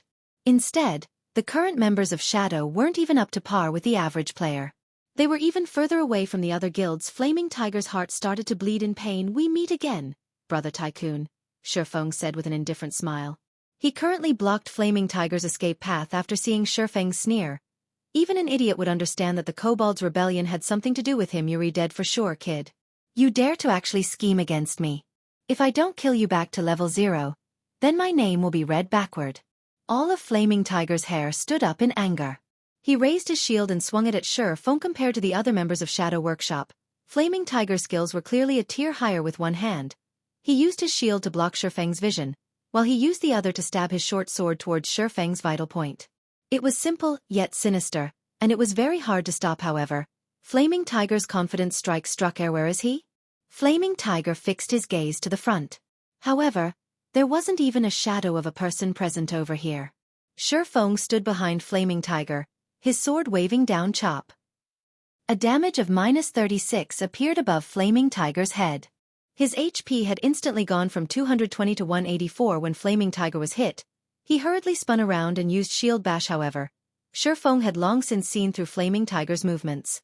He took a step backward and spun his body around, hiding by the shield. Then, Feng arrived once more at Flaming Tiger's back, giving him another sword slash. Without the use of any skills, Feng could only deal 23 damage to a shield warrior with high defense. "You coward. Don't hide if you have the ability. I can kill you any time I want." Flaming Tiger could not land any hits on the agile Feng. His HP was constantly decreasing, and only 83 points of it remained now. He had no way of dealing with Feng's attacks, so he decided to start ridiculing Feng in hopes of provoking him. allowing Flaming Tiger the chance to kill Feng. Sure, I'll stand here without dodging. Come attack me then. Feng answered without hesitation. Flaming Tiger silently smiled. He never imagined that Feng was such a fool, taking the bait with just a small amount of stimulation. Watch how I'll toy with you to death. Flaming Tiger raised his shield and used charge at Feng. If Feng didn't dodge, then he could only take the hit forcefully. In terms of strength, Flaming Tiger wouldn't lose to Feng. However, only disappointment was waiting for him. Just when Flaming Tiger was 2 yards away from Feng immediately used Thundering Flash. 3 streaks of thunder went past Flaming Tiger's shield, directly landing on his body. 3 high damages appeared above Flaming Tiger's head, -28, -35, -41, his HP instantly dropping to 0. Despicable! Flaming Tiger glared at Feng. He was furious to the point of spitting out blood. If it weren't for himself rushing towards Feng on his own accord, he wouldn't have been struck by all the attacks of that skill. Are you alright, Brother Tycoon? I said I would stand here without dodging, but I've never said I wouldn't move my hands. How could you be so gullible, even rushing over yourself? Feng spread out his arms, showing that it was all a mistake, saying, "Oh right. I still have to thank Brother Tycoon for earning me so many ores. You've saved me a lot of time." Flaming Tiger pointed towards Feng, wanting to say something. However, his body had already turned into starlight and disappeared. He couldn't even utter a single word, only leaving behind a pile of ore and a single book. Chapter 16. Everyone's a liar. In Red Leaf Town's noisy plaza, flashes of white light appeared, following which, figures of players appeared, one by one. These players were the revived members of Shadow. These people had down and extremely depressed expressions on their faces. Nothing could beat the pain and entangled feeling of having recently gained something, then losing it again just a moment ago. They were still dreaming of becoming the tyrants of Red Leaf Town. Their levels were increasing. It was like flying. In the next second, however, they died. Not only had their levels and skill proficiency decreased, but the experience they had at level 1 was also lower than before. They were much worse off compared to the average player. Flaming Tiger's expression after reviving was even more livid. His eyes alone could eat a person alive. System. Player Yifeng has killed you. You will be revived in Red Leaf Town after 3 seconds. At the same time, you will lose 1 level, and all your skill proficiencies will be reduced by 100 points. Yifeng, I will not let you off. I will definitely make you wish for death. Flaming Tiger let out an angry bellow after looking at the numbers displayed by the system. His actions had caused the other players to quickly avoid him, not daring to look at this madman. After venting for a while, Flaming Tiger ordered the other members of Shadow to check their bags, checking for the items they dropped. Although this death caused great losses for everyone, there wasn't just the EXP gained from killing kobolds. There was also loot. This was also the only thing they could be happy about. At the very least, they did not busy themselves for nothing. When Flaming Tiger took a look into his bag, a sweet taste suddenly entered his throat. He spat out a mouthful of blood at once. Immediately. We head for Dark Moon Valley now. I must kill that kid. Flaming Tigers bellowed, his anger reaching up to the skies. The skill book that he planned on using to ridicule Feng was gone. It was an extremely rare skill for swordsmen, and it was also the most valuable item they got from grinding kobolds. Now, it was gone. However, the most unforgivable thing was that the skill book had fallen into Feng's hands. In the end, all of Flaming Tiger's efforts had become Feng's gains. This was something that he would not tolerate. His hatred was something that could not be resolved. Even if he were to kill Feng back to level 0, the other members of Shadow did not understand what had happened to Flaming Tiger. Going to search for Feng right now was just a futile effort. Nobody would be foolish enough to wait for them to take revenge. Feng would definitely slip away, snickering at them in some other place. At this moment, Flaming Tiger's system communication rang. Who is it? Disturbing me at this time? Are you trying to die? Flaming Tiger cursed after the call connected. Flaming Tiger, your temper sure has grown after not meeting for a day. The voice on the other side was ice cold. As if in a furious rage, Flaming Tiger felt the familiarity of that voice. When he found the corresponding identity to the voice, his face suddenly turned extremely ugly. Brother Zhang, it is you. I'm currently educating my subordinates. I never thought Brother Zhang would contact me. Brother Zhang, please don't mind it. I wasn't speaking about you just now. Enough. I already know about your problem. Just looking at the damage you've caused towards Shadow's development in Red Leaf Town, Looking at what the good you've done has accomplished towards Shadow's development in Red Leaf Town, I'll come to you immediately.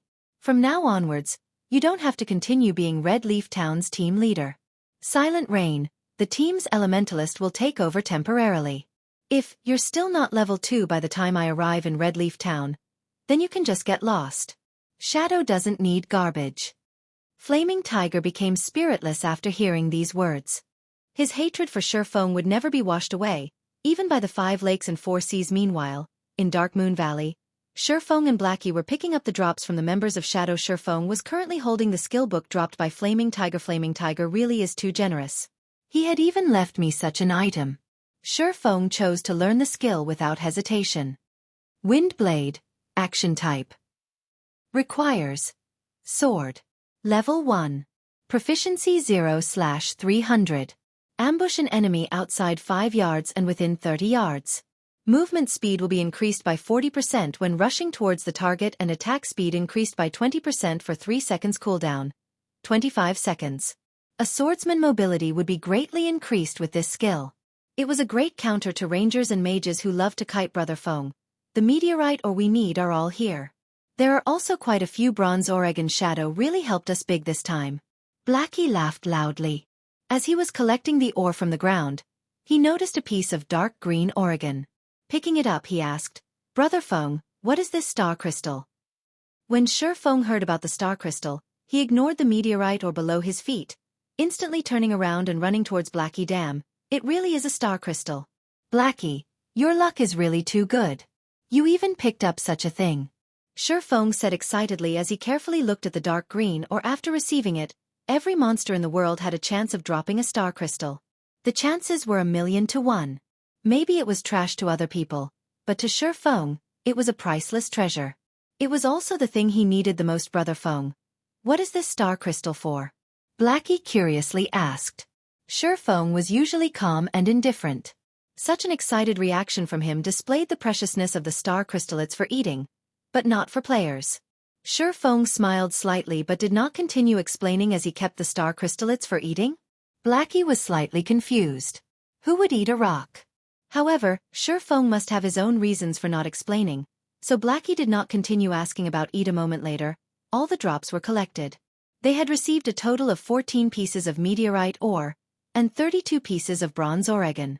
Not only had they completed Feng's quest, they even had some leftovers. Subsequently, the two of them arrived at the smithy. Master Jack, I have collected the meteorite ore you asked for.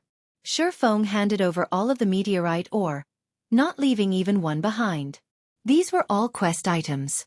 A stack of them would only sell for 1 copper to an NPC. It was utterly worthless. Not bad, young man. However, if you wish to become an outstanding forger, you still need to have enough strength to obtain precious ore. There is a powerful kobold chieftain. Go kill it to prove your strength. Master Jack said eloquently as he stored away the meteorite ore system. Hidden quest road of forging. Kill the kobold chieftain inside Crimson Star Mine. Time limit of 1 hour. When Feng saw that there was still a second stage to the quest, Feng wished he could curse hammer trading. He had caused Feng big trouble. This to me as expected. Everybody would have kept something to themselves. Nobody could be trusted. Everyone's a liar. In Feng's previous life, hammer trading had not mentioned a second stage of the quest. Now a second stage, time-limited quest had appeared. It was even against a chieftain monster. That wasn't an elite monster you simply run across. A chieftain was even stronger than a special elite. It was the equivalent of a dungeon's boss. Feng was just level 3, and a leader monster was just too deadly to him. In Feng's previous life, hammer trading was level 16 when he accepted the quest. Completing the quest was extremely easy. Forget it. Let's have a look at it first. He could do nothing about being tricked. However, Feng did not plan to give up.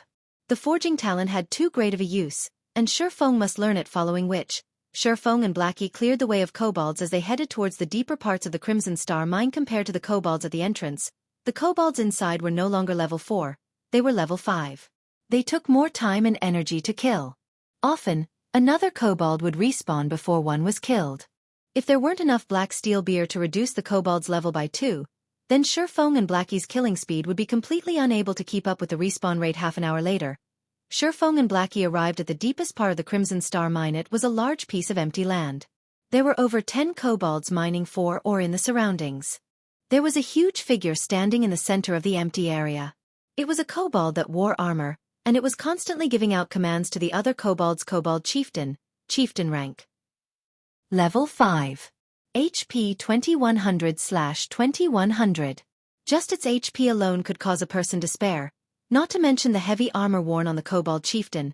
Its defense was definitely high. It was nearly impossible for physical-type attacks to cause a lot of damage. Moreover, Chieftain rank monsters had a recovery speed of 2% HP every 5 seconds when in battle. That meant the Kobold Chieftain would recover 42 HP every 5 seconds. It was not a number to look down upon.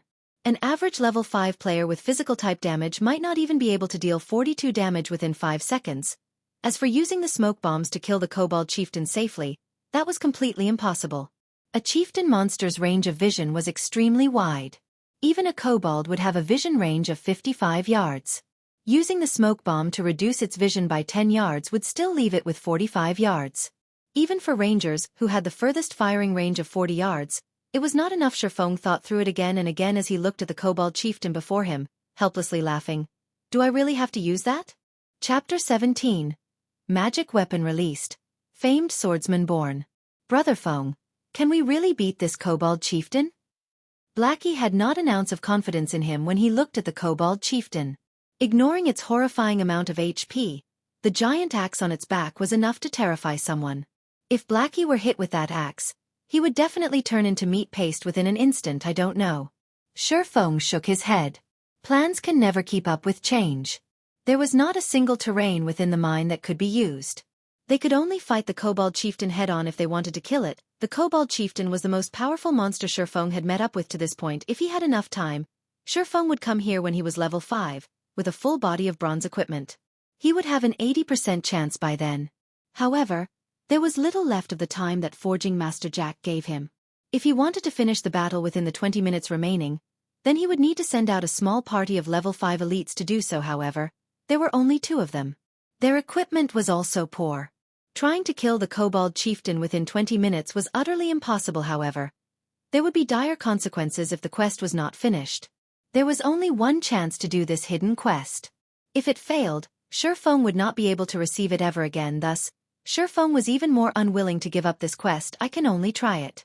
Feng unwillingly took out the magic weapon, Abyssal Blade. In his previous life, the number of magic weapons Feng had personally witnessed could be counted on his fingers. Anybody who had seen a magic weapon's power would be brought to submission by it. Whereas, those who could properly wield a magic weapon was as rare as a phoenix's feather. Crimson War God was one such person. He had grown to fame within a guild war that had involved over 100,000 people.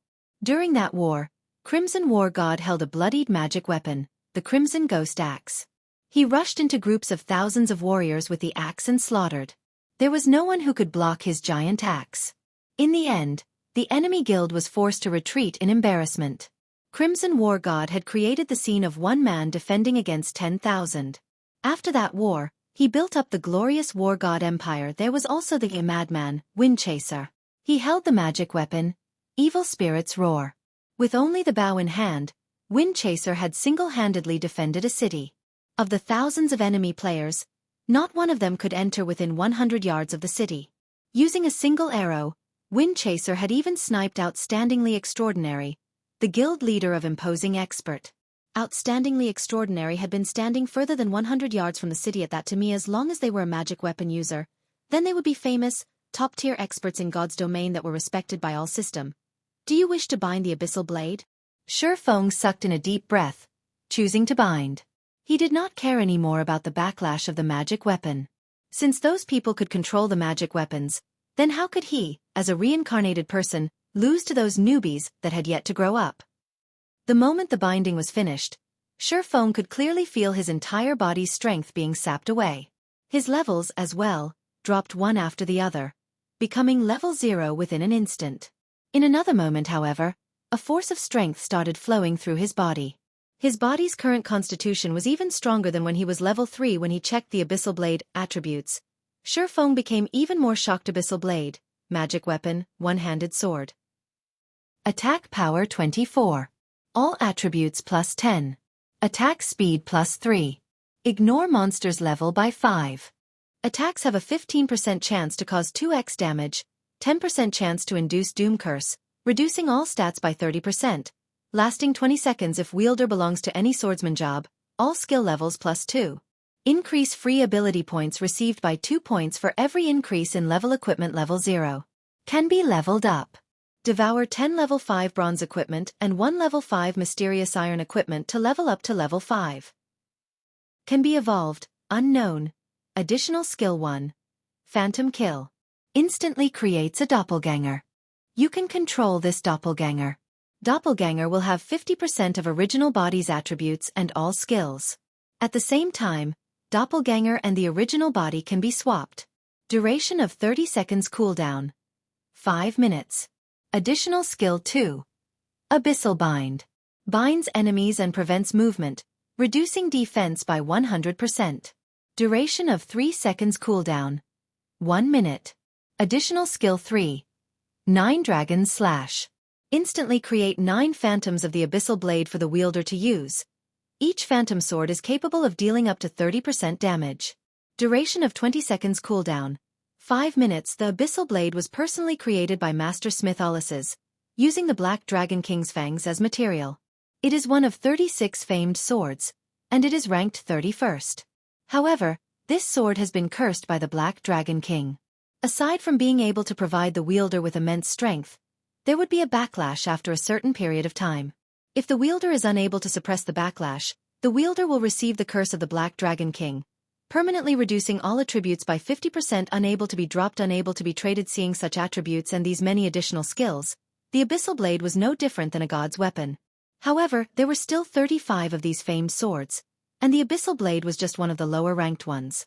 It was hard to imagine what kind of sword the first-ranked was. Brother Feng, please don't scare me. How did you become level 0? Glancing at Feng from the side, Blackie became shocked. It had already been troublesome just facing the Kobold Chieftain. Now that Feng had fallen back to level 0, how could they fight it? Relax. Use the smoke bombs to clear off the small mobs first. Leave the Kobold Chieftain to me. Feng called up the attribute panel, placing all 6 free attribute points into agility. His agility had reached 20 points exactly, activating fast and nimble. Feng was very eager to test his sword on the Kobold Chieftain character. Yi Feng, human. Affiliated Kingdom. Star Moon. Title: Might of 8,000. Job: Swordsman. Level: 0. HP: 460/460. Attack power: 72. Defense: 4. Attack speed: 10. Movement speed: 8.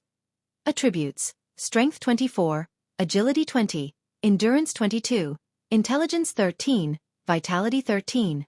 System: Strength has reached 20 points. Activating hidden basic skill.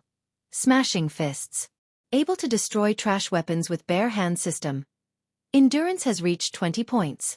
Activating hidden basic skill. Robust Physique. Along with the activation of the hidden basic skills for strength and endurance, Feng could now utilize the full potential of his current body. He was no longer a 3-second hero. Although he was level 0, his current attack power and attributes were far above that of when he was level 3. His HP was even more awesome. It wasn't any worse than a level 5 shield warrior's HP. Not to mention Feng still had a bunch of high-level skills. He could definitely fight it out with the Kobold Chieftain. While Feng was getting used to his body, Blackie had cleared all of the kobolds in the surrounding areas, leaving behind only the Kobold Chieftain. Wait for me to pull aggro, then you can start madly attacking. Feng instructed. Taking a step forward, Feng rushed towards the Kobold Chieftain Wind Blade. In the blink of an eye, Feng had arrived in front of the Kobold Chieftain. The Kobold Chieftain had yet to react before 2 streaks of black light slashed at its neck. Suddenly, blood splashed from its neck, causing the Kobold Chieftain to scream in pain. 2 frightening damages appeared above its head. 63-128. The Kobold Chieftain finally reacted. However, just as it lifted its giant axe, another sword flash passed through an unprotected area of its body chop. Another -105 damage appeared on the Kobold Chieftain. The power of a level 4 chop was shocking. When the giant axe landed on the ground, it created a large crater. However, Feng had long since retreated and followed up by using a level 4 Thundering Flash. 3 streaks of violent thunder passed through the Kobold Chieftain's gigantic body, creating damages of -84, -101, -123. Feng had taken over 600 HP away from the Kobold Chieftain after just a single exchange. The might of the famed sword, the Abyssal Blade, even shocked Feng himself. Blackie, who stood a distance away, was even more dumbfounded. Chapter 18. 9 Dragons Slash. The Kobold Chieftain became enraged when he was dealt the heavy damage by Feng's surprise attack. The blood that leaked from its wound became its stimulant. The Kobold Chieftain raised its giant axe, bombarding Feng with one attack after another. The Kobold Chieftain could not react appropriately towards Feng's previous surprise attack. It could only instinctively attack, so its attacks were aggressive against the wild attacks of the Kobold Chieftain. Even a level 5 shield warrior or guardian knight would die within an instant. Feng could only retreat under such intense attacks. He did not have any chance to retaliate. He also needed to dodge the incoming rubble the size of fists. If they hit him, it would cause quite an amount of damage. A man and a beast exchanged moves at high speeds. If it were an average man, he most likely would not be able to make a single move. He would be halved by the giant axe, becoming very much dead. Blackie, hurry and attack it. I can't hold on for much longer. Feng had been dodging for a whole 7 or 8 seconds now. When he saw Blackie having yet to attack, he shouted loudly. They were currently facing a chieftain boss, not a little elite. The attack patterns of a chieftain boss were not as monotonous as an elite's. It had a variety of attacks. The chieftain boss was a monster that possessed intelligence. It would even change its attack pattern for specific players. Couple that with a strength that was 2 to 3 times that of a normal elite, the chieftain boss was stronger than an elite by at least 4 times. Although Feng had only exchanged blows with the Kobold Chieftain for 7 or 8 seconds, it felt like several minutes had gone by.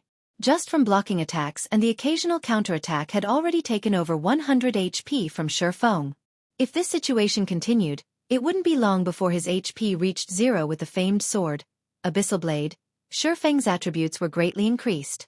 It allowed 3 hidden basic skills that were most important to a melee player to be activated. With these skills, Feng was able to exhibit extraordinary attacks and dodges continuously. If he did not possess the Abyssal Blade, Feng would have died long ago. I'll come help you, brother Feng. Blackie realized his mistake as he finally reacted. He hurriedly waved his staff, his mouth chanting a curse. After aiming at the Kobold Chieftain, he shot a dark arrow. The dark arrow landed on the Kobold Chieftain's body, only dealing 17 points of damage. Blackie's mouth became wide open after seeing this damage. He couldn't help becoming astonished by a chieftain monster's defense. Blackie could cause over 50 damage if he attacked a level 5 monster. However, it was only a third of that amount now. It could be seen how shocking a chieftain monster's defense was. On the other hand, Feng could deal over 100 damage in a hit. What kind of attack power was that? Feng abruptly slashed the Abyssal Blade in mid-battle. Chop. A black light dug itself through a gap in the Kobold Chieftain's attack. Peng. Feng took 3 steps backward before stabilizing his body, over 30 damage appearing above his head. On the other hand, only the Kobold Chieftain's giant axe was pushed back, pausing slightly in midair. It worked. It seems like my strength is just barely enough. Feng was very satisfied with the attack this time. During battles within God's domain, not only could players defend and dodge, but they could also interrupt a monster's attack. This would cause the monster's attack to stop briefly, ending the monster's offensive. It was a high-leveled battle technique. Such techniques only started becoming popular half a year after God's domain's opening, especially in boss battles. If the main tank did not learn such techniques, the end result would be a party wipe. This was because there were no players capable of blocking a boss' crazed and continuous attacks. The Kobold Chieftain's momentary pause had caused it to reveal a weak point. Feng rushed in without hesitation.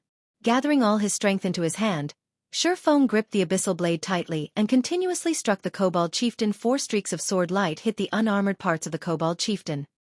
With the damage amplification effect, Feng's attack instantly took to 300 HP away from the Kobold Chieftain. Adding in Blackie's attack, the Kobold Chieftain only had little over 900 HP remaining. Ao. The Kobold Chieftain started going into a frenzy.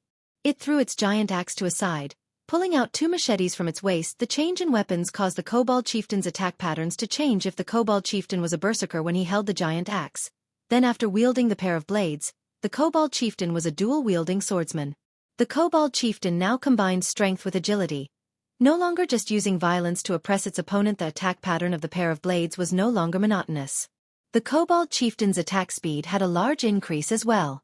Just after Feng dodged one of the blades, the other came following behind. Feng hurriedly used the Abyssal blade to block it. Dazzling sparks were created when the blade and sword intersected with each other. Feng's entire person was sent flying away. When Feng was still in midair, he saw the Kobold Chieftain leaping with all its might, its machete raised high for a frontal assault. Is it going all out? Feng was shocked, hurriedly using Parry. Hong. The Abyssal blade blocked the machete.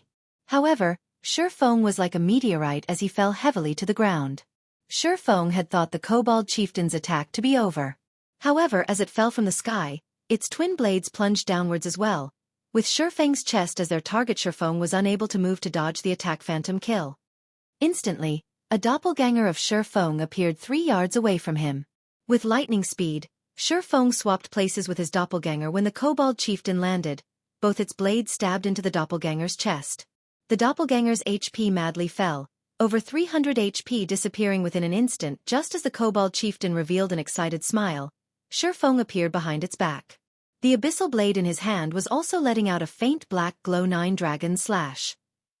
9 phantoms of the Abyssal blade appeared, silently floating in midair and circling Feng. Although Feng could not completely control all 9 swords, using the 9 of them for a simple attack was not a problem. Xianxia. 9 Abyssal blades danced as if they were playful sprites, continuously penetrating the Kobold Chieftain's body. Small values that were just over -10 continuously appeared on the Kobold Chieftain's head. Although the damage was very low, the quantity was high. Including Feng's chop and normal attacks, the Kobold Chieftain's HP fell close to 500 HP. Seeing the Kobold Chieftain wanting to turn around, Feng did not dare give it any chance for a counterattack. Immediately, Feng used Abyssal Bind.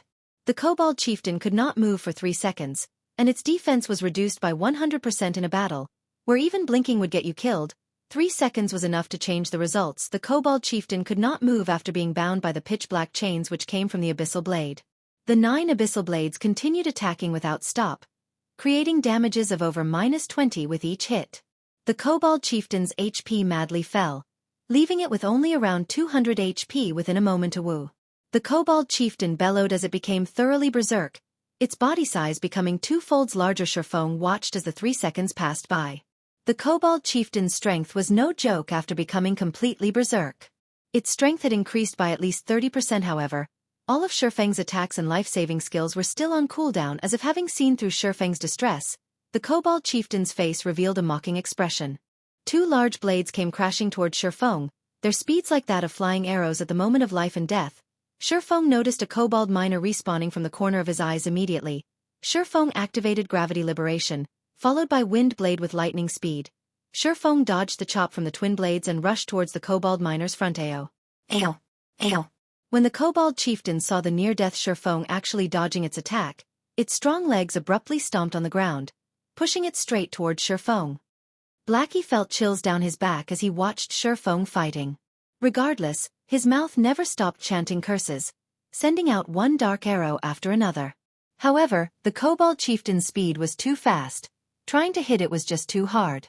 Fortunately, there was more than a 20-yard distance between the Kobold Chieftain and Feng. The Kobold Chieftain would still need some time to catch up to Feng. Within this period, Feng might even be able to kill off the Kobold Chieftain with the 9 phantoms of the Abyssal blade. However, both Feng and Blackie had underestimated the Kobold Chieftain's explosive strength. Not only were its strength and defense greatly increased, even its agility had a great increase. It only took 2 seconds for the Kobold Chieftain to reach over 20 yards. The Kobold Chieftain lifted its twin blades, strongly slashing it down. The Kobold miner in front of Feng was split into 2, and a rain of blood fell 5 yards around it. This slash had closely brushed past Feng's cheek, nearly taking his life away. Seeing the Kobold Chieftain preparing to slash down its other blade, Feng strongly raised the Abyssal blade in his hand. 3 streaks of thunder penetrated the Kobold Chieftain's body, taking away its last remaining 130 HP. Seeing the Kobold Chieftain finally fall, Feng let loose a breath of relief. The Chieftain monster is truly too strong. Even if Feng came here at level 5 fully equipped with bronze equipment, he would still be a goner. He could only kill it due to luck. Compared to a level 2 Thundering Flash, The level 4 Thundering Flash only had a cooldown of 24 seconds. The cooldown had finished just in time, allowing Feng to escape death system. Level 5 Kobold Chieftain killed. Level difference of 5. EXP obtained increased by 500%. Obtained 2350 EXP. Feng immediately rose to 76% of level 1 system. Congratulations for becoming the first player to kill a chieftain monster. Kobold Chieftain's item drop increased by 200%.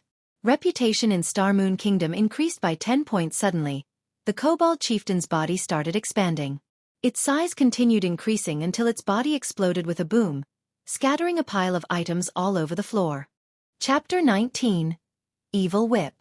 When the Kobold Chieftain exploded, items scattered all over the floor. Copper coins paved the floor as well in a copper glow, shining through the entire mine as if celebrating Feng's success at the moment. Blackie sat paralyzed on the ground, cold sweat pervading his entire body. It was as if all of his strength was sapped out from his body. He could not care less about the drops on the ground. This battle was truly difficult. There was no time to even take a breath. Every minute and every second were a soul-shocking moment that stimulated the eyes. Every moment of the battle just toyed with Blackie's heart. He would not be able to take it at all if he did not have a strong heart. As for Feng, who could battle against the Kobold Chieftain head-on? What kind of heart did he possess? This is too great. We won, Brother Feng. You really are my idol. Blackie loudly shouted in extreme excitement. Seeing Feng's calm face, Blackie was filled with respect for him. Although Feng's former strength was quite good, surpassing many average players, he was still just an average professional player. Feng's skill had never been out of reach for Blackie. Feng had been previously quick to get excited. He would even get into an endless conflict over a piece of common equipment as if he was an unsheathed blade. However, the current Feng was hugely different than before. It was as if he became a different person. The present Feng was extremely calm and did things without hesitation. He gave off a certain serenity that resembled that of a dormant dragon. He did not do anything outstanding normally. Yet when he did, it would shock the world. Blackie, wasn't your idol Gentle Snow? Feng slightly smiled as he said, so of course Gentle Snow is my idol. However, you're awesome as well, Brother Feng. Usually, you keep quiet without revealing anything, but now that you've shown it, even such a powerful Kobold Chieftain was done in by you. Not even a true professional gamer could compare to you. So how could I not admire you? As they said, the shade is better under a large tree. Brother Feng, you should teach me how to play a Cursemancer. Even in my dreams, I've dreamt of becoming a professional gamer. In Blackie's eyes, Feng was just like a mountain of gold. He was glad for the choice he had previously made. If he had gone to Shadow Workshop, he would probably still be a nameless gold farming member. He wouldn't even have the chance to meet an expert. Forget about becoming a real expert, alright.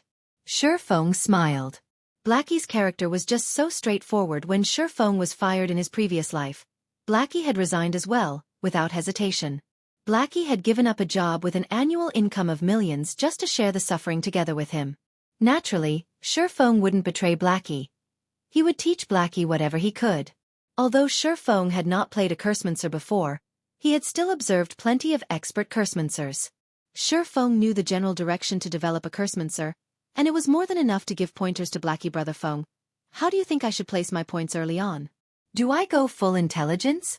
Blackie asked. Feng shook his head, saying after some thought, although it isn't bad to go full intelligence during the beginning periods, agility is a must if you wish to become a powerful Cursemancer.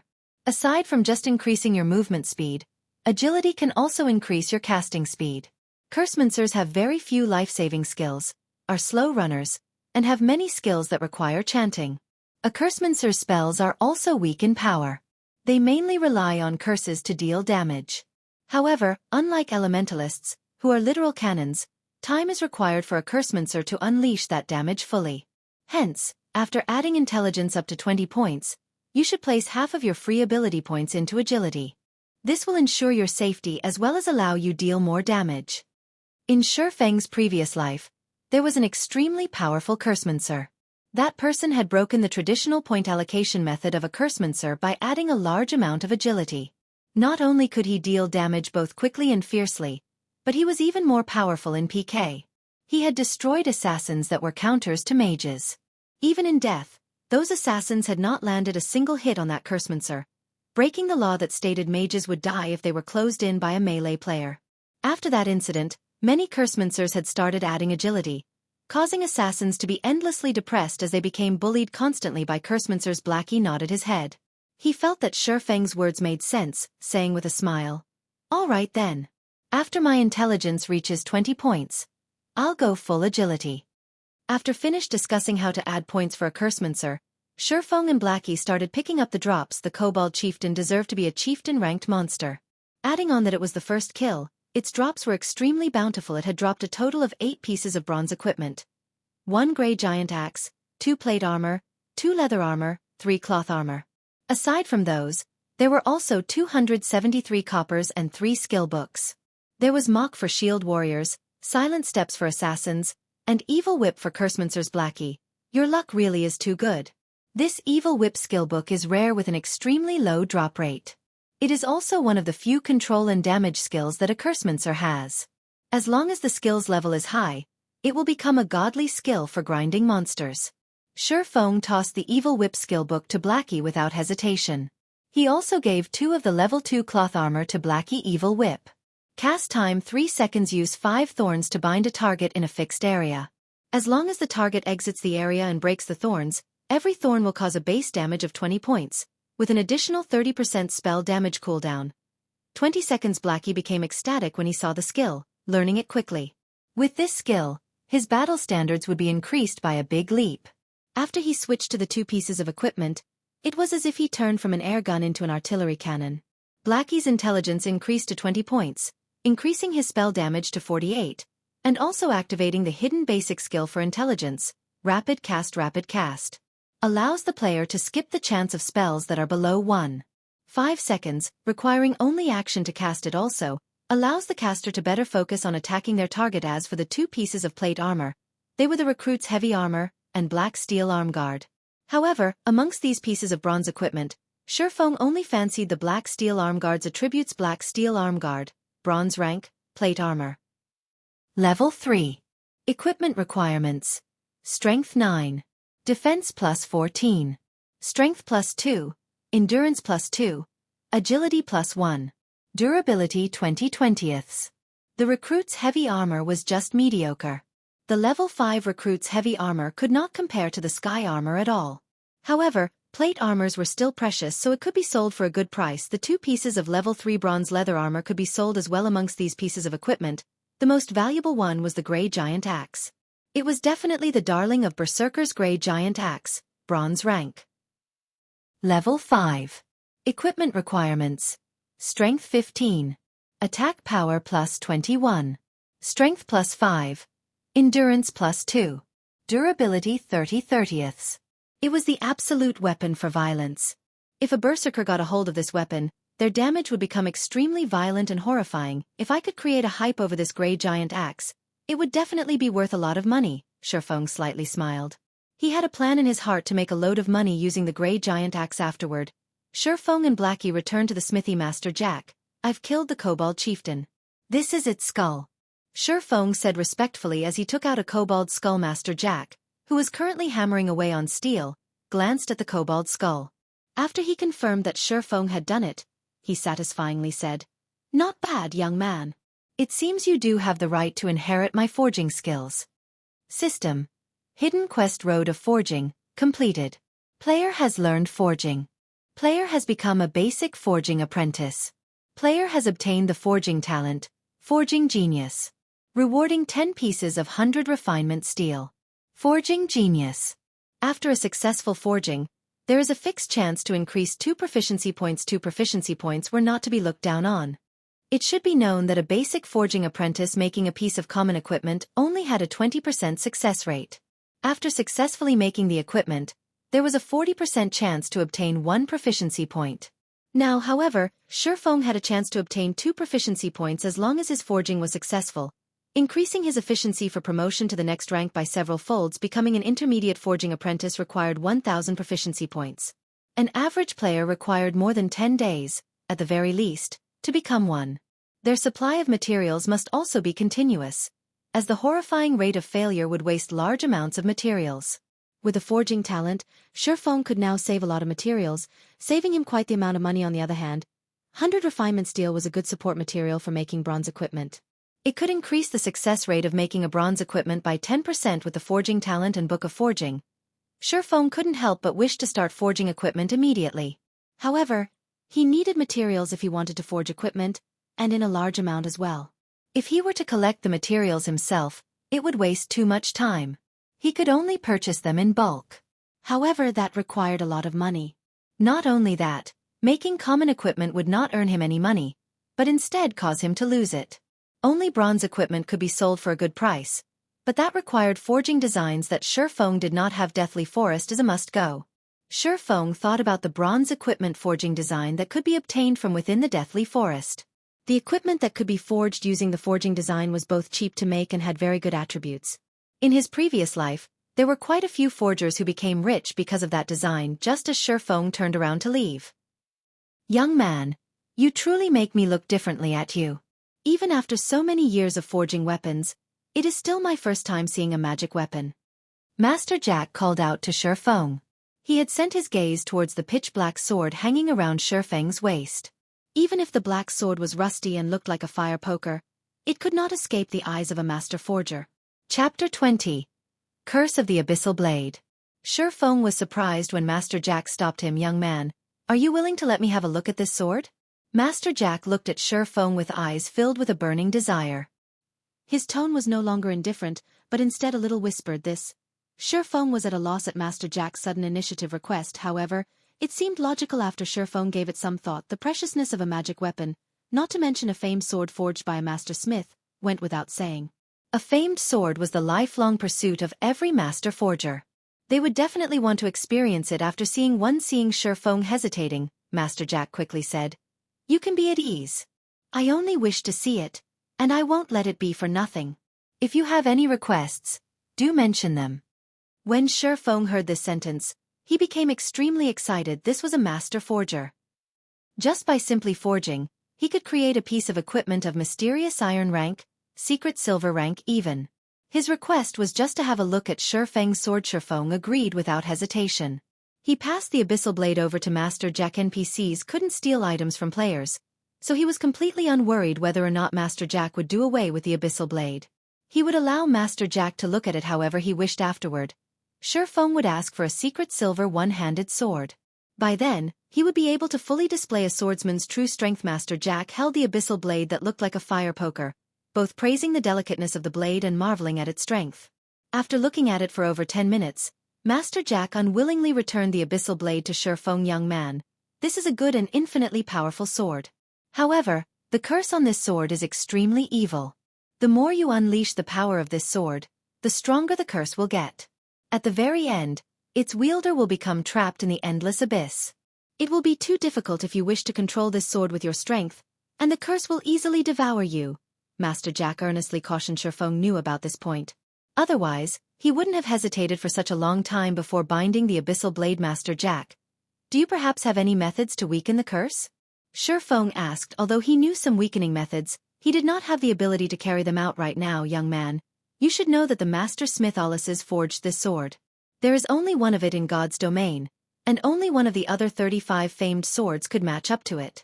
Many unimaginably terrifying existences were killed in order for these famed swords to possess unparalleled power. After death, these existences were sealed into each sword by master smiths. It was impossible to suppress these swords without extremely great power. Master Jack's tone was filled with unparalleled reverence, but he immediately smiled and said, "However, it isn't that there is no way to weaken the curse." "May I ask what kind of method is there?" Feng quickly asked. "If you wish to suppress a great power, you would need an equally great power to do so. The power sealed within the sword is a curse. If you wish to weaken it, you will need to have sufficiently great luck." Master Jack lamented. "In the continent of God's domain, some stones have gathered the luck of God's domain. These stones are named lucky stones. As long as you have a lucky stone, then you could counterbalance the curse. Although this piece of stone could be found throughout the whole continent, there are only a very few people who could obtain it. Even I have not seen it before.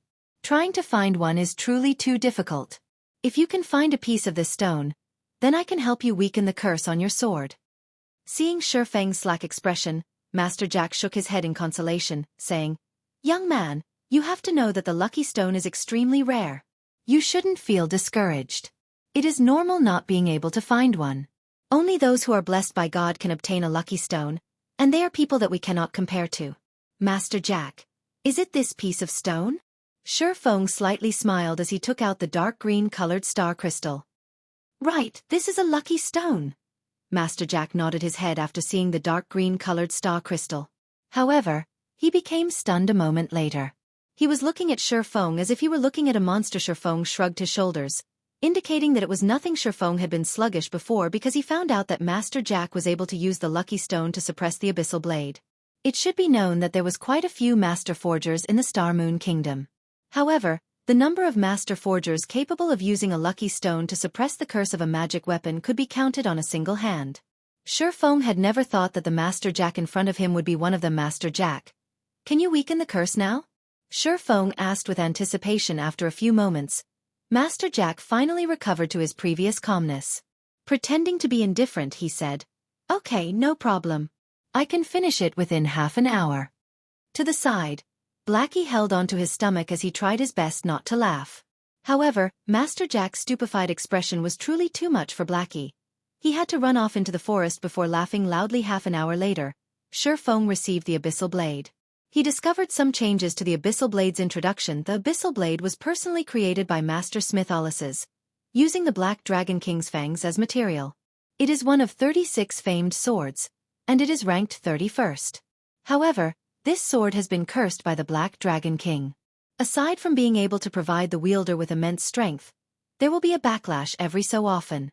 However, after being remodeled by Jack using a star crystal, the strength of the backlash has been greatly reduced.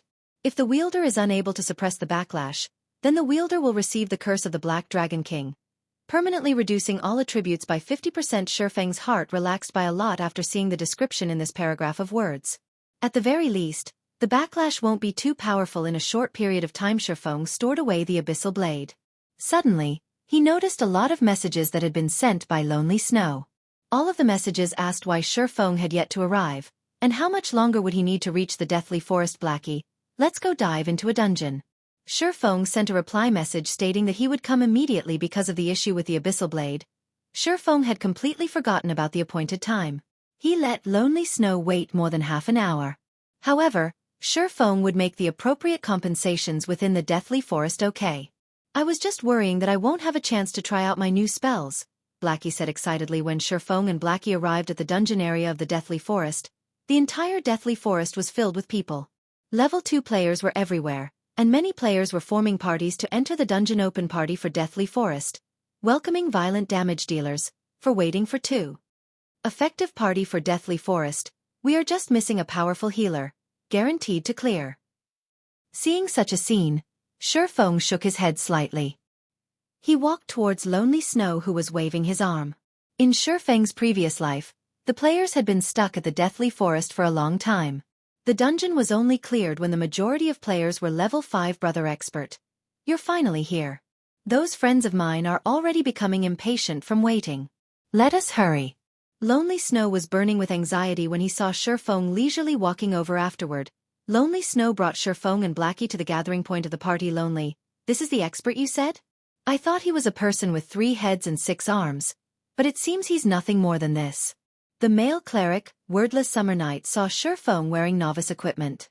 There was also a fire poker that hung around his waist. It looked as if it was some trash weapon he had randomly picked up. When Wordless Summer Night saw this, he couldn't help but ridicule, "Brother Wordless, how could you say such things about Brother Expert? He is a dignified beta tester, so he definitely must have something extraordinary. Otherwise, how would he dare to take all equipment for Swordsman and Curseman, sir?" The Shield Warrior, Battle to the End, stood to the side and sneered. The two of them had already felt displeasure for Feng. This was because Feng had wanted to take away all plate armor and mage equipment immediately after joining. Wouldn't they just be working away for nothing? If it were not for their boss wanting to have a look at Feng, they would have long since invited other players and dove into the dungeon. Now that they saw Feng in such poor equipment, they could criticize him and force him to leave. Lonely Snow wanted to retort as Feng was someone he had personally invited. However, Feng's equipment did not give Lonely Snow any chance to do so. He could only stare in silence. All right, let's party up. A lot of people have already entered the deathly forest. If we don't dive in, we won't have a chance at competing for the first kill. As the party's leader, the handsome male ranger, waving slowly but surely interrupted as he said Blackie wanted to argue back, but Feng stopped him. Feng thought nothing of the two people's ridicule. No matter what he said, he and Blackie had left them waiting for more than half an hour, so couldn't he just let them speak a few more sentences? Just as they finished partying up, the shield warrior furiously said, "Crap, this noob is just level 1. He's just here to swindle equipment." "Boss, Deathly Forest is a level 2 dungeon. If we let a level 1 noob enter the dungeon, aren't we just waiting to get wiped?" Wordless Summer Night looked towards the ranger, waving slowly, showing his displeasure. Lonely Snow was equally shocked when he saw Feng's level. It should be known that many players had already risen to level 2. How was it possible for a beta tester not to reach level 2? Boss waving slowly looked towards Feng. Before this, he still had some hope for Feng, but now it was all gone. He suddenly said in a cold tone, "Did you die once before this?" "Nope." Feng shook his head, honestly saying, "However, entering Deathly Forest at level 1 is enough." "Then you can go now. We don't need such an expert like you here. We hope you can understand." Waving slowly coldly said. His brows slightly wrinkled. "Boss, this must be a misunderstanding. How about we try it out first?" Lonely Snow explained. "Try it out?" Wordless Summer coldly laughed. "Then who will be responsible when we die? You should know that we still lose experience if we die in a dungeon. Although it is low, that is still 10%. Can this noob repay such a loss?" Wordless, "Don't make it hard for Lonely." Waving slowly repeatedly said, "Lonely, I know you are trying to cover for this swordsman, but I have to take responsibility for our party. I will only find veterans to enter the dungeon. I will not waste time partying up with a novice. You have 2 choices now. 1 is to follow us into the dungeon, 2 is to leave the party together with them." "I will leave the party." Feng did not want to embarrass Lonely Snow. He immediately left the party, turning to leave. "Blackie, we'll party up with other people and enter the dungeon." "All right." Blackie smiled with a hee-hee, leaving the party without a second thought. Humph. The expert's identity has been seen through. At least he has some self-awareness to leave after knowing he can't swindle equipment anymore. The shield warrior grinned and jeered. "Lonely, you really are gullible. Such a noob would trick only you. You need to learn properly from Boss." Waving slowly in the future. Lonely Snow's face turned livid after hearing this. However, he did not feel that he was mistaken. Feng was definitely an expert. Boss waving slowly, "Sorry for this." Lonely Snow chose to leave the party. He was prepared to join Feng in order to determine whether or not his judgment was correct. Waving slowly was immediately stunned. He never thought Lonely Snow would be so decisive. It was simply a foolish decision. He would have long since chased Lonely Snow away if it wasn't because he had good techniques. Wordless Summer Night looked towards Lonely Snow, saying with a cold smile, "Lonely, you better not regret the choice you made. You'll regret when we clear the Deathly Forest and obtain great equipment. You'll regret it for 10 years, 20 years that you didn't follow Boss." Waving slowly. Chapter 21. Crouching Tiger. Hidden Dragon. Being said in such a way by Wordless Summer, Lonely Snow did not give any rebuttals. He only lowered his head and left, chasing after Feng. Waving slowly squinted his eyes. When he thought about Feng equipped in a body of trash equipment, he could not understand what method Feng had used to cause Lonely Snow to follow him. Lonely Snow had even given up on the clearing Deathly Forest boss. Let's ignore that foolish Lonely Snow.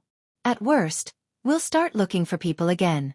There are plenty of level 2 players now, Battle to the End said in disdain as he watched Lonely Snow. Waving slowly nodded his head. Lonely Snow's leaving did not cause any loss to their party. As for Feng creating a party to dive into the Deathly Forest, not to mention clearing the dungeon, nobody would go in with a level 1 player in front of the Deathly Forest's entrance. Feng and Blackie continuously shouted to recruit people. Open party for Deathly Forest. No rigid requirements. Okay, as long as you're a veteran gamer. 2 waiting for 4. Feng shouted when everyone heard of it. Many level 2 players had run over. It was because Feng's requirements were very low. Many small parties would choose people based on equipment quality. They needed a few pieces of common equipment to pass. However, who would have that many pieces of common equipment in the early periods of the game? Party me, party me. I'm already a level 2 cleric. Party me. I'm a level 2 shield warrior. I also have a piece of level 1 common plate armor guard. In just a moment, Feng had invited 4 people. These 4 people were quite happy originally. There were over 10 people currently present, but only they were chosen. However, after they saw the party leader, Feng's level, they left the party in rage one after another. Fuck. It's just a noob coming to die in the deathly forest at level 1. If you want to enter the dungeon, enter it by yourself. I won't accompany you. No wonder there are no requirements for the party. Want us to give you a ride? Not a chance. The 4 people were extremely enraged, and the voices they made were practically roars. Every player at the Deathly Forest could hear it. Hee. Even a level 1 player dares boast about entering the Deathly Forest. He just wants to tag along for experience and equipment. Lucky for me, I didn't go over. There are all sorts of birds in a large forest. Who would be foolish enough to enter the dungeon with a level 1 noob? Isn't that just looking to be abused? One after another, the level 2 players laughed at Feng for overestimating himself and for his foolishness. Get lost if you don't wish to party up. We're not begging you all to come. Blackie became enraged after listening to them. Feng's techniques had long since convinced him. Yet these people were calling Feng a noob. Can a noob kill a level 2 rare elite when he was level 2? Can a noob kill a level 5 chieftain when he was level 0? These people were just a group of snobs and idiots. Crap. My knowledge has been widened. A level 1 noob party can be awesome. I really want to see how you two gather a full party. The cleric that just left the party said with a cold smile. At this moment, Lonely Snow ran over.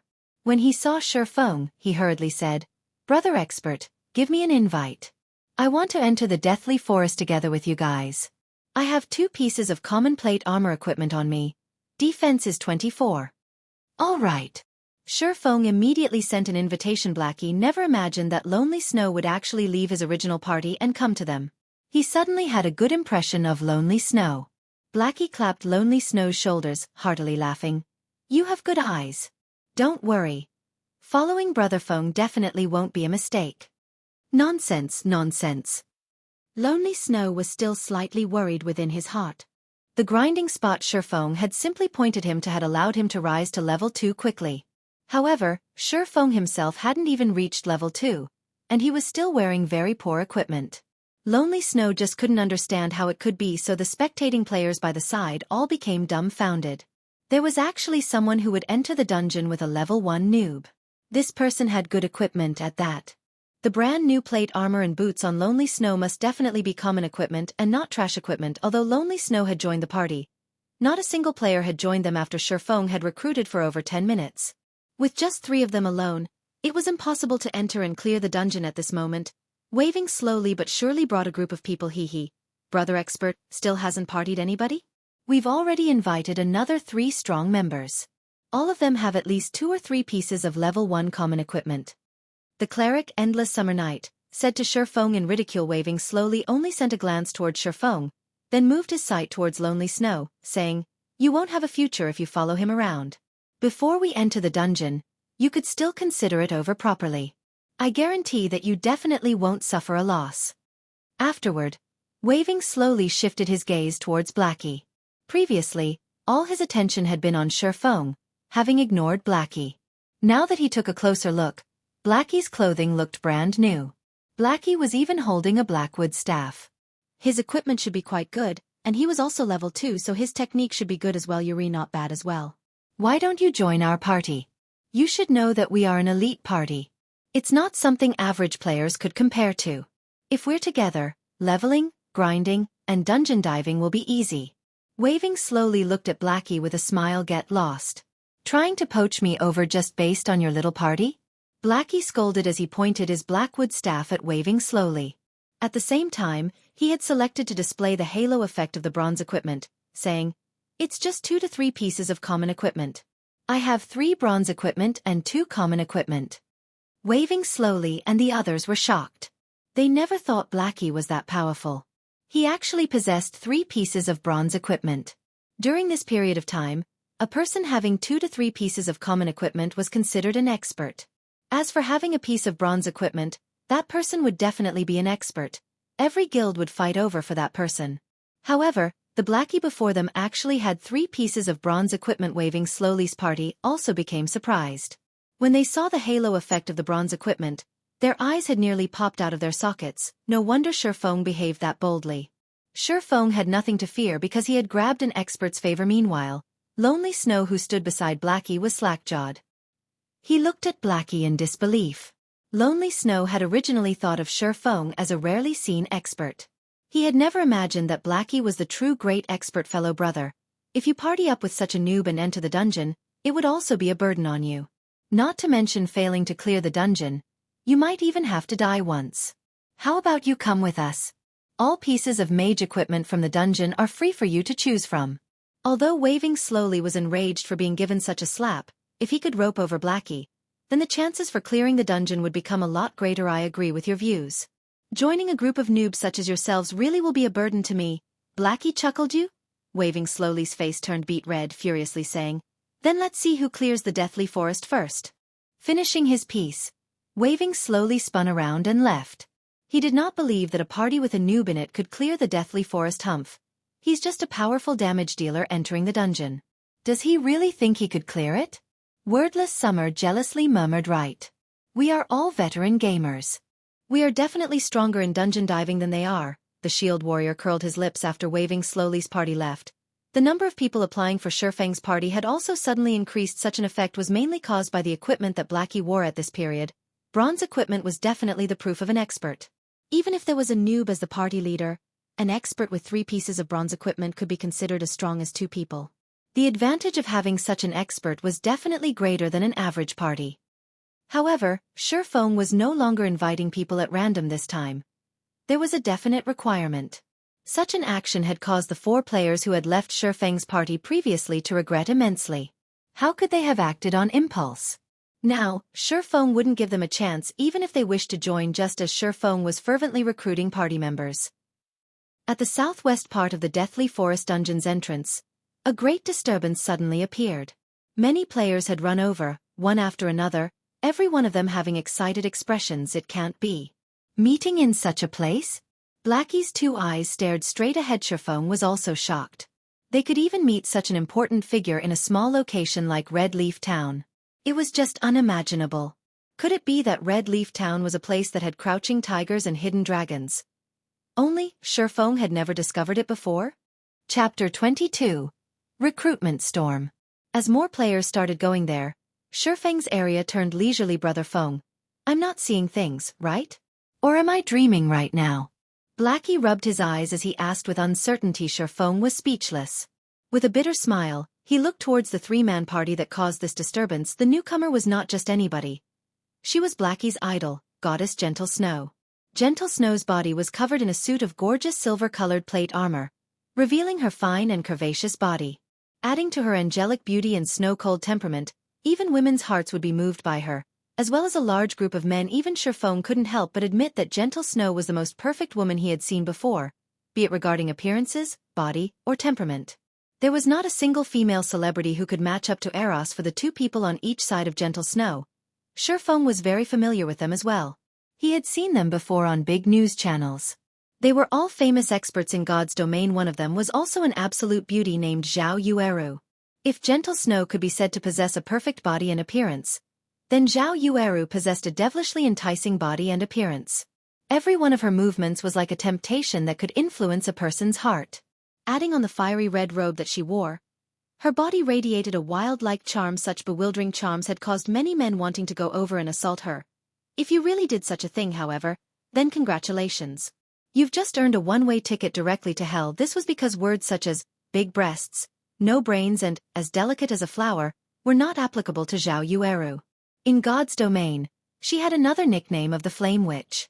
The reason why she held this title was that of the mountain of corpses she had piled up using these male players.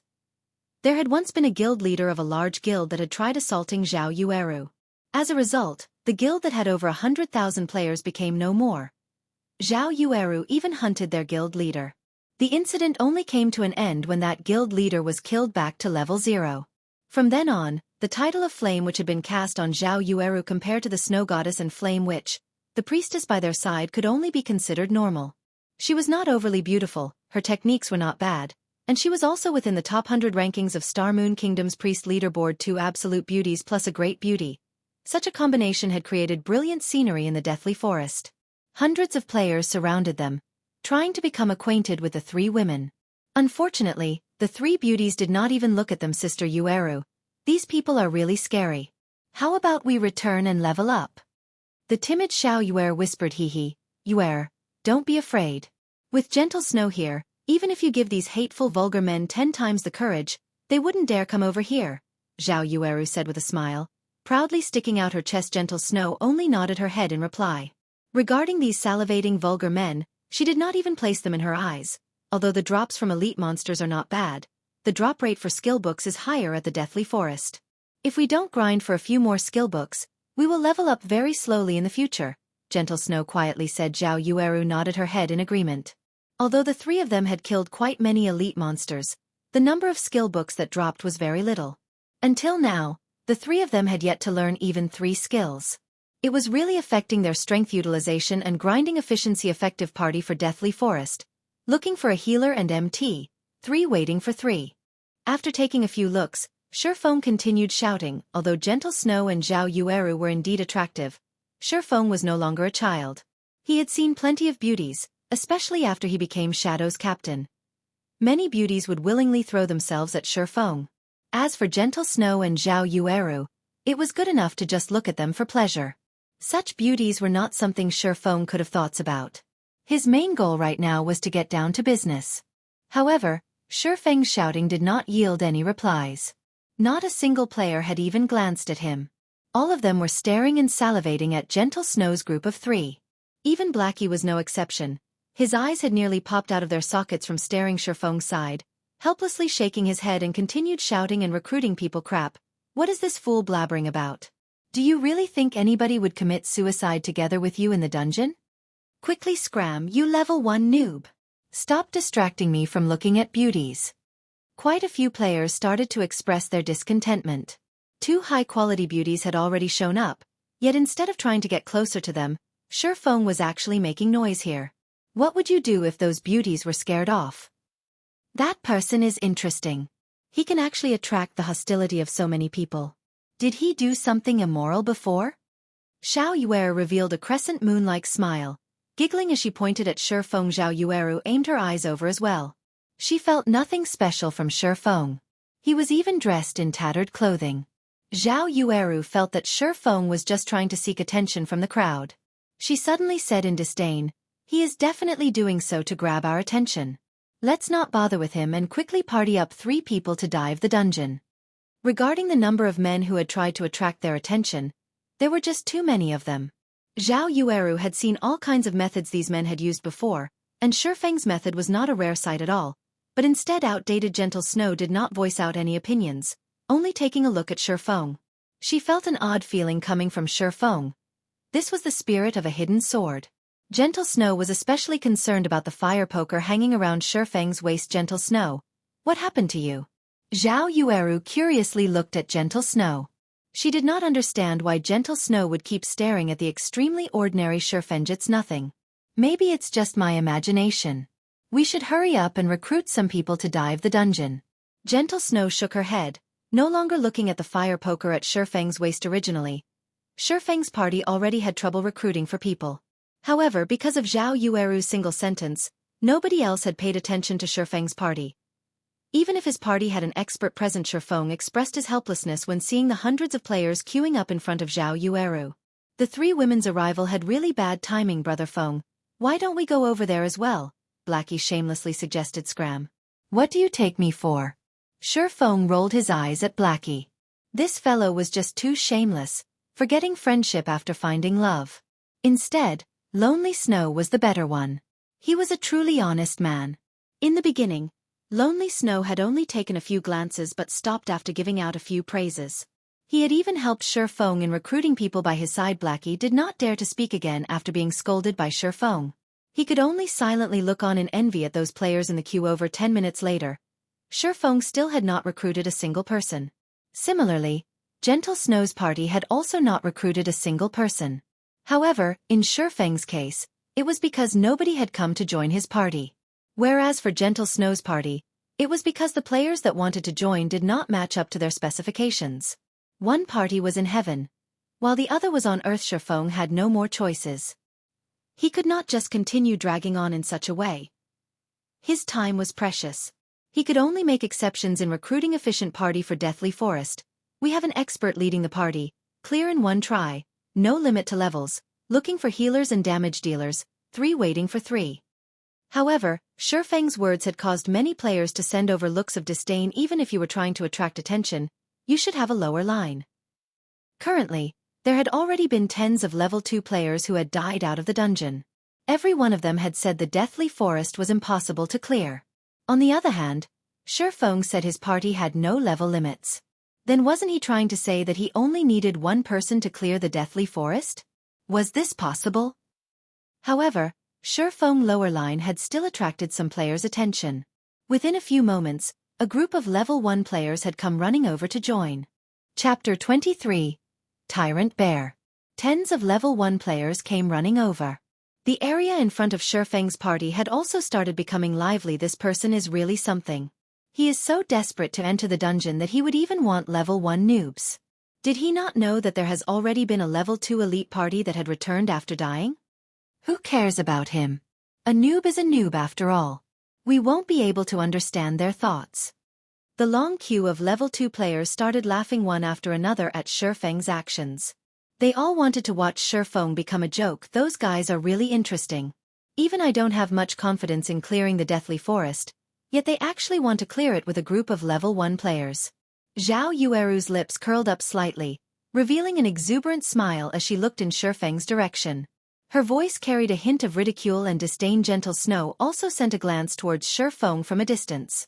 Feng's temperament was both calm and confident. He did not become angry from being laughed at. Every one of his movements was very mature, not much different from the experts in God's domain she had seen before. However, she did not understand from where Feng's confidence came.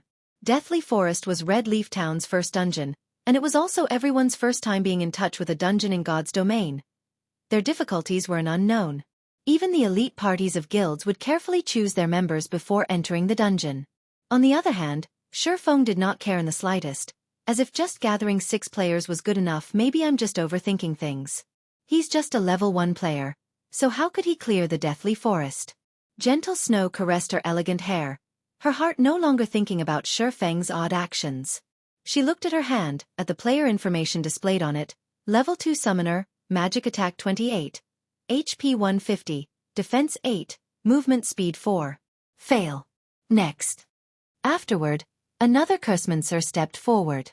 The person tensely sent his own attributes to the snow goddess, Gentle Snow. On the other side, Feng as well was looking at player data. Although he did not have a lower line, he did have a bottom line. The equipment and levels of these level 1 players were much worse than the level 2 players that Gentle Snow's party were recruiting. However, they were still players. As long as they did not simply add their 8 free attribute points early on, the chance of clearing the Deathly Forest with a 6-man party was very high. As for those shield warriors and guardian knights who solely added strength or weapons job but did not add agility, all of them were rejected. Big brother, please party me. Although I am just a level 1 guardian knight, I have a piece of level 0 common equipment. Also, all 8 of my attribute points are still available. I can completely add them based on your requirements. A youth named Kola pleaded, his eyes filled with expectations. Feng was slightly surprised. A guardian knight that did not add any attribute points could actually reach level 1. It was a masterpiece. It had to be known that guardian knights had very low attack, making the killing of monsters difficult. Normally, they would party up to kill monsters. To increase grinding efficiency, they would add a few points of strength. Otherwise, leveling up would be too slow. Guardian Knight Kola. Kola. Kola. When Feng looked at Kola's face, and also his tall and muscular body, he felt that it was somewhat familiar. Suddenly, he entered into deep thought. His memory seemed to have such a person in it. That's right. It's Tyrant Bear. Feng managed to remember it. Tyrant Bear's name was Kola. Tyrant Bear was the core MT of the first-rate guild, Brilliant Stars. During the early periods of God's domain, Tyrant Bear was constantly unsuccessful. He was even kicked out by third-rate guild, Heaven's Crown. After entering Brilliant Stars, Cola suddenly started to shine. He turned from being a normal party's MT into the core elite party's MT in the guild. He was ranked 15th on the Guardian Knight leaderboard of Star Moon Kingdom. Cola was known for both being able to attack and defend. Feng had never thought that the Tyrant Bear would run up to him on his own. Cola was such a shy person as well.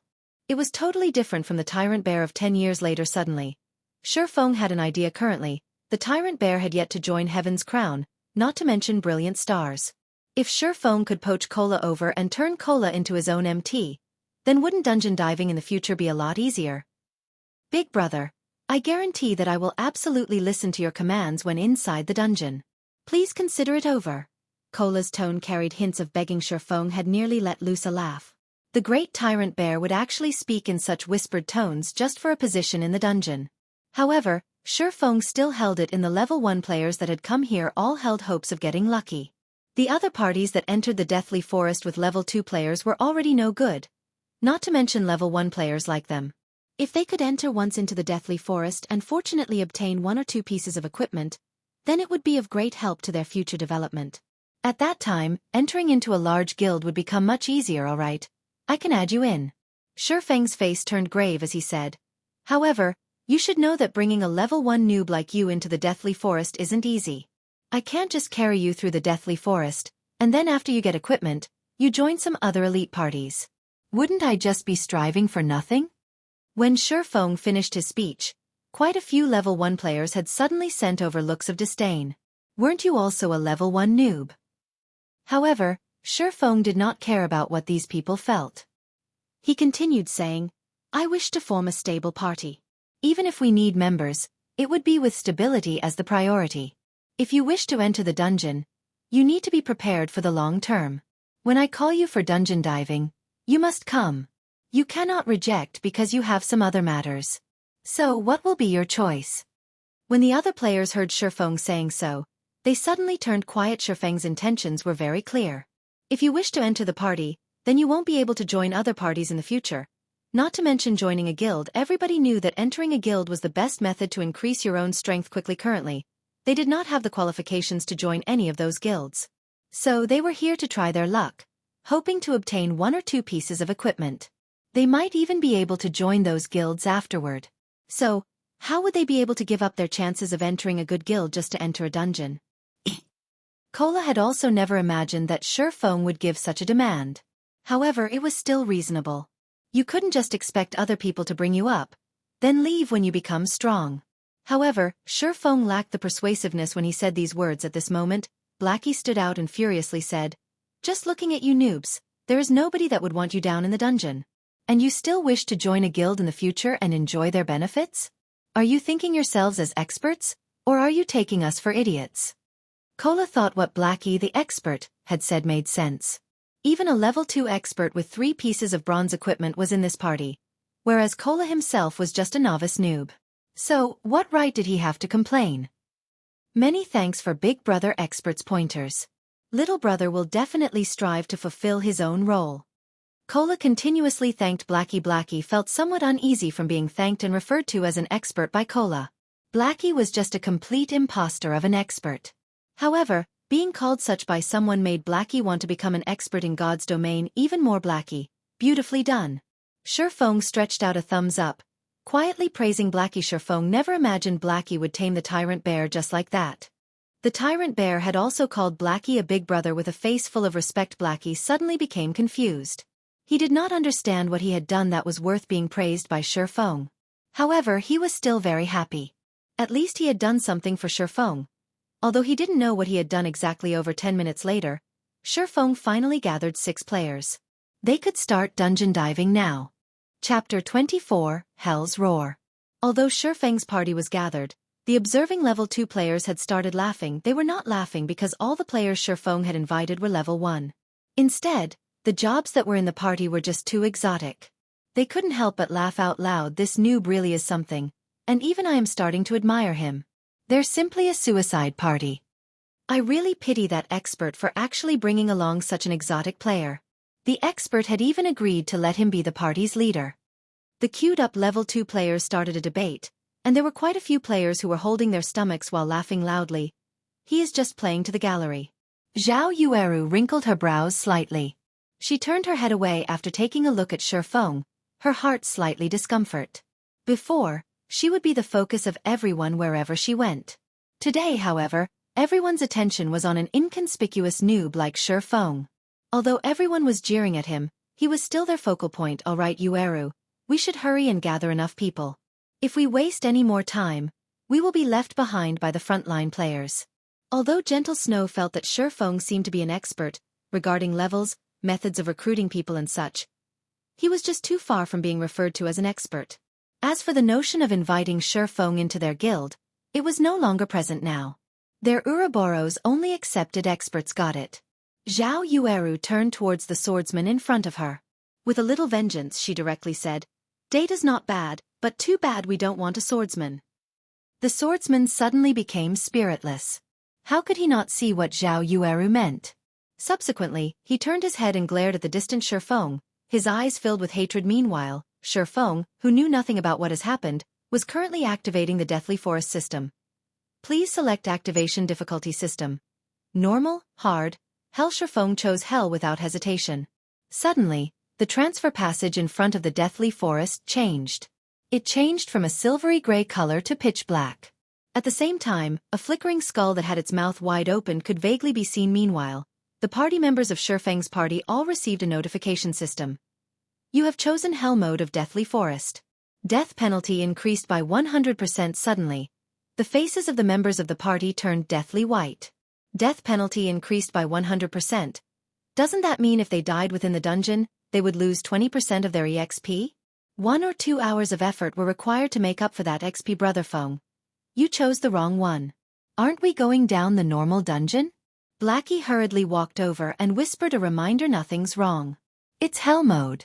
What would I be doing here if it isn't to dive Hell mode? Feng snapped. The drop rate for forging designs was extremely low. If it was normal mode, then Werewolf Felt's drop rate was only 1%. Hard mode had 5% and Hell mode had 30%.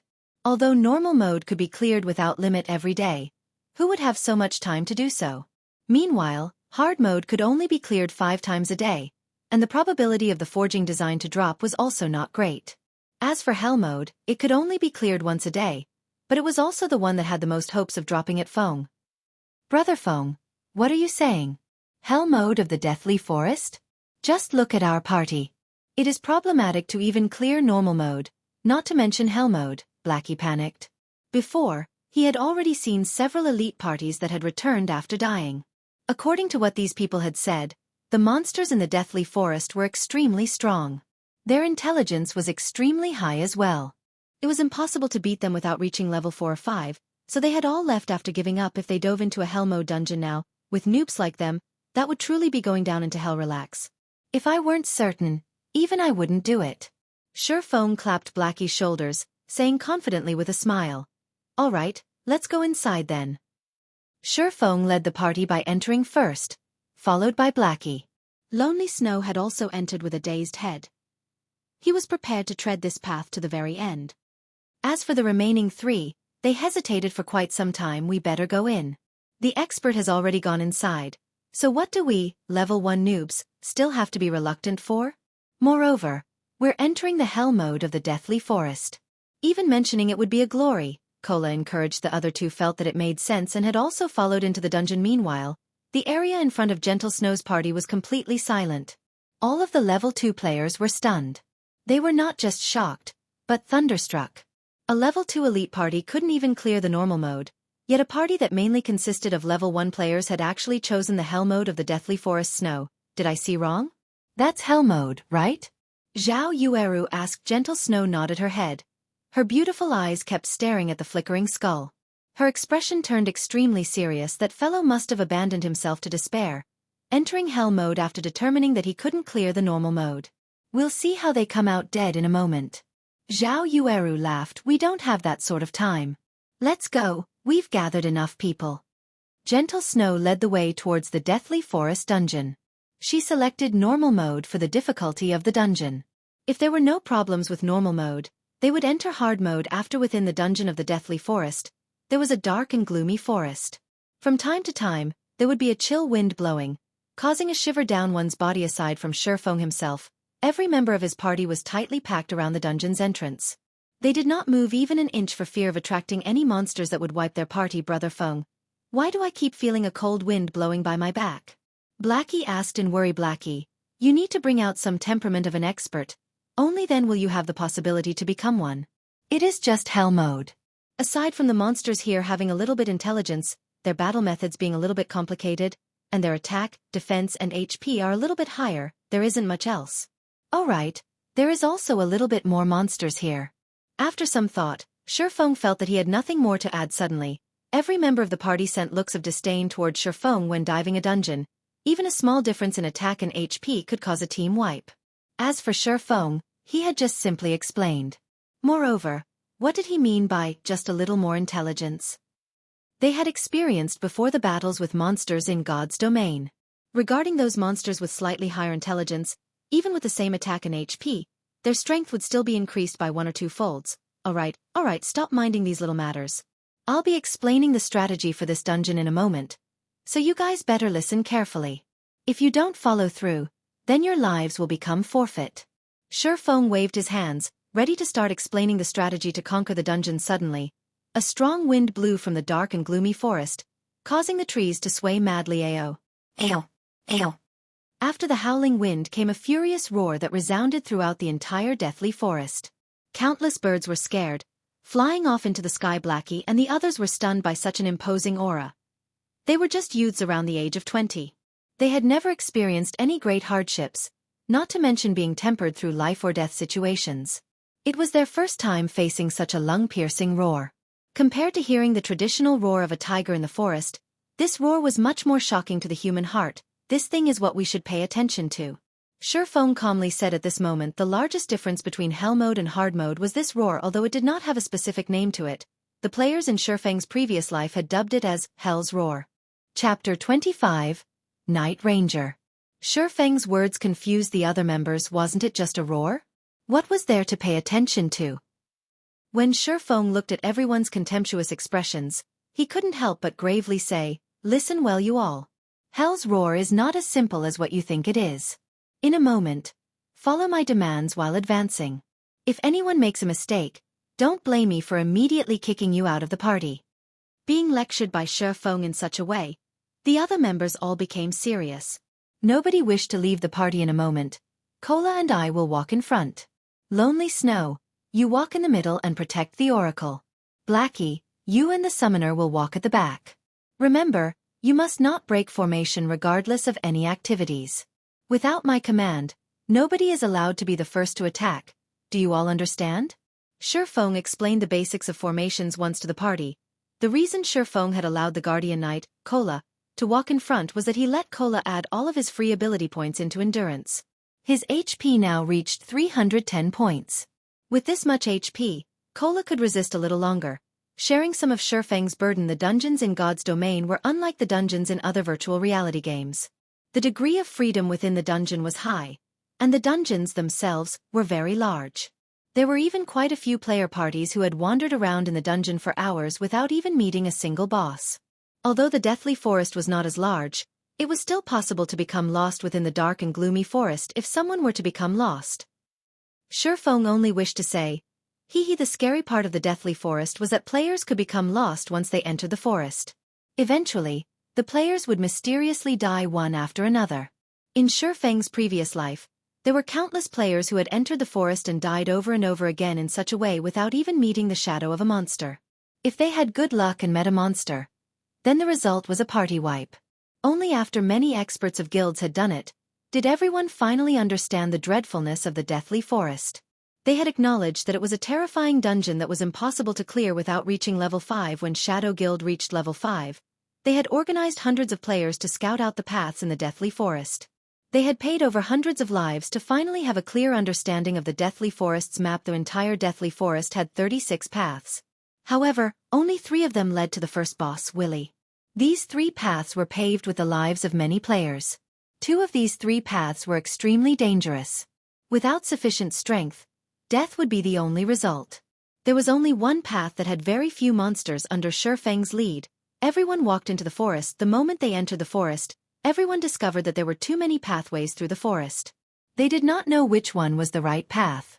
However, Feng had chosen one without hesitation. Everyone else closely followed him while being cautious of their surroundings. After walking for about 5 minutes, they met their first monster.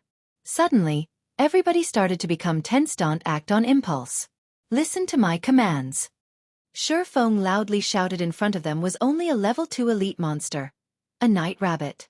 However, due to the dungeon strengthening, its attack, defense, and HP were all greatly increased. Its HP was a whopping 700 points. Cola. You lure the monster over. Oracle, pay attention to healing. Everyone else, don't start the attack without my command. Feng quickly gave out orders. The guardian knight, Cola, gulped down a mouthful of saliva. He carefully walked towards the night rabbit's attack range. Everyone else was nervous to the extreme. Although this was only a level 2 elite, they were currently in the hell mode of a dungeon. However, everyone's nervousness was for naught. The moment the night rabbit with a person's height saw Cola, it immediately dashed over. Cola had very successfully lured the night rabbit over. Moreover, he did not panic when he lured it. He retreated while using his shield to block the night rabbit's attacks. However, even though every attack landed on the shield, the damage was still terrifying. Just a single hit dealt 42 damage. By the time Cola returned to the front of the party, his HP had already dropped by a third. The Oracle, whose name was Drowsy Sloth, had good awareness. He had given out healing the moment Cola entered his casting range. However, every heal could only add 24 HP to Cola. It was completely not enough to stop Cola's HP from falling. Brother Feng, are we still not attacking? Blackie was slightly nervous. At this moment, Cola's remaining HP did not even reach 1/3 of its total. Bringing an Oracle into a dungeon was just a complete mistake. Amongst the healer jobs, Oracles had the weakest healing abilities. However, since Feng had chosen so, Blackie could only acknowledge it. Now that their MT was close to death, it would be unacceptable if they still did not attack. Hold on. Feng resolutely said. Time passed bit by bit. Cola continuously used his shield to block the claw attacks of the night rabbit, whereas his HP continuously decreased. Cola only had 20% HP remaining, yet Feng had yet to give out the command to attack. Just when everyone thought that Feng wanted to give up on Cola, a flying arrow pierced through the forest, shooting directly for the party's Oracle, Drowsy Sloth. Lonely Snow had not reacted at all as Drowsy Sloth was struck directly on his chest. A very great damage of -123 points appeared at this moment. Feng shouted, Sloth, use life payment. Use the damage you received to heal Cola. Blackie, hold back the night rabbit to let Cola recover. Lonely, come with me. Everyone else attacks the night rabbit. Oracles were indeed the weakest regarding healing. However, Oracles had high HP. They would not be easily one-shot. Also, Oracles had 2 skills when they first start out. One was Life Prayer, while the other was Life Payment. Life Payment could turn the damage received by the user into a heal to be used on other players. In the early periods of the game, healers did not possess many skills or equipment. In regards to such a situation, Oracles had a greater advantage over other healers when entering the Deathly Forest. It was the reason why Feng had given up on choosing a priest over an Oracle after finishing his piece. Feng rushed into the forest. Do you think I will let you run away? Feng coldly said as he looked at the dark shadow running through the forest. Wind blade. Feng turned into a phantom, chasing directly forward. The reason why Feng did not let anyone attack the night rabbit was to use Cola as bait. Feng wanted to lure out the dark hand hiding behind the scenes. Although the night rabbit looked terrifying, an elite party could face up to 2 or 3 of them at once without any problems. However, in Feng's previous life, the reason why even a level 5 elite party could be party wiped was that of the dark shadow in front of Feng. This dark shadow used the night rabbit as bait, luring players into attacking it. The dark shadow, on the other hand, would ambush the healers from behind. As the night rabbit was occupying everyone else, there was no way to save the healer. In the end, everyone died inside the Deathly Forest. If players did not deal with this fellow, the result would be a party wipe. With the increased movement speed from Windblade, Feng quickly caught up to the dark shadow. Feng waved out 3 sword slashes, sealing the dark shadow's path of advance. The black shadow knew that it could not escape. It immediately turned around, unsheathing a pair of knives to block Feng's attack. Dang! Dang! Dang! With the Abyssal blade, Feng's strength was frighteningly high. His attacks caused the dark shadow to take 3 steps back, and each step it retreated would be followed by the damage that was over -10. In the end, the dark shadow revealed its figure under the Moonlight Night Ranger, Special Elite. Level 2. HP 1458/1500. Seeing the Night Ranger being repelled, Feng immediately used Abyssal Bind without giving him a chance. 9 pitch-black chains appeared to bind the Night Ranger, preventing him from moving for 3 seconds, and his defense reduced by 100%. Thundering Flash. Chop. Damages of -81, -98, -119, -124 appeared. When the 2 skills landed, a frightening amount of damage appeared, taking away a quarter of the Night Ranger's HP. No matter how capable the Night Ranger was, it could not break free from the binding of the 9 chains. He could only silently take a beating for 3 whole seconds. Feng was unrestrained as he sent out sword slash after sword slash, piercing through the vital point on the Night Ranger's chest. By the time the Night Ranger broke free from the bindings, his remaining HP did not exceed 700 points. Wretched human. The Night Ranger was enraged. He brandished his twin blades like a gale, engulfing Feng. At this moment, Lonely Snow finally caught up. A charge from him had caused the Night Ranger to enter a fainted state, at the same time breaking the Night Ranger's gale-like blade. Feng took the chance to slash at the Night Ranger's neck. Lonely Snow also brandished his large axe at the Night Ranger. By the time the Night Ranger had awoken, he only had a remnant of his HP left. The Night Ranger abruptly hacked his twin blades towards Lonely Snow, sending him flying backward and dealing 64 damage. The Night Ranger turned his head to stare at Feng, once more brandishing his twin blades and slashing horizontally towards Feng's neck. Dang. Feng used Parry with his sword. Without giving the Night Ranger any chances to retaliate, Feng lifted up the Ranger and tossed him back. Then, Feng followed up with a couple of sword strikes, finishing off the Night Ranger. Feng conveniently picked up the 2 items that dropped, then immediately ran towards Cola's location to provide help. Laying by the side, Lonely Snow became dumbfounded after seeing Feng's agile skills. His heart filled with shock. Lonely Snow had even forgotten to follow Feng to support. There was such a way even to kill monsters? Chapter 26. Miraculous Technique. By the time Feng returned to the party, the elite Night Rabbit only had 1/3 of its HP remaining. Everyone had coordinated properly. Cola tanked in the front alone, while the others vigorously dealt damage. However, to control aggro, Blackie did not madly deal damage. Instead, he used Evil Whip to pin down the Night Rabbit, giving Cola some breathing space. Cola's performance was also very good. He steadily tanked the monster, and he also had good control over aggro. Cola was not at the level of a novice, but there was still a long road ahead before he became an expert. Cola, don't always try to block with your shield. It isn't a must to block an attack like the other virtual reality games. You can also dodge to avoid an attack. That way you could reduce the stress on the healer. For everyone else, focus your attacks on the target. Don't just randomly attack, aim your attacks at the wild rabbit's claws or other weak points. That way, you can reduce a lot of burden on the MT. Feng did not directly go up to help Cola, but instead, he taught everyone how to battle against monsters. If everyone battled while regarding God's domain as a traditional game, the results would be disastrous. This was because the healing given out was usually far from being able to keep up with the damage received. Some parties would bring an extra healer. However, this would result in the damage being insufficient. The result was still a party wipe. Players only slowly got used to the combat style in God's domain several months after the game opened. The players then would no longer be as cute and simple as they were now. Feng wanted to cultivate everyone to build a foundation for his future workshop. So naturally, he needed to let these people learn the combat styles of God's domain earlier. Everyone thought Feng was also a noob, so they held slight dissatisfaction within their hearts. The expert did not say anything, so why was a noob like him giving out commands? However, Feng's words made sense, so they still consciously did as Feng said. Cola had also started to change his battle style. He was no longer using his shield to block the attacks rigidly. Instead, he retreated a step back when the wild rabbit launched its attack, taking the chance to avoid it. Although Cola still needed to use his shield to block most of the time, it had still greatly reduced the burden on the healer. Such a change allowed killing the Night Rabbit to become even easier. The few level 1 noobs were also slightly surprised. There was some change in their opinions towards Feng. Feng was not as unbearable as they had imagined him to be. Feng only smiled at this situation. He did not mind their thoughts at all. Feng only felt that Cola was quite good after seeing his performance. Although Cola was a first-rate expert 10 years later, he currently was still far from that point. If it were an expert MT, they would not retreat, but choose to dodge the attack without even moving.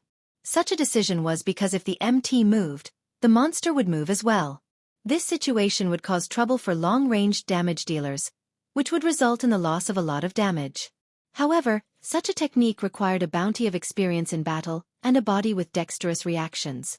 Cola still needed a lot of training. The elite Night Rabbit fell within a moment. It dropped a skill book for Berserkers, Whirlwind Slash. It also dropped 3 coppers. Everyone could not help but be amazed by the drop rate of Hell Mode. A skill book dropped just after they killed an elite monster. If they killed over 10 elite monsters, then wouldn't they be able to obtain over 10 skill books? It should be known that skill books were extremely rare, and even a common skill could sell for 1 silver. Feng naturally knew of their thoughts. However, not even Hell Mode had that high of a drop rate. It was only 3 to 4 times that of Hard Mode. Afterward, Feng passed Whirlwind Slash to the stupefied Lonely Snow. Then he passed a level 1 bronze defensive plate armor to Cola. The Night Ranger dropped the armor. With these items, the party's strength slightly increased. Cola's mouth could not close after receiving the defensive plate armor. He hurriedly thanked Feng for it. With this bronze plate armor, not only had Cola's defense increased by 14 points, but his HP had also become 350 points. Aside from Feng and Blackie, everyone else on the scene was filled with envy. Bronze equipment was the identification of an expert. Outside the dungeon, it was impossible to obtain a piece of bronze equipment, even if you begged for it. And this piece of equipment was obtained by Feng alone. Yet, Feng gave it to Cola without hesitation. Everyone's opinion towards Feng changed quite a bit. They felt such a party leader was not bad at all. Feng was unlike the other party leaders who would prioritize themselves when equipment dropped. As for bronze equipment, forget giving it away to a temporary party member. They would definitely keep it for themselves afterward. Everyone followed Feng as they advanced. Although the dark and gloomy forest was scary, everyone was no longer as nervous as they were before. Going through a stimulating fight from time to time, 1 or 2 patrolling elite night rabbits would appear in front of them, and they would also respond to it quickly. When there were 2 night rabbits, Cola would tank one of them, while Feng and Lonely Snow would rush over and kill the other.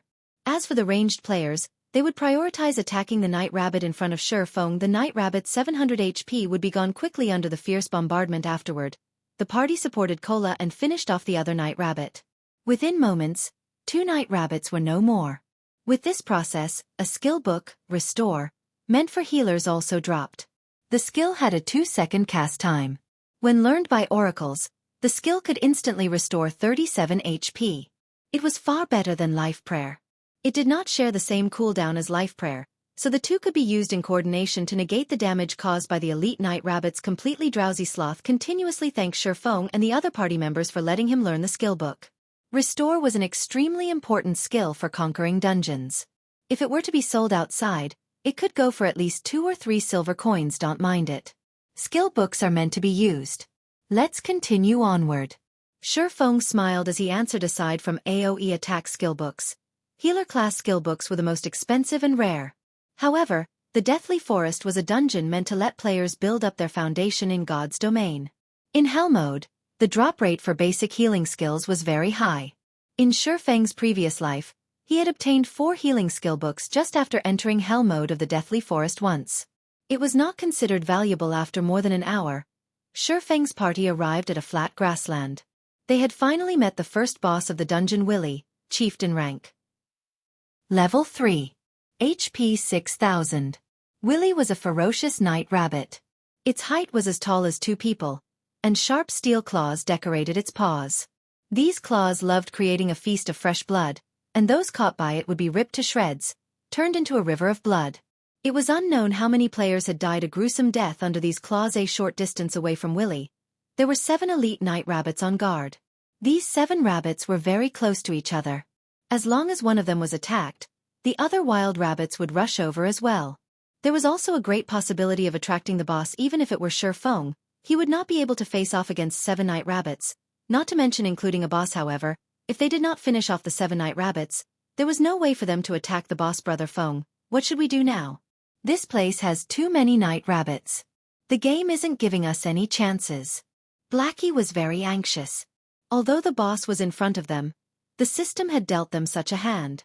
This difficulty was just too great. No wonder it was a hell mode dungeon. It was impossible to pass through without absolute strength. The system setting also angered everyone. Who could fend off 7 elite night rabbits? Even a level 5 guardian knight would not be able to do it. You all wait for me behind that rock. Cola, get ready to receive the monster. Everyone else is not allowed to attack without my command. Feng pointed towards a large rock nearby. Feng naturally knew that there were 7 elite night rabbits here. Everyone abided by Feng's command without question. All the monsters they had killed on the way here relied on Feng's commands for success. They killed quite a lot of night rabbits, and everyone had obtained 1 or 2 pieces of bronze equipment. Blackie even had 5 pieces of bronze equipment. Their party's strength has definitely surpassed the other elite parties. The credit for such an achievement belonged to Feng's commands. As for Feng, he had run to a location that was 40 yards away from the 7 night rabbits. He quietly hid within the bushes, observing the night rabbits' every movement. Everyone understood that Feng was trying to lure monsters. However, the 7 night rabbits were too close to each other.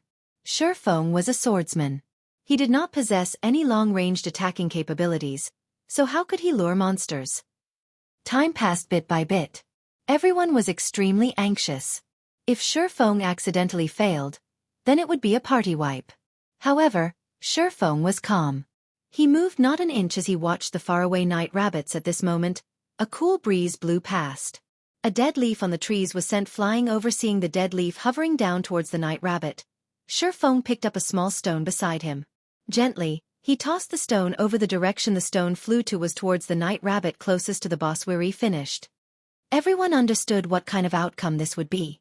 It would definitely be a combination of 1 boss and 7 night rabbits rushing towards them, turning them into blood sacrifices. The moment the stone was about to hit the night rabbit, the dead leaf just happened to have blocked between the stone and the night rabbit. The stone struck the dead leaf, smashing it onto the night rabbit. The night rabbit abruptly turned to look at its surroundings, only discovering a leaf. However, how could a leaf hitting it be so painful? Subsequently, the night rabbit left its unit to observe the surroundings. It looked around aimlessly, not knowing what it was trying to find. It had unknowingly moved over 20 yards away from its unit, and it was still moving further and further away. Too godly. Lonely Snow could not help but exclaim. His eyes had nearly popped out of their sockets. Everyone else had dumbly nodded as well. What kind of accurate judgment and aim was required to hit the dead leaf while hitting the night rabbit, and thereby confusing the night rabbit's hatred, causing it to look for its target blindly? Even calling it as an ultimate skill was not excessive. Was Feng really a noob? He couldn't be some gaming god here to make a fool of them, right? Summoner, the rest is up to you. Feng walked to the rock's location. He looked at the summoner, clapping the person's shoulders as he spoke, smiling. Chapter 27. Feng's Improved Party. Hearing Feng's comment, the summoner, Gluttonous Mouse, suddenly panicked. He did not understand what Feng wanted him to do. If he had performed badly and was kicked from the party as a result, he would regret it until he died. It was hard to find a good party during this time, not to mention a party with an expert leading it. It was impossible to join such a party, even if you begged. Relax. I won't let you do anything dangerous. You just have to summon out a flame sprite and follow my instructions. You don't have to do anything else, Feng said with a smile, trying to ease the nerves of Gluttonous Mouse a little. Currently, summoners were not strong, mainly due to the incapability of their skills. A summoner's method of attack mainly relied on their summoned creatures, whereas their normal attack was the low-damage magic bullet. However, a summoner with awesome skills could become a one-man army. It was especially true for summoners who could call out powerful elemental creatures. They could kill elite monsters as if they were just playing around. Party leader, rest assured, I'll definitely do it. Gluttonous Mouse loudly said, his tone filled with respect. He was like a student who had met his teacher. Everyone else, distance yourselves from that rock. 20 yards away from it would be the best. Pay attention not to lure the other monsters. Feng turned around and said to the other party members. Yes, party leader. The other party members loudly replied. Their current attitudes were completely different from before. Feng was slightly shocked by everyone's performance. Why was each and every one of them so obedient all of a sudden? However, Feng did not know that the single stone he threw just now had completely shocked every one of them. They were filled with admiration towards Feng's stone-throwing technique. Such skill and accuracy were definitely not something a normal person could do. Professional players might not even be able to do so. Worshipping the strong was a common sight within a game. These level 1 noobs were no exception at this moment. The gaze everyone used to look at Feng was completely different. Before, they merely felt that Feng was a good commander. Now, however, Feng was a strong person they worshipped. They had faintly grown a sense of reverence for Feng. Standing to the side, Blackie clapped Lonely Snow's shoulders, proudly saying, "How is it? Following Brother Feng isn't bad, right?" Lonely Snow silently nodded his head, rejoicing for the decision he made to follow after Feng. Feng was definitely a beta tester expert. Without sufficient experience and practice, such techniques were impossible to accomplish. Only a beta tester could possibly do it. Ha ha ha. What do you plan to do in the future? Blackie suddenly asked. He started to hatch ideas towards Lonely Snow. Blackie wanted to poach Lonely Snow for their workshop, even though the workshop was still non-existent. There was a 100% chance for Cola to join them, but Lonely Snow still did not have any plans to move in such a direction. The future? Lonely Snow had never considered it before. He was but an average player. He did not have any big ambitions, only wanting to earn some cash from playing games. He said honestly, "I have never considered it before." "I see that your techniques are quite good. Why don't you join us for now?" Blackie nonchalantly asked. Really? Lonely Snow had anxiety about his future after Blackie's question. He did not know where he wanted to go. If he could party with an expert, then it could not get any better, of course. However, we still need to look at your future performance. We don't just simply accept people, Blackie proudly said, pretending to be an expert. "Thank you, Brother Black." Lonely Snow happily responded. He never imagined his luck would be so great as to be noticed by an expert. Seeing Lonely Snow agree, Blackie released a sigh of relief.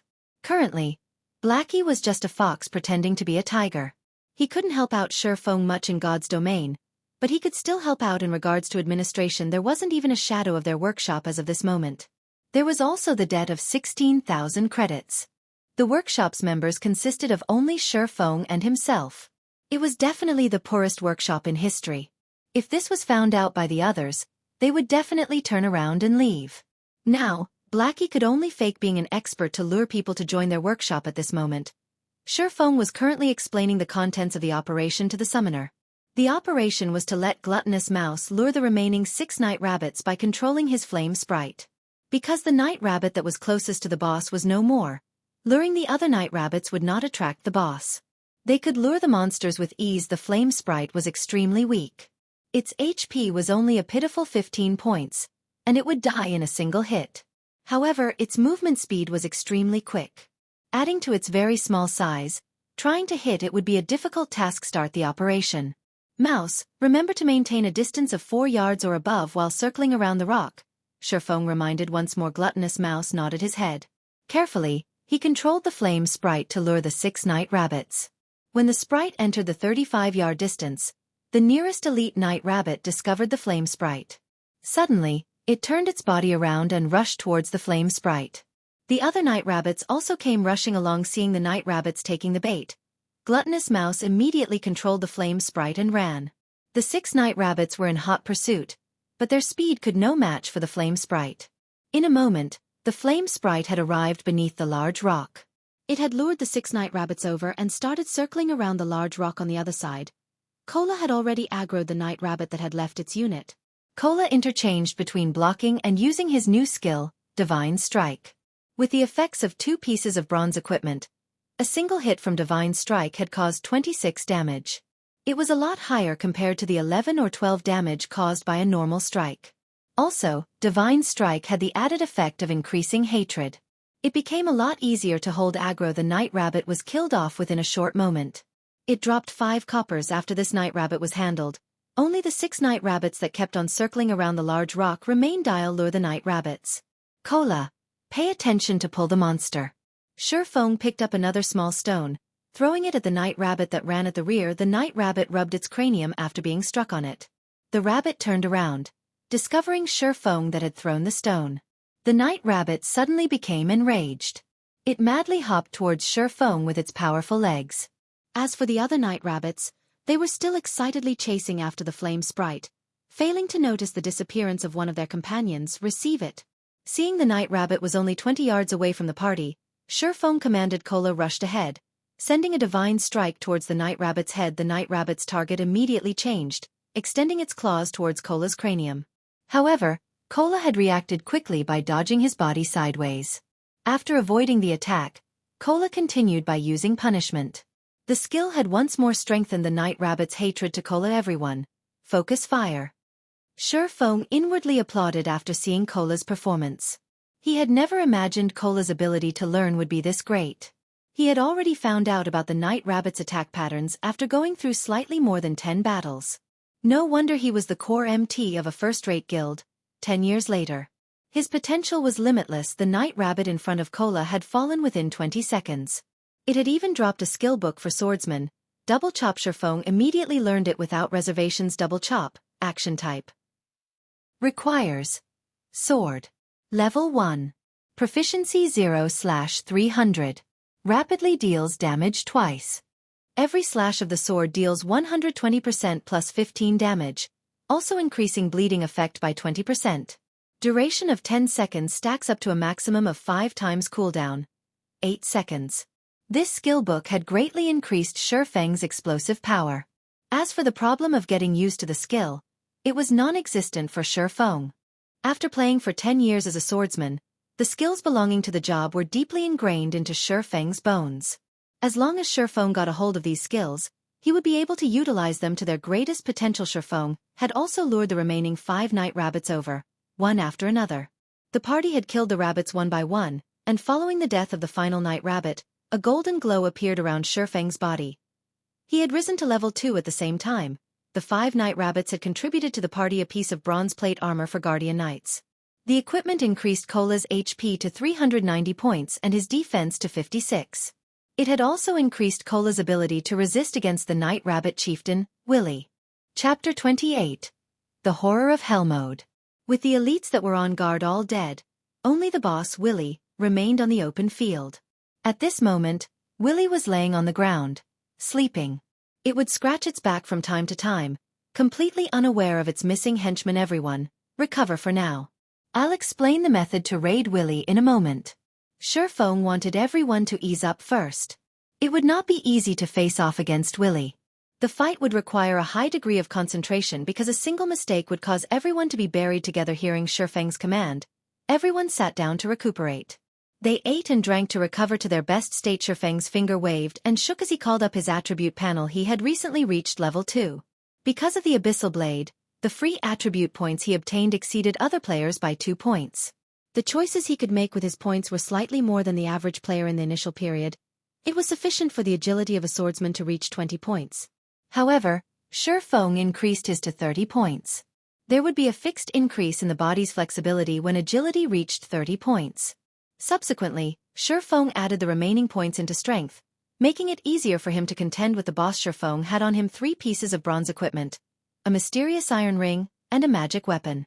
Feng attributes had basically reached his own requirements. Character: Yi Feng, human.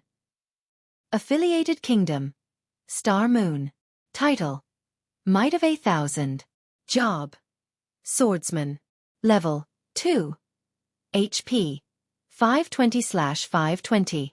Attack power: 88. Defense power: 39. Attack speed: 15.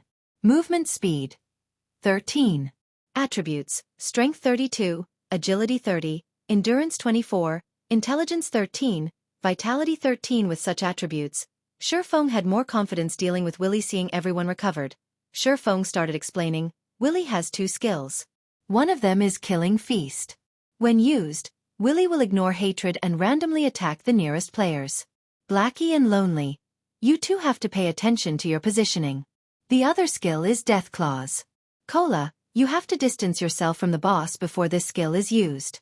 Lonely Snow, pay attention to interrupt the boss. I'll remind you when the time comes. Another point to take note of, Willy is very smart, so don't keep on using the same attack pattern. Alright, that's it. If we're ready, then start the battle. Cola. Brother Feng, is there nothing else we have to pay attention to? Blackie walked up to Feng's side, whispering this place was the hell mode of the Deathly Forest. Not everyone was an expert, as well. However, Feng's explanation was so simple that it made them feel conquering this boss was very easy. However, there were so many elite parties which had died inside normal mode, so how could hell mode be so simple? Party leader, are there no details we need to pay attention to? Everyone was very worried. They all held anticipation in their gazes as they looked towards Feng, hoping that he would speak more about the finer details. They were noobs, so there were a lot of things they did not understand. In regards to an expert like Feng, the things he felt were common knowledge, were definitely not common to noobs like them. Elites could not be compared to a boss. The other elite parties must have definitely died at the hands of the boss. Although their equipment was better than an elite party's, they were still level 1 noobs. They clearly knew their own worth. You guys worry too much. Relax. When the time comes, I'll tell you what you should do and when you should do it, so don't worry about it. Cola, start the fight and remember to dodge more often. A single healer will not be able to match up to the boss damage, Feng smiled. He felt his party members were quite interesting. They were much more serious about the details than he had thought. In his previous life, Feng had entered Hell Mode dungeons countless times as the captain of Shadow. There was also no lack of 100-men dungeons amongst those times. So, how could he not know how to guide a few noobs to beat a small boss? Cola had no choice but to go at it hard. Willy abruptly leaped up the moment Cola entered its detection range. Its mouth salivated when it saw Cola, and its 2 pairs of steel claws intertwined to produce sparks. Cola had clearly stimulated Willy's heart of massacre. It lifted its steel claws and hastily dashed towards Cola. Start casting heals. All damage dealers prepare to attack Willy's limbs. Feng commanded when he saw Willy's menacing appearance. Just when Feng finished speaking, Willy had arrived before of Cola. Before Cola could react, its sharp claws had fallen from the sky, slashing at Cola's neckping. Cola instinctively used his shield to block the steel claws, forming 3 brilliant streaks of sparks. There were also 3 claw marks left on the shield. Due to the immense rushing force, Cola was forced to retreat 5 or 6 steps as he stabilized his body. Above his head, a damage of -103 appeared before Cola could even attack. Willy once again waved out its steel. This time, Cola was sent flying with his shield, and a damage of -105 points appeared. Only at this moment did the heal land on Cola, recovering 43 HP for him. It was a truly insignificant amount when compared to the damage Cola received. Everyone was shocked. The movement speed and damage of the boss was too horrifying. If Cola did not possess 2 pieces of bronze equipment, or if he did not block the attacks with his shield, he would have simply died from these 2 strikes. Lonely Snow, use charge on Willy. Blackie, use evil whip. Feng had long since expected such a situation. He quickly instructed Blackie to use a binding skill. Lonely Snow reacted by using a charge to block Willy's next attack and saved Cola's life. However, Lonely Snow's attack had only caused -11 damage to Willy. He became dumbfounded by it. He had added most of his attribute points into strength, and he even had 2 pieces of bronze equipment on him. Yet, he had dealt such a small amount of damage. It should be known that the boss in front of him had 6,000 HP. Blackie also finished chanting from the side, sending out his evil whip. 5 streaks of pitch-black thorns suddenly constricted Willy's leg. Feng took the chance to circle around to Willy's rear. With the abyssal blade in hand, he used double chop on Willy's neck, causing -66 and -67 damage. His attack also caused a bleeding effect, causing Willy to lose 8 HP every second, lasting for 10 seconds. The high damage immediately caused Willy to switch its hatred to Feng. However, Feng did not give it any chance. With his 30 agility, Feng easily dodged away from the steel claws, appearing 5 yards away from Willy. Ao. Ao. Ao. Willy furiously bellowed as it rushed at Feng. Ranged players start attacking. Cola, come over and hold Willy after you're done recovering. Feng systematically retreated while he dodged Willy's claws. However, the others watching Feng were shocked to their souls. This was because Willy's claws would graze by Feng's cranium every time it attacked, blowing his hair into a dance. Although everyone was shocked, they never stopped attacking. Magic attacks were sent out one after another, whereas Lonely Snow used Whirlwind Slash at Willy's rear. However, not one of those damages had exceeded -20 points. Willy's HP slowly decreased. When it was occasionally struck by Feng, its HP would drop by a segment. Willy's HP had fallen to 90% within a moment. Willy became enraged as it started a mad dance with its claws.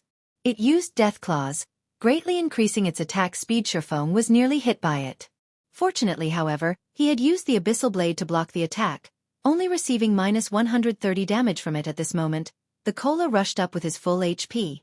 He used a divine strike on Willie's head, followed by a punishment.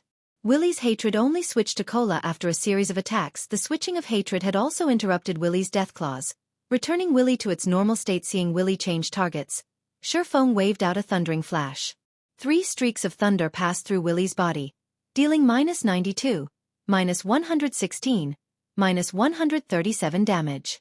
At the same time, giving Willie a damage amplification effect, it allowed others to deal 20% more damage to it. The fight with Willie became much easier. Blackie was sending out dark arrows without stopping, each dealing over minus 50 damage, whereas the others only managed to deal over minus 20 damage to Willie.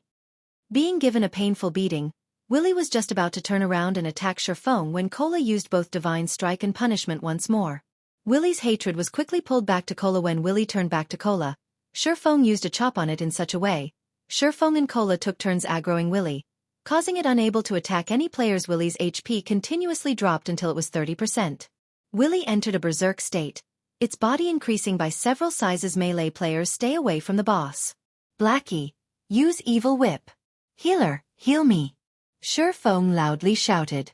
In its current state, Willie was definitely going to use its big move.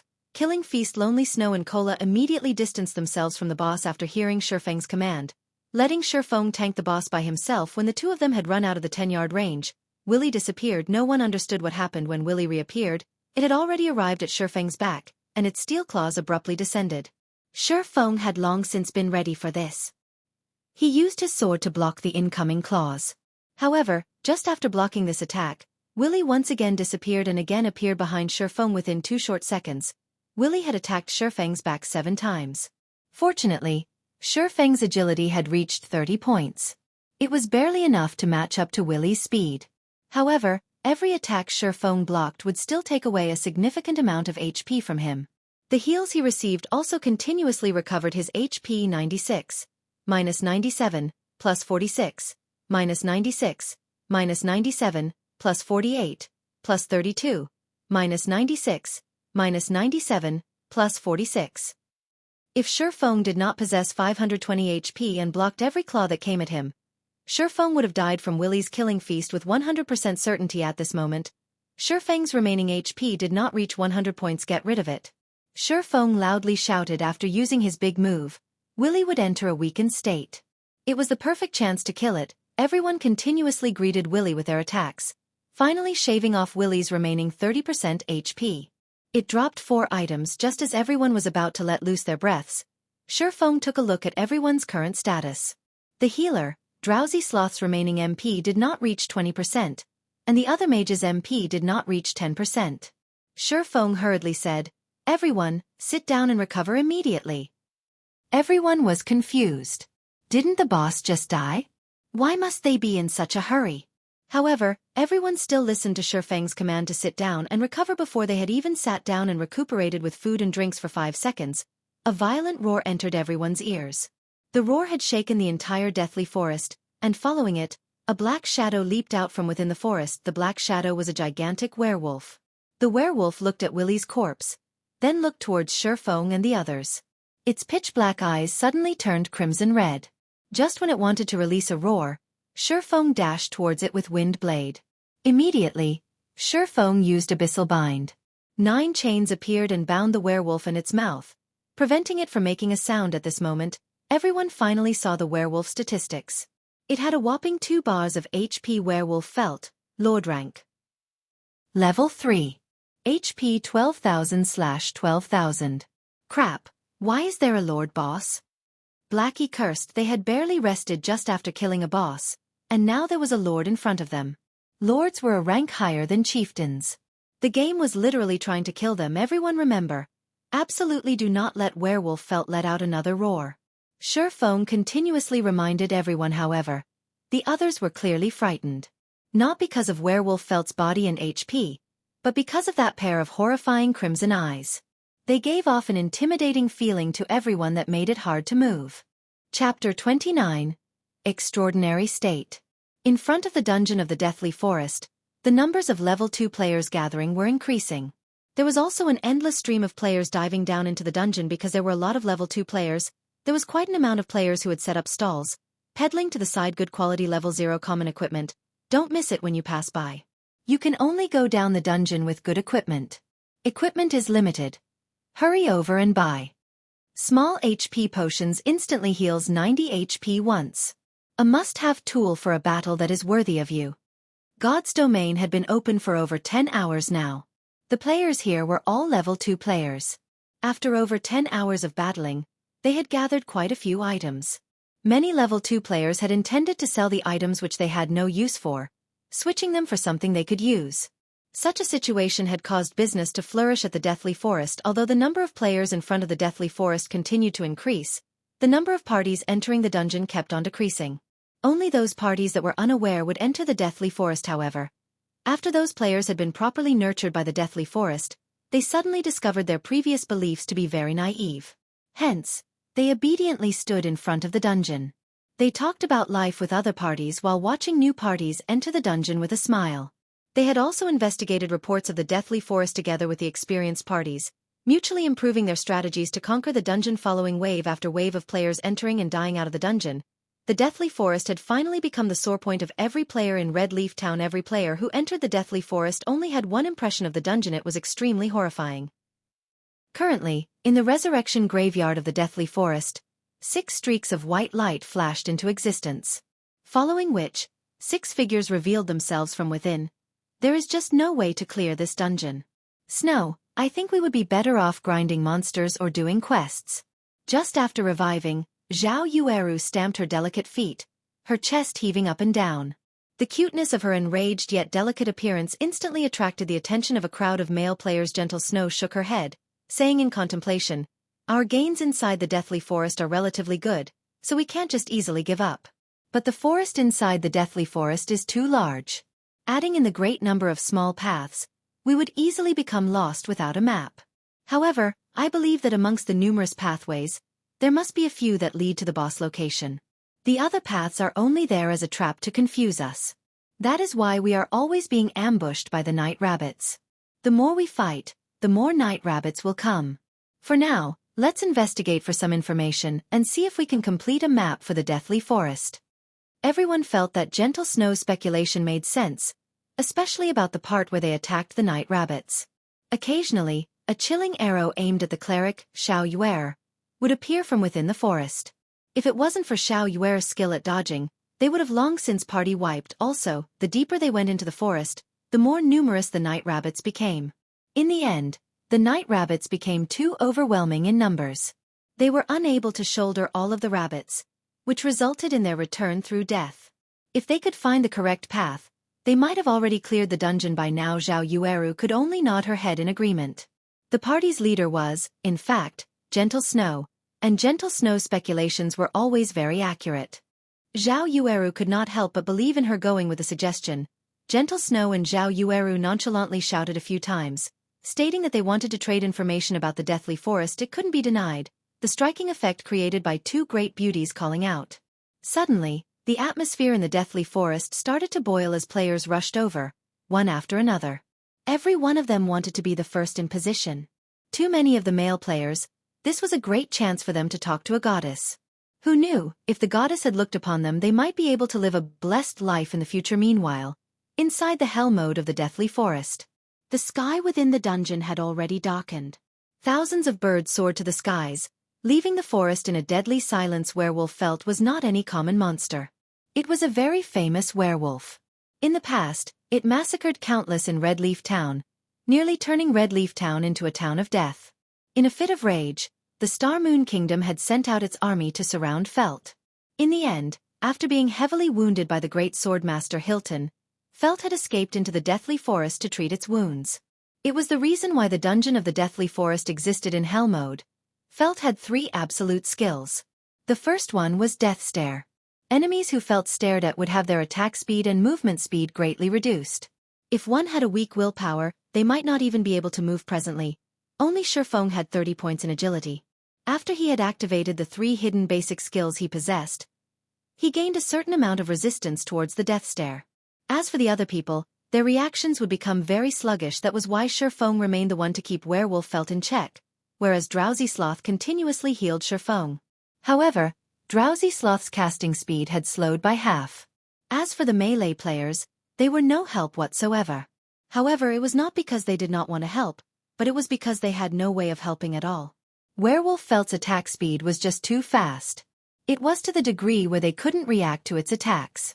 It was as if they were facing off against an expert that came straight out from a Wuxia novel. Normal people had no chance to interfere whatsoever. They would only be creating more trouble if they had rushed up to the battle. So, it was still better to just watch from the side. Currently, only the ranged mages dealt damage. However, the damage caused was just too low. Even Blackie's dark arrows were only dealing -24 damage each. Lonely. Interrupt the roar. Seeing Felt abruptly inhaling, Feng immediately shouted. Lonely Snow had long since prepared for this moment. Immediately, he went forward and used charge, causing Felt to enter a 1-second fainted state. Then, he quickly retreated. Feng took the chance to use Thundering Flash, Double Chop, and Chop. One attack after another landed on Felt's chest. Before Felt could even regain its breath, it had spat out a mouthful of blood. Feng had caused a terrifying -500 damage to it within an instant. Felt's HP had fallen to 78%. Everyone watching became dumbfounded. Regarding Feng's powerful actions, they only had one word to say: amazing. They were even more impressed by Feng's eyesight. He had actually discovered such a weakness on Felt's body. Now, everyone was further reassured that Feng was not as simple as he seemed. However, Feng did not display any great excitement. Although they had interrupted Hell's Roar and avoided a party wipe, this would create a reverse effect. After spitting out a mouthful of blood, Werewolf Felt's condition became much more pleasant. It spun its head around and immediately slashed its sharp claws at Feng. The slashing speed of Felt's claws was even a notch quicker than before, filling the sky with the afterimages of its claws. However, Feng was not a weakling either. Strength, agility, and endurance. Feng activated the hidden basic skills of all three of these attributes. With these skills activated, it meant that Feng's constitution was no longer that of an average player, but an extraordinary one. Feng's greatest asset in coming into the Deathly Forest was this extraordinary state which he could activate at any given moment. With it, he could do things that normal players couldn't. Under a sky filled with after images of claws, Feng could still remain safe and sound. It was as if Feng was dancing under the afterimages. Occasionally, Feng used his sword to fend off the attacks which he could not avoid. This was the power of being under an extraordinary condition. His 5 senses became extremely sensitive, and his brain's processing abilities became exceptionally focused. Feng could utilize his body to its greatest potential. If it was an average player, however, they would be unable to carry out such feats.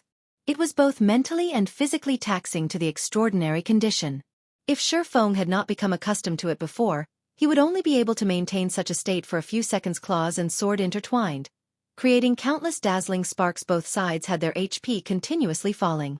Fortunately, Feng was able to survive the exchange with Drowsy Sloth's timely heals afterward. Under Feng's command, Lonely Snow would occasionally interrupt the Hell's Roar, while Cola would hold back Felt whenever Feng was in danger, and Blackie would use Evil Whip to contain Felt's movements. In such a way, Werewolf Felt's HP continuously decreased: 70%, 60%, 30%. Everyone stand in a straight line facing the boss. Quickly. Feng hurriedly shouted when he saw Werewolf Felt's HP nearing 30%. Werewolf Felt would become the most frightening when its HP decreased to 30%. During this time, it was impossible to interrupt the Hell's Roar. They could only take it head on. No one had any hesitation. They knew that the boss was about to go berserk. They immediately took action, forming a straight line against Werewolf Felt, while also maintaining a 30-yard distance away from it. The moment Werewolf Felt's HP reached 30%, its fur started changing colors. Within a moment, its fur had become snow white, and 2 streams of blood leaked from its eyes. Its chest also started to quickly expand, as if it was a swelled-up frog. Feng immediately activated Gravity Liberation, quickly arriving in front of everyone else. Cola, use Protection Blessing on me. Feng loudly shouted. Protection Blessing was able to reduce the damage taken by a party member by 50% for a duration of 6 seconds. It was a life-saving skill with a 5-minute cooldown, and right now was the perfect moment to use it. Protection Blessing of Guardian Knights and Shield Wall of Shield Warriors. These 2 skills had a high drop rate inside the Hell mode of the Deathly Forest. Before, the reason why Feng had wasted time on clearing out some unnecessary night rabbits was all to obtain this skill, Protection Blessing. Chapter 30. Crimson Blade. Kola had long since been ready for this moment. The instant Feng let out the command, his mouth began chanting divine texts. Streaks of golden divine texts rushed at Feng Protection Blessing. Suddenly, Feng was surrounded by countless golden divine texts, giving off a dazzling golden glow at the same time. Drowsy Sloth, at the rear of the line, continuously cast Recover and Life Prayer, pulling Feng's HP back up to full and returning him to his best condition. Prepare for a battering attack. Absolutely do not leave from my back. Seeing Werewolf Felt's line of sight shifting towards them, Feng held the abyssal blade across his chest as he commanded. Hearing Feng's words, everyone started to tense up. Their hearts were not courageous, to begin with. Now, their hearts started to madly beat. They were being covered in a cold sweat even before Werewolf Felt used its skill. Suddenly, Werewolf Felt moved. Its expanded chest started moving upwards, moving past its throat and to its mouth. Within an instant, everyone aside from Feng felt their hearts stop beating. It was as if the world had turned gray and silent. The soaring birds in the sky had also turned motionless. Everyone could clearly see the multitude of gray-colored waves being emitted from Werewolf Felt's body. Streak after streak, it continuously expanded. The dark gray ripples quickly arrived in front of everyone. However, they could not move even a muscle. It was not because they did not wish to move, but because their bodies could not keep up with the speed of their thoughts. Everyone could feel that time was moving by at an exceptionally slow pace. However, everyone understood that although the movement of time appeared slow, in reality, it was moving at the pinnacle of speed. Just like absolute experts crossing swords, the moment the exchange happened, time would move exceptionally slowly. At this moment, only Feng slightly moved. Phantom Kill. The instant the dark gray ripples arrived in front of Feng, his doppelganger had blocked in front of him. At the same time, the doppelganger used Parry. Subsequently, the gray ripples made contact with the doppelganger. However, they were blocked by the doppelganger's parry, whereas the doppelganger himself retreated a step back.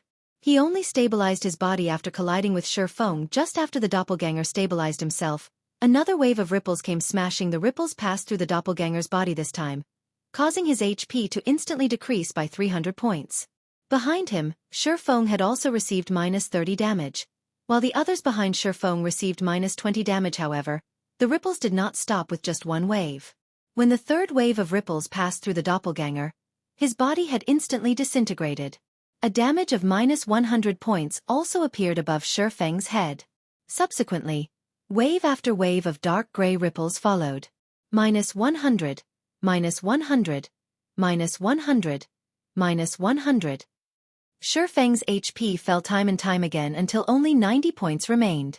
When the final wave of ripples was about to get rid of Feng, he used Parry Hong. Feng retreated a big step backward. However, he did not receive any damage. The people behind him were also unharmed. However, their HP after going through several waves of attacks did not exceed 50%. At this moment, Drowsy Sloth's Recover had only landed on Feng's body, pulling Feng's HP back to 140. Following which he used Life Payment, recovering 130 HP for Feng. Within a moment, Feng's HP had returned to over 50%. This roar really is powerful. I even thought we were finished. Blackie wiped off the cold sweat from his forehead. If Feng had not blocked in front of them, they would all be goners by now. When he thought back to how Feng nearly died, Blackie's heart started beating rapidly, reaching 180 beats per minute. If Feng died, then they would die as well. There was nobody else in the party who could pin down Werewolf Felt for a long period of time. At this moment, everyone looked at Feng as if they were looking at a monster. Never would they have imagined that Feng would ingeniously use his doppelganger to block 2 of those onslaughts. He had also used Parry on the final attack. The way Feng had calculated both damage and HP was absolutely brilliant. Such a technique definitely belonged to the realm of gods. Stop daydreaming, all of you. Quickly attack the boss. It's in a weakened state right now. Feng only shrugged his shoulders at his party's reaction. Such a technique could be done by many experts in a few more years. However, Feng had yet to relax. The thing he had to pay attention to the most right now was the boss. Only he knew how hard it was to deal with Werewolf Felt Wind Blade. With gravity liberation activated, Feng instantly arrived in front of Felt. He tightly gripped the abyssal blade, continuously sending attacks towards Felt's chest. Thundering flash. Double chop. Chop. Damage that exceeded -100 appeared above Werewolf Felt's head, one after another. The other party members were also able to deal damage of over -20 with each attack. Very quickly, they had reduced Werewolf Felt's HP down to 15%. When they saw that Felt was about to die, everyone revealed smiles of excitement. Don't be careless. Blackie, use your evil whip. Lonely Snow, prepare to interrupt with charge. Feng commanded as he dodged Werewolf Felt's attack. Being told what to do in such a way, everyone's heart suddenly constricted. A death stare and a hell's roar was already unimaginably terrifying. If it was any other party here, they would have long since revived back at the graveyard. Could Werewolf Felt actually have another powerful skill? How horrifying was this hell mode? Feng constantly paid attention to Werewolf Felt's HP. Just when Felt's HP fell down to 10%, its third big move finally came: Death Berserk. This move would increase Werewolf Felt's attack speed by 100%, its movement speed by 40%, and its attack power by 100% until it died. It was precisely this move that had caused countless elite parties to curse out in madness. After activating Death Berserk, Werewolf Felt's fur started turning red. In a moment, it had become blood red in color. Adding in its crimson red eyes and sharp fangs, Felt looked remarkably like a blood fiend. Its terrifying appearance had caused everyone to inadvertently retreat a step backward. They could clearly feel the air of danger given off by Felt. Feng used another double chop, stacking the bleeding effect to 5 layers. Afterward, he spun around and ran. After activating Death Berserk, there was no one under level 5 who was able to block Felt. That included Feng, even if he had a magic weapon. The only method was to kite it and slowly grinding Felt to death. The moment Feng had escaped the 10-yard distance, Felt's thick thighs suddenly doubled in size. One of its legs abruptly stomped the ground, sending it flying like an arrow, rushing towards Feng. Feng was about to arrive at the location of the large rock, but behind him, Felt's speed was just too fast. He definitely could not make it. Feng abruptly made a 90 sharp turn hong. Without making any turns, Werewolf Felt smashed straight into the large rock blocking its path, turning it into rubble. Fragmented rocks the size of a person's head were sent flying more than 10 yards away. Seeing such horrifying strength, even a fierce man such as Kola had his heart trembling. If he were struck by those claws, then he would definitely become meat paste.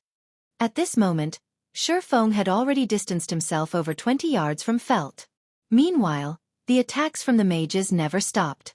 They continuously ground away Felt's HP. Feng's plan to kite Felt was a success. Every time Werewolf Felt was about to catch up, Lonely Snow would charge at it. He then followed it up with a bone crusher, greatly reducing Felt's speed. Afterward, he pulled away from Felt once more. When Lonely Snow's skills were on cooldown, Blackie would use Evil Whip to constrict Felt once more. The skills of the two of them had a quick cooldown. With Feng's occasional Abyssal bind, they had formed a perfect cycle to toy with Werewolf Felt without pause. 7%, 6%, 5%, 3%. Finally, when Felt only had 1% HP remaining, Feng abruptly turned around Wind Blade. Thundering flash. Chop. Double chop. Feng's single sword slashed at Werewolf Felt's chest, taking away its final 1% HP system. Your party is the first to clear a Hell Mode dungeon. Rewards increased by 100%. Loot increased by 100% system. Cleared Hell Mode of Deathly Forest. Rewarding 8,000 EXP. At this moment, Werewolf Felt exploded, dropping out over 10 items. And amongst them, there was one that made Feng's eyes shine crimson blade. It was a sword that had the color of fresh blood. It gave off a dull red glow, and there was also faint drops of red liquid dripping off the edges of the blade. The entire sword revealed a dense killing aura. Feng never imagined that the item with an abysmal drop rate would actually appear in front of him. Chapter 31. Hell's Book. Feng walked over without hesitation. He quickly picked up the one-handed sword filled with killing intent. The Crimson Blade was one of the rarest drops within the Hell Mode of the Deathly Forest. It was also the best sword for a swordsman below level 6. Crimson Blade, Secret Silver rank, one-handed sword. Level 3. Equipment requirement. Strength 12. Attack power plus 21. Strength plus 5. Agility plus 6. Endurance plus 3. Durability 30/30ths. Its attack power alone could rival a level 5 two-handed bronze axe. With the 6 extra points in agility, it could increase the attack speed of a swordsman by quite a lot. The Crimson Blade was definitely a precious weapon for swordsmen. Unfortunately, Feng could not equip it yet. His experience was currently at 69% of level 2. There was still quite an amount before he could reach level 3. Moreover, he wouldn't be able to equip it even if he had reached level 3. This was because swordsmen would only activate the dual-wielding talent after they reached level 5. At that time, Feng would be able to wield 2 one-handed swords. By the time Feng was level 5, he would be able to wield the Abyssal Blade on his main arm, and the Crimson Blade on his subarm. His attack power would be invincible amongst level 5 players. Feng felt great just thinking about such a future. Brother Feng, hurry up and pick up the equipment. I'm dying of anxiety here. Blackie urged. That's right, party leader. You can't just enjoy it by yourself. At least let us have a look at what equipment dropped. The loot on the ground had nearly blinded everyone's eyes. The anxiety burning in their hearts had even caused them to forget their joy of reaching level 2. They all wished to take a look at the drops of the 2 Hell Mode bosses. As for rushing over to snatch the loot, there was nobody present who would do such a thing. Even if the items on the ground were valuable, they still wouldn't do it if they had done such a thing. Although they could feel great for the moment, they would instead regret their actions for the rest of their lives. This was because Feng was the true treasure here. Even if Feng wanted all of the equipment, there would not be a single person who would refuse him. After all, the only reason they could make it to this point was all because of Feng. That was why everyone was just standing by the side, obediently watching instead of rushing up to fight for the loot. All right. No need to rush. Feng smiled. He quickly began to collect the items on the ground. Feng was very satisfied with everyone's performance. They were unlike the players Feng would occasionally party up with in his previous life. When the boss died, those players would rush up in unison to snatch the equipment. They immediately disappeared once they took all the equipment, leaving Feng enraged and speechless. The reason Feng did not set the party so that only the leader could pick drops was to test everyone's intentions. It was better to discover those treacherous people early on. Now that nobody had rushed up to snatch the items, Feng could be more at ease with them in a short moment. Feng had collected all the loot on the ground. There were a total of 19 pieces of equipment and 5 silver coins. Such a harvest could rival the assets of a large guild in its entirety. Arranging his bag, Feng's lips curled up into a smile. He found a forging design garrison armor forging design. Able to create a piece of level 3 bronze-ranked chest armor after learning the design materials required. 20 copper ores, 5 bronze ores, 5 magic essences. This piece of equipment was a good item. As long as a party's MT equipped it, diving into the normal mode of the Deathly Forest would become much easier. Not only did it have high defense and strength, it also increased maximum HP by 200 points. It was an extremely important piece of equipment for any MT in Feng's previous life. When this equipment was released, every guild madly fought over it. They also ignored all costs to enter the Deathly Forest in order to obtain this forging design. When Blackie saw Feng's excited smile, his heart became even more anxious. It was needless to say for the other people, if a person's sight could kill, Feng probably would have died over hundreds or thousands of times by now. The items are not bad. Here, you guys have a look. Feng did not waste any more time. He immediately displayed the attributes of all the equipment. There were a total of 15 pieces of equipment. Amongst them, there was only a single secret silver equipment, which was the Crimson Blade. There were also 5 pieces of mysterious iron equipment and 9 pieces of bronze equipment. The bronze equipment dropped by the bosses of Hell Mode were all of the highest quality. The bronze equipment dropped by elites were far from comparable amongst all the equipment. After the Crimson Blade, the most valuable items were the pieces of mysterious iron equipment. Out of the 3 modes of the Deathly Forest, only Hell Mode dropped mysterious iron equipment, whereas normal and difficult only dropped bronze equipment. Blackie's luck had always been good. Amongst the 5 pieces of mysterious iron equipment, there were 2 pieces of the dark color set meant for Cursemancers. The dark color set was definitely the set equipment for Cursemancers below level 5. There were a total of 5 pieces in the dark color set: head, chest, legs, shoes, arm guards. This time around, the parts that dropped were the chest and shoes. These 2 items had placed a wide smile on Blackie's face. Brother Feng, I really love coming down to hell. Let's come here once every day. That way, I can complete the dark color set, and if anyone dares look down upon us at that time, I'll blast him to pieces. Blackie showed off the dark color set in his hands. After wearing the dark color set, Blackie felt himself becoming closer to an expert. His magic attack was increased to 66. A single level 3 dark arrow could take away more than half the HP of a level 1 shield warrior. If he could complete the dark color set, then a single dark arrow could one-shot a shield warrior. He put on the suit of ash-gray fur robes, coupled with glistening pitch-black boots. Everyone could tell they were pieces of a set with just a glance. The others drooled when they saw the black luster of the dark color set. Their hearts were filled with hatred and envy for Blackie. They had never imagined entering hell would be such a great experience. They truly hoped they could enter hell a few more times in the future. The remaining 3 pieces of mysterious iron equipment were the set pieces for Guardian Knight, Shield Warrior, and Elementalist. Amongst those present, only Cola was a Guardian Knight. Thus, Feng gave the piece of equipment to Cola and stored the others. As for the remaining bronze equipment, Cola received a shield and Lonely Snow received a greatsword. Both pieces of level 2 equipment had the best attributes possible on them. Drowsy Sloth and Gluttonous Mouse also received a piece of bronze equipment. Each quite a few pieces of Feng's equipment were also replaced. Amongst the bronze equipment, there were 3 pieces that belonged to Swordsman. The 2 pieces of equipment that remained were stored away by Feng. When everyone had changed their equipment, it was as if the entire party had a makeover. Every piece of their equipment was incomparably brilliant. Just a glance was enough to tell that they didn't just have common equipment. The entire party had also risen to level 2. Blackie's experience was even at 98% of level 2. Just a tad bit short of level 3. The other 4 items were a forging design, a potion recipe, a rare skill for Cursemancers, and a notebook. The rare skill for Cursemancers overjoyed Blackie. It was an AoE skill called Hell Flame. Hell Flame deals 150% flame damage to an 8x8 yard area. Duration of 5 seconds. Cooldown 36 seconds. Was a godly skill for grinding monsters during the early periods of the game. What is this thing for? Feng looked at the old notebook in his hand. He could not recall the hell mode of the Deathly Forest. Dropping such an item. Taking a look inside, Feng discovered words which he could not understand. However, Feng knew these words belonged to the ancient language of the elves within God's domain. Any items which had a relationship with the elven language were definitely not common items. Just like the Ring of Gravity, there was a string of elvish words carved onto it.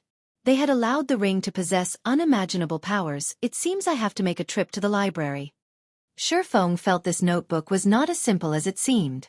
In his previous life, he entered the hell mode of the Deathly Forest tens of times.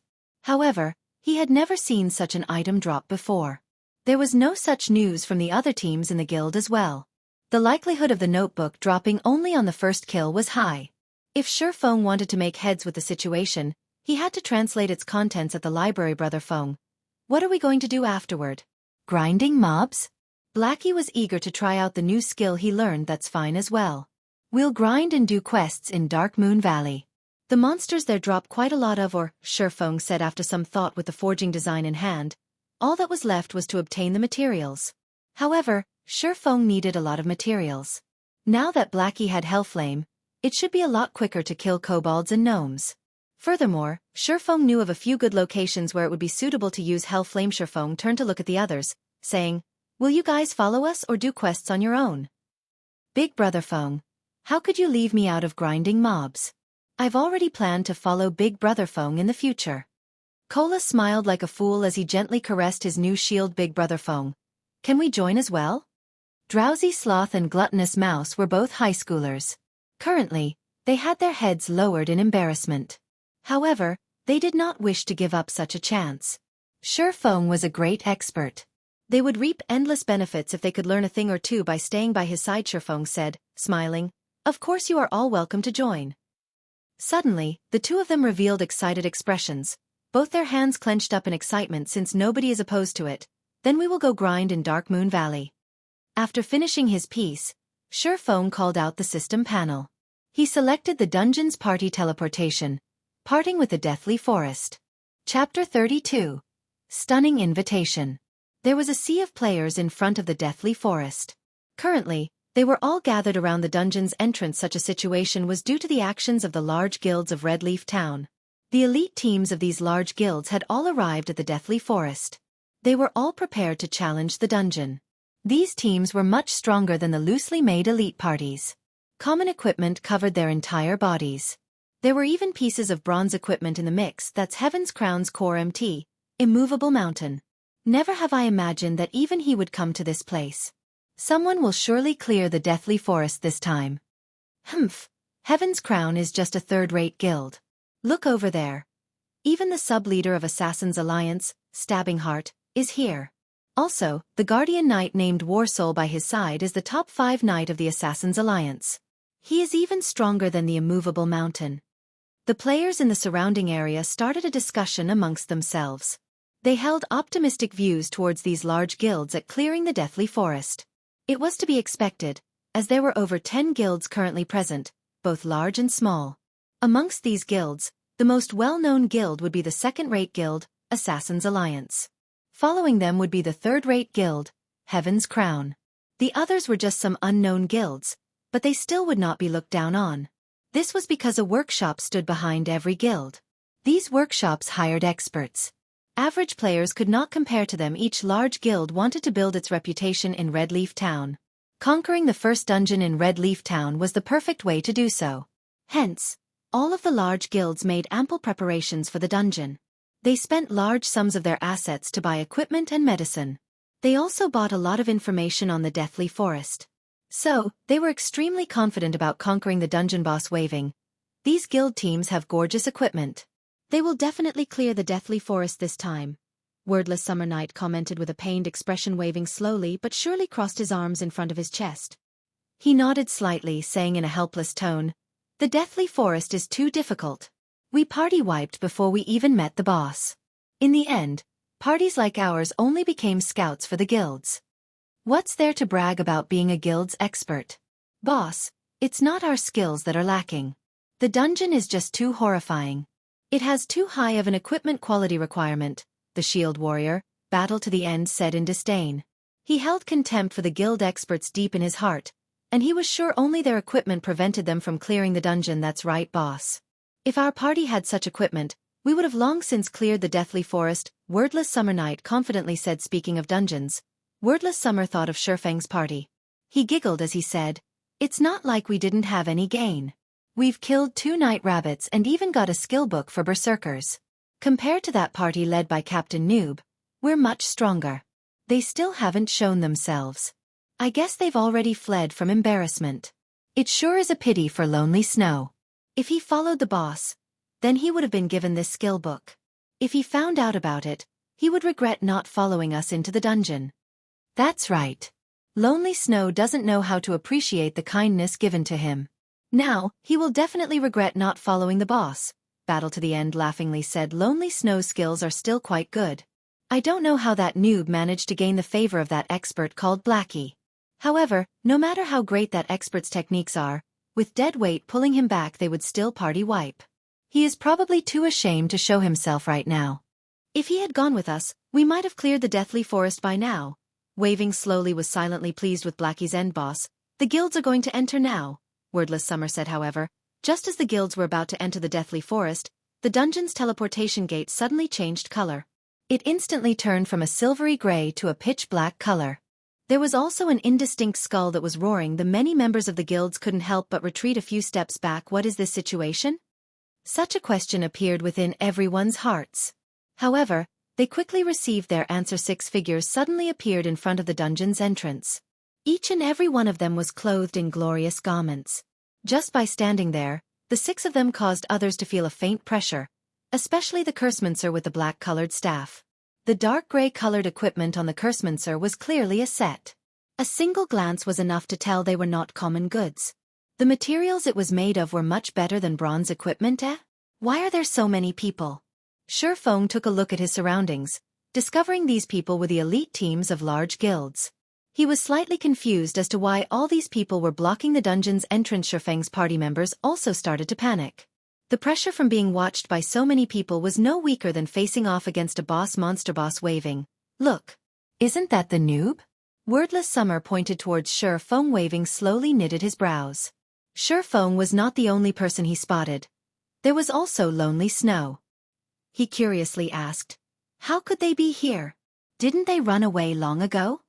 "In my view, I think they did not even enter the forest of the dungeon. They knew they could not clear the dungeon, but they were also afraid of embarrassing themselves.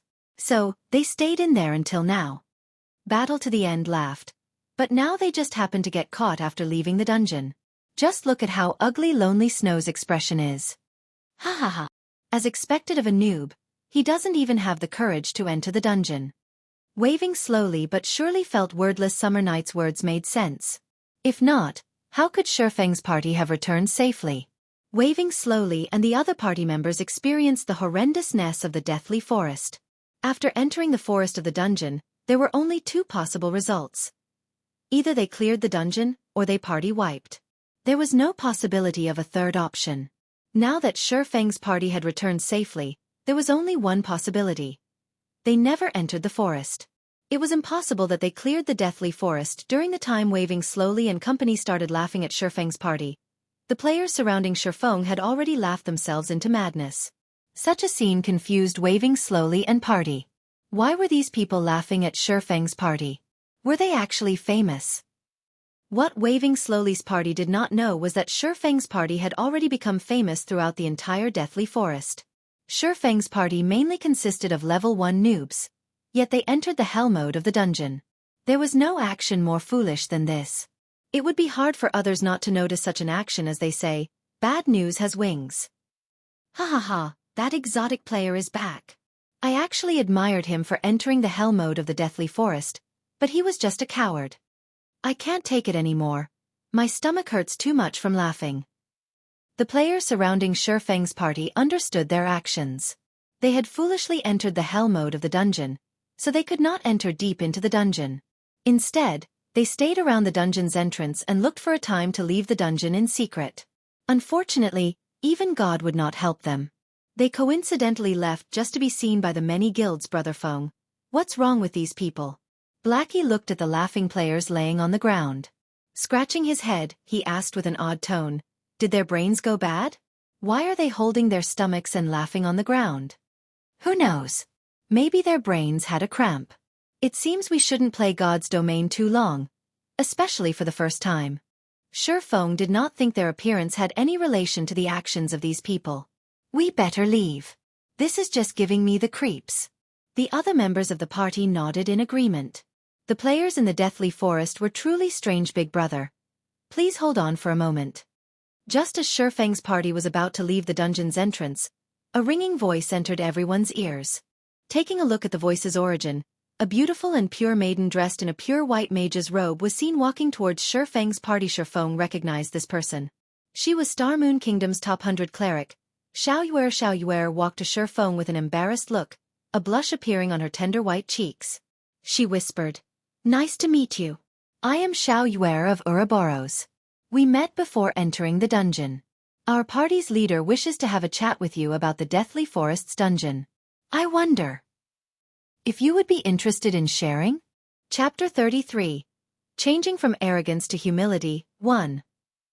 Xiaoyuer's appearance shocked everyone present. Every player present knew who Xiaoyuer was. After all, she was the goddess party mate. Coupled with Xiaoyuer's beauty and purity, she was firmly implanted in everyone's memories. However, why would such a pure maiden invite a noob? Furthermore, what was harder to imagine was the person who invited the noob was not Xiaoyuer, but the goddess, Gentle Snow. Who was Gentle Snow? She was the publicly acknowledged snow goddess in the virtual gaming world. There were countless Mr. Perfects who wanted to approach her. There was even a trust fund baby who had offered 10 million credits just to have a meal with Gentle Snow. However, that person did not even receive a word from her scram. That trust fund baby was naturally enraged. Thus, he sought to get revenge and turn Gentle Snow into his possession. Yet, a few days later, this trust fund baby was dumbfounded. His father, a self-made wealthy man, suddenly became a poor pauper. All of his father's properties had, within a night, become someone else's possession. When the trust fund baby's father found the cause, he nearly beat his son to death. From then onwards, everyone finally knew the dreadfulness of Gentle Snow. However, Gentle Snow's fans had further increased in number after this incident. Gentle Snow was like a true goddess from the legends, divine and inviolable. Such a goddess had actively invited such a noob. How could it not shock people? Currently, everyone was no longer in the mood for laughter. There was only envy and displeasure. What virtue and ability did a noob have to be invited to chat with the goddess? Damn, this noob must have some dog shit luck. Why him? I'm so handsome, yet the goddess won't even speak a word to me. I, Jade Windtree, am an expert in God's domain, but why won't the goddess come have a chat with me? Could it be that I am too handsome? Or does the goddess prefer a wilder type? The goddess must want to understand the situation inside the Hell Mode dungeon. That's why she looked for him. I never imagined even noobs would have such benefits. If I had known earlier, I would have also entered Hell Mode once. Everyone started their own discussions. They glared at Feng, having thoughts of disdain and envy towards him. They could not help but want to kill him right that instant. Boss waving slowly. I didn't hear wrong, right? That noob actually received an invite from the goddess. I must have heard wrong. Wordless Summer Night pinched his thick cheeks, saying with a foolish expression it should be right. However, the goddess must have something she wishes to ask. He was only lucky, that's all. The prideful waving slowly deemed Feng being able to chat with the goddess was all just due to his luck. Battle to the End nodded his head to the side, agreeing to waving slowly but surely's opinion. Gentle Snow was an existence they had looked up to. They were people of completely different worlds. Not to mention having a chat with her, they had already felt incredibly lucky just by being in the deathly forest with Gentle Snow. Just when everyone thought Feng would smugly agree to the invitation, Feng had instead given a contradictory answer: not interested. I'm in a rush for time. Feng turned around and left immediately after responding. He did not care about Xiao Yuer in front of him at all, and he cared even less about Gentle Snow's invitation now that the forging design was in his hands. He only lacked ore. The quicker the garrison armor made its appearance, the greater Feng's income would be. If he missed out on this great chance, he would lose a large sum of coins. Blackie had been extremely excited when he thought he would be able to get close to the goddess. Feng's answer, however, nearly drove him to madness. There must be a mispositioned nerve inside Feng's brain to reject the invitation. It was not just Blackie who was dumbfounded. Even Xiao Yuer was shocked motionless. It was the first time she met a man who actually rejected Sister Snow's invitation. Many men begged for such an invitation, yet all of them remained empty-handed. Could this man be a fool? Let's go. What are you daydreaming about? He turned and asked his motionless party members when Feng discovered nobody following him. Brother Feng, that's an invitation from the Snow Goddess. Won't you think about it some more? Blackie requested. His mind was bordering insanity right now. At the same time, his heart continually prayed for Feng to agree quickly. Such a great chance would be impossible to come by in the future. I've already said I don't have the time, Feng responded with a smile. Feng became speechless when he looked at Blackie's prayerful eyes. No matter what, Blackie's reverence for the Snow Goddess would not change one little bit. Currently, Gentle Snow and Xiao Yueru walked over. Clad in a silvery white plate armor, Gentle Snow was undoubtedly the focus of the entire deathly forest. Everyone's eyes were glued to her perfectly curved body, their mouths drooling. Nobody had imagined Gentle Snow would personally make an appearance. Everyone's envy and hatred for Feng grew even more. You can be at ease. I will not waste too much of your time. This piece of bronze equipment can be your compensation. Gentle Snow carefully watched Feng. She discovered Feng was indeed different from other people. Although Feng had a typical appearance, his body gave off a calm and steady feeling. There was also a faint murderous aura radiating from his body. Such temperament could only be honed after experiencing countless life-or-death battles. Snow? Xiao Yueru was shocked. She never thought Gentle Snow would think so highly of Feng.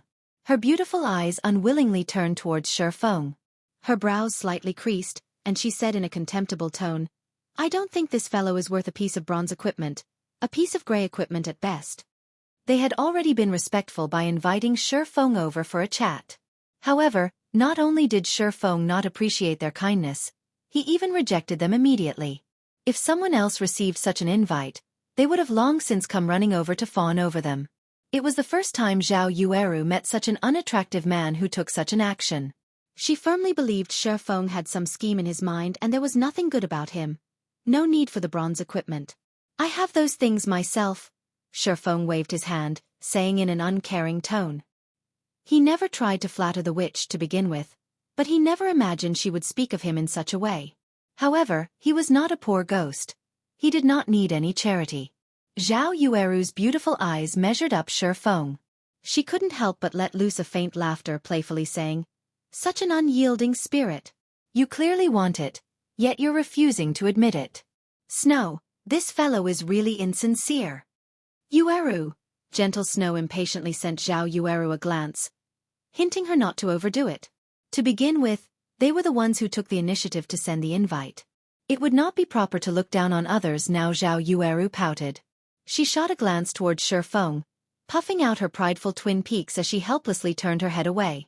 She did not think a poor fellow like Feng would have anything they wanted. Sorry. Please receive this piece of equipment as an apology. Gentle Snow took out a level 0 bronze belt meant for a swordsman and traded it to Feng. She wanted to put an end to this matter. Feng did not reject the offer after seeing Gentle Snow's sincerity. If he rejected it, it would only show how petty of a man he was. At the same time, he would cause Gentle Snow to think he did not wish to reconcile. He couldn't just keep on refusing the kindness of others. Besides, he was indeed missing a bronze belt. Hee, and here I thought you had some great ability. In the end, you still need it, Zhao Yueru said in disdain. She inwardly felt unfortunate to lose a piece of bronze equipment. They obtained this piece of equipment after killing a rare elite with much difficulty. It was an absolute waste now that their efforts were benefiting Feng. Feng slightly wrinkled his brows. Not even a man would be able to stand being mocked and ridiculed in such a way, not to mention a reincarnated person like Feng. Since Miss Snow gave me a piece of bronze equipment, it is only proper for me to reciprocate in kind. Let this item be the return gift. Chapter 34. Changing from Arrogance to Humility, 2. Gentle Snow's eyes flashed when Feng also wanted to gift her something. She felt astonished and thought Feng was an interesting person. Feng conducted himself properly, and he was not as hard to get along with as she had imagined. You? Gifting Snow a present? Do you think Snow would even want it? Zhao Yueru could not help but turn her head around. Her fresh red lips curled into a seductive smile, and her eyes held a sneer within them. She was silently laughing at Feng's overestimation of himself. What kind of item has Gentle Snow not seen before? Even luxury cars worth over 10 million could not catch her attention, not to mention an item within a game currently. Feng took out a piece of paper from his bag. This drawing was one of the drops from the boss. Feng nonchalantly passed the item over to Gentle Snow. When Zhao Yueru saw Feng take out a piece of scrap paper and give it as a present to Gentle Snow, she could not help but coldly say, "Are you trying to make a fool of us?" "No," Feng said in a serious tone. "Snow gave you a piece of bronze equipment. Yet what about you? You took out a piece of scrap paper to trick her. Do you think a piece of scrap paper could compare to a piece of bronze equipment? If you're not playing us for fools, then what are you trying to do?" Hearing Feng's answer, Zhao Yueru was further enraged. Behind Feng, Blackie and the others were each covered in a cold sweat. Even if you did not wish to chat with the goddess, you still should not make a fool of her. Wasn't this just courting death? They clearly obtained a good amount of equipment inside the dungeon, and just simply giving one of those pieces would easily solve the problem. If Feng's actions angered the goddess, even if the goddess herself did not take action, the players surrounding them would surely kill them off for her seeing a mishap about to occur. Blackie thought of giving away the bronze staff he held. However, Gentle Snow gladly received the scrap paper Feng gave her. Suddenly, Blackie and everyone else's mouths formed a 0H shape. The goddess accepted it? What kind of situation was this? "Thank you for your present. I like it very much. Now, can we go somewhere with fewer people to have our chat?" Gentle Snow smiled in appreciation. Feng also smiled and nodded in agreement. Looking at Gentle Snow's faint smile was like watching a dazzling sun that warmed a person's heart. It would be hard to forget such a smile, even after a lifetime. "Snow, you're going to forgive his rude actions just like that?"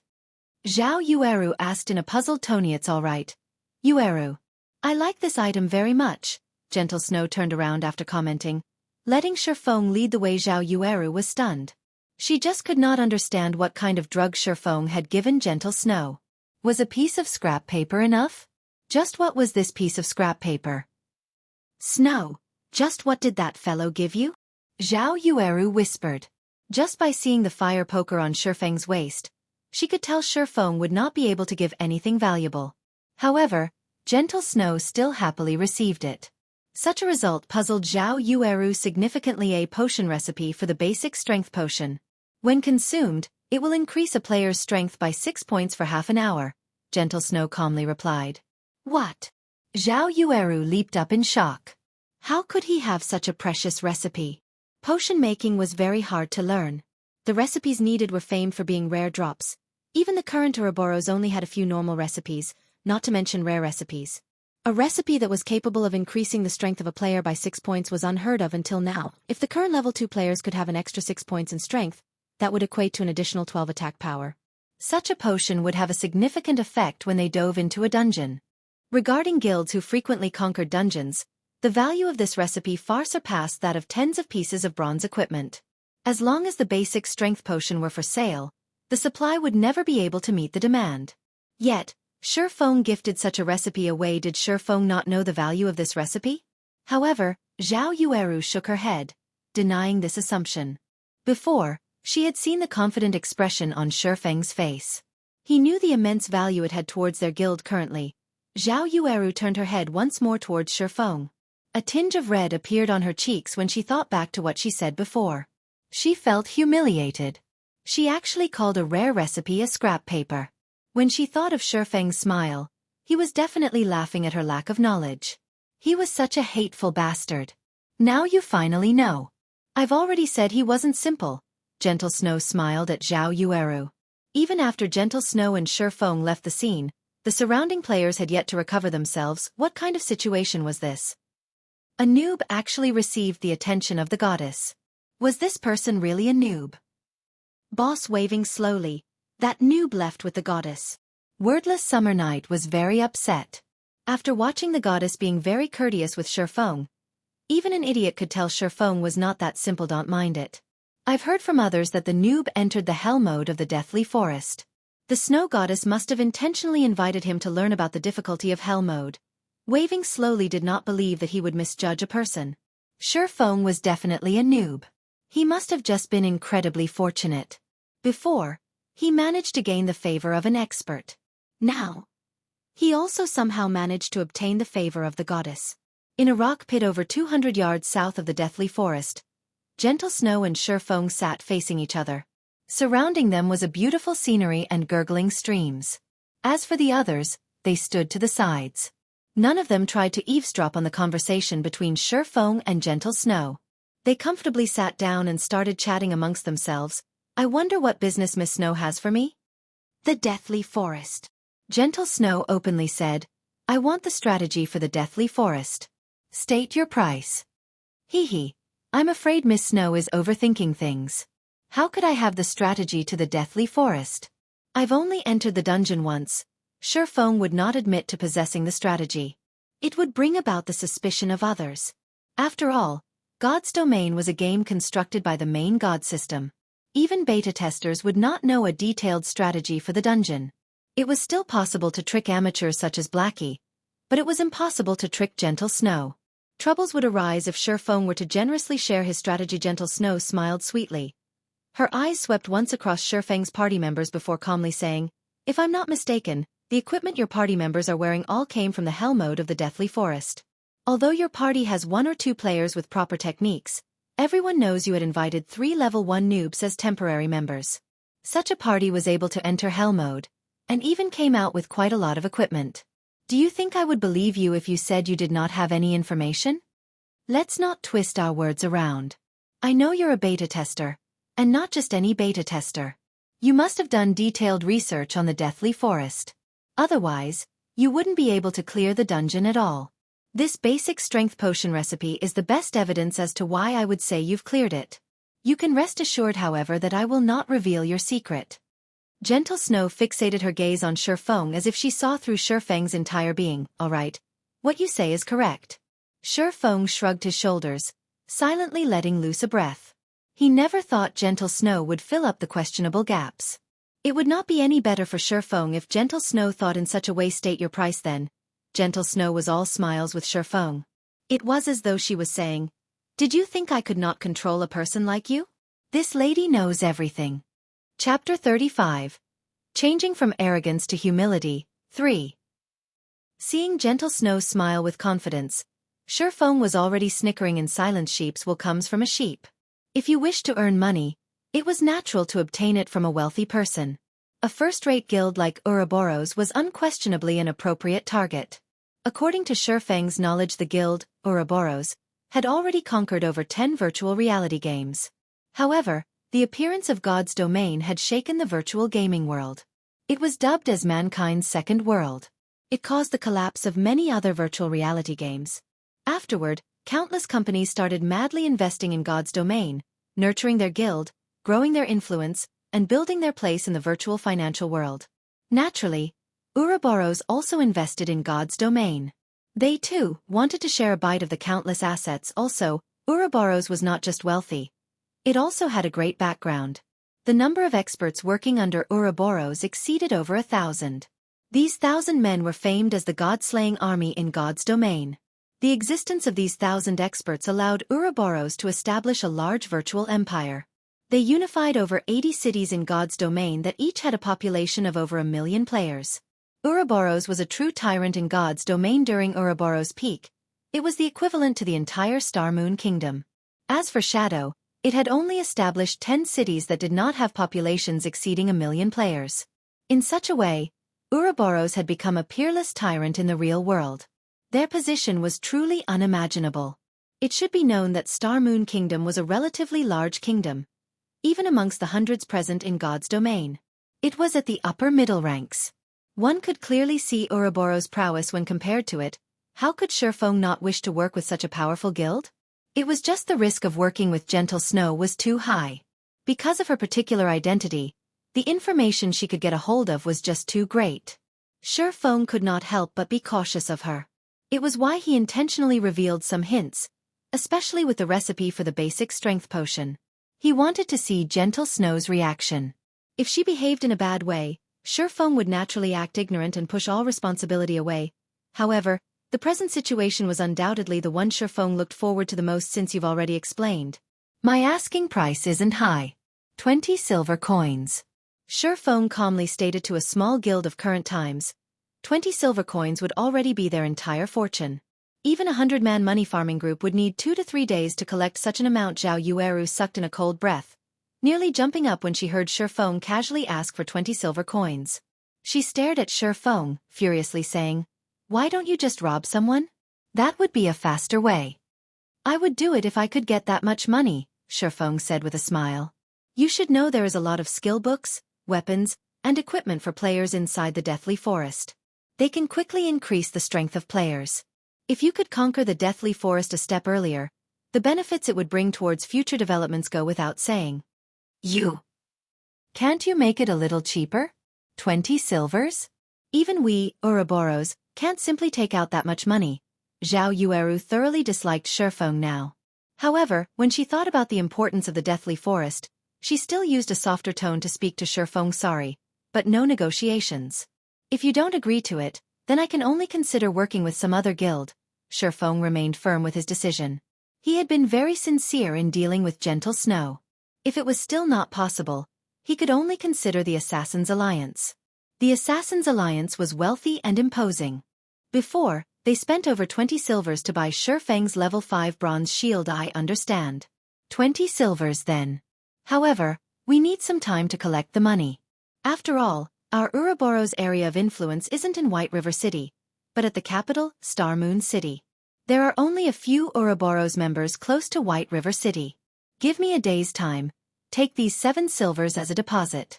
I will compensate you with 15 silvers a day later." Gentle Snow had never imagined Feng's appetite would be so great. 20 silvers was still a lot to her. However, the importance of clearing the Deathly Forest was too great. They had to grasp it as soon as possible. At the same time, Gentle Snow knew that silver coins were precious during the early periods of the game. Hence, she had given a little more to Feng as interest. "All right. Here is the map of the Deathly Forest, and also the things you need to pay attention to when fighting against the boss." Feng also knew what Gentle Snow had said was true. Wanting to gather 20 silver coins would not be easy. Ouroboros did not have as great of influence in White River City as the Assassin's Alliance did. Feng sent mail to Gentle Snow containing detailed introductions to the Deathly Forest. With Gentle Snow's abilities, they should be able to clear normal mode easily. Gentle Snow looked at the strategy she received for the Deathly Forest. Her heart slightly shook only after a slight glance. She never imagined the Deathly Forest would be so horrifying. Just the number of paths available already numbered 36. 33 of them were dead ends. There was even a Night Ranger who moved based on opportunity. There was also a detailed description of the boss and when it would cast its skills. She definitely got more than 20 silvers worth of information. If she sent others to explore the paths bit by bit, the cost would exceed 20 silvers suddenly. Another change occurred to Gentle Snow's perception of Feng. She felt Feng was not as simple as he seemed to be. He was certainly an expert. Only an expert could have such a profound understanding of the dungeon. However, Gentle Snow had no recollection of an expert swordsman like Feng. In 3 days Ouroboros is planning to enter the first level 5, 20-man dungeon, the Dark Moon Graveyard. I wonder if you will be interested in joining? Gentle Snow beautiful eyes looked towards Feng as she invited him to the team dungeon. She already acknowledged Feng's strength. If Feng was with them, entering the team dungeon, they might have an easier time in it from a side. Blackie looked at Feng with dumbstruck eyes. His admiration for Feng had already reached the level of worship. He never imagined Feng would be so awesome as to conquer the snow goddess in a few moves. The goddess even wished to invite him to raid a dungeon. How great of an honor was this? There were countless men who dreamt of raiding a dungeon with the snow goddess however. Zhao Yueru became irritated after hearing Gentle Snow invite him. Feng was but a beta tester. At most, he had experienced God's domain a few more days than they did and had a deeper understanding of the Deathly Forest. However, the 20-man team dungeon had only opened after the game's official release. It did not exist during the beta test, so there was no way for Feng to know anything about it. Also, Feng wasn't some powerful expert. What point would there be in inviting him? He would just be wasting a slot in the dungeon. Feng entered a thought. There were a lot of good items that dropped from a 20-man dungeon. It had been particularly true for the Dark Moon Graveyard which dropped a lot of worthwhile equipment for swordsmen. The attributes of the equipment from that dungeon were also much better than the ones obtained from wild bosses. However, Feng was not able to organize a 20-man party, so it wouldn't be a disadvantage to join Gentle Snow for a round, alright? But leave a few spots for me. Also, all swordsman equipment and forging designs must belong to me. Feng answered with a nod. Can't you be a little more humble? Zhao Yueru looked at Feng, pouting. She felt Feng was going too overboard. If Gentle Snow had asked anyone else, they would have readily agreed, even going as far as to forego getting any equipment.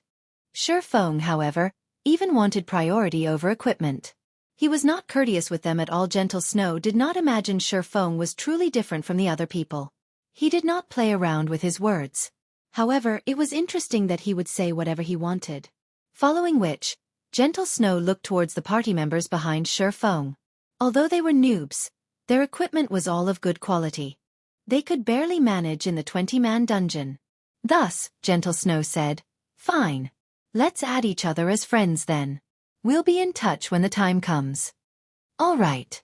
You can just contact me a few hours before raiding the dungeon. I'll arrive on time." Feng accepted Gentle Snow's friend request. Subsequently, Feng and his party members left the small rock pit, heading towards Dark Moon Valley. When the group passed through the Deathly Forest's dungeon, Stabbing Heart of the Assassin's Alliance abruptly called out to Feng. "Brother Feng, I nearly failed to recognize you. I never imagined you actually knew a big shot like the Snow Goddess. You must not forget a brother like me in the future." Stabbing Heart jokingly said as he walked towards Feng. "Nonsense. I just happened to meet with Miss Snow by chance," Feng replied with a smile. "Brother Feng, you are too humble. Based on your strength, you are absolutely worthy of becoming friends with the Snow Goddess. After all, both of you are experts of the same level." Stabbing Heart thought Feng was very humble. It was no wonder he was such a great expert. The way he conducted himself was different than ordinary people. Stabbing Heart wanted to befriend Feng even more now. "Our Assassin's Alliance is preparing to enter the dungeon. I wonder if Brother Feng would be interested in joining us? Of course you can pick any of the equipment that you want." "You are too courteous, Brother Stabbing Heart. However, I still have some things to attend to. I will definitely join if there is another chance in the future." Feng politely rejected the offer. Stabbing Heart spoke in a loud voice. Surrounding players clearly heard his words. At first, everyone thought of Feng as just a noob. His being called upon by the Snow Goddess was just due to luck. Even now, Stabbing Heart of the Assassin's Alliance wished to befriend Feng. Just what sort of situation was this? The Assassin's Alliance was a large guild that was famous throughout White River City. As the sub-leader of the guild's elite group, Stabbing Heart would not need to interact with normal players at all. However, he tried to befriend Feng. Feng had actually rejected him. Feng was just too domineering. If someone were to call Feng a noob, nobody would believe them. There was something strange about the situation. Everyone guessed that Feng must be a hidden expert that normal players did not know of. Otherwise, why would big shots try to meet Feng one after the other? Boss waving, that Stabbing Heart actually tried to befriend that noob. I'm not dreaming, right? Wordless Summer Night was shocked. Was this Feng really the noob they met before? Waving slowly but surely was currently upset in his heart. Initially, his heart still held hope that Feng was just a noob. Now, however, that hope was utterly destroyed by Stabbing Heart. Feng was not a noob. He was definitely an expert, just like Lonely Snow had said. Feng might even be greater than Lonely Snow had described him to be. If Lonely Snow followed Feng, then his future would certainly be filled with boundless prospects. On the other hand, they had chased Feng away. They had missed a great chance for them to befriend an expert boss. Why don't we go over and apologize? An expert is a magnanimous person. Who knows, he might even forgive us. At that time we too could gain the favor of an expert. Battle to the end, suggested Wordless Summer Night, nodded his head in complete agreement, just as Feng's party was about to leave the deathly forest. Waving slowly but surely and the others came running over. Big Brother Expert, we've had some misunderstandings before, so we're here to apologize to you. We hope you can forgive our ignorance. Here's a silver coin to show our sincerity. We hope Big Brother Expert can take us under your wing. Waving slowly was all smiles as he apologized. The arrogance he had before was completely gone now. Wordless Summer Night and Battle to the End were also sincerely apologizing without stop. They wished to grind monsters with Feng. If you guys don't have anything else to say, then please leave. I still have matters to attend to, so I don't have any time to waste with you. Feng spun around to leave after replying. He did not mind one little bit in regards to Waving slowly and the others' previous behavior. However, wanting him to carry them? Not a chance. As for Lonely Snow, he only shook his head in regards to Waving slowly and the others' actions. If they had known that their actions would lead to such results today, maybe they wouldn't have acted so in the beginning. Watching Lonely Snow leave with Feng, Wordless Summer curled his lips into a frown, saying in a sour tone, "Ah, what's there to be amazed about? In the future I, too, will become an expert." However, only Waving slowly knew Lonely Snow would become successful in the future. He was already in a different world than them. Chapter 36. Hazard Gnome. After leaving the deathly forest, Feng's party rushed towards Dark Moon Valley without rest. At the current stage of the game, many players had already risen to level 2. Aside from raiding the dungeon at the deathly forest, they would stay in Brook Hills to kill level 2 cheetah cubs. Only a few experts would go to the level 4 area, Dark Moon Valley, to level up.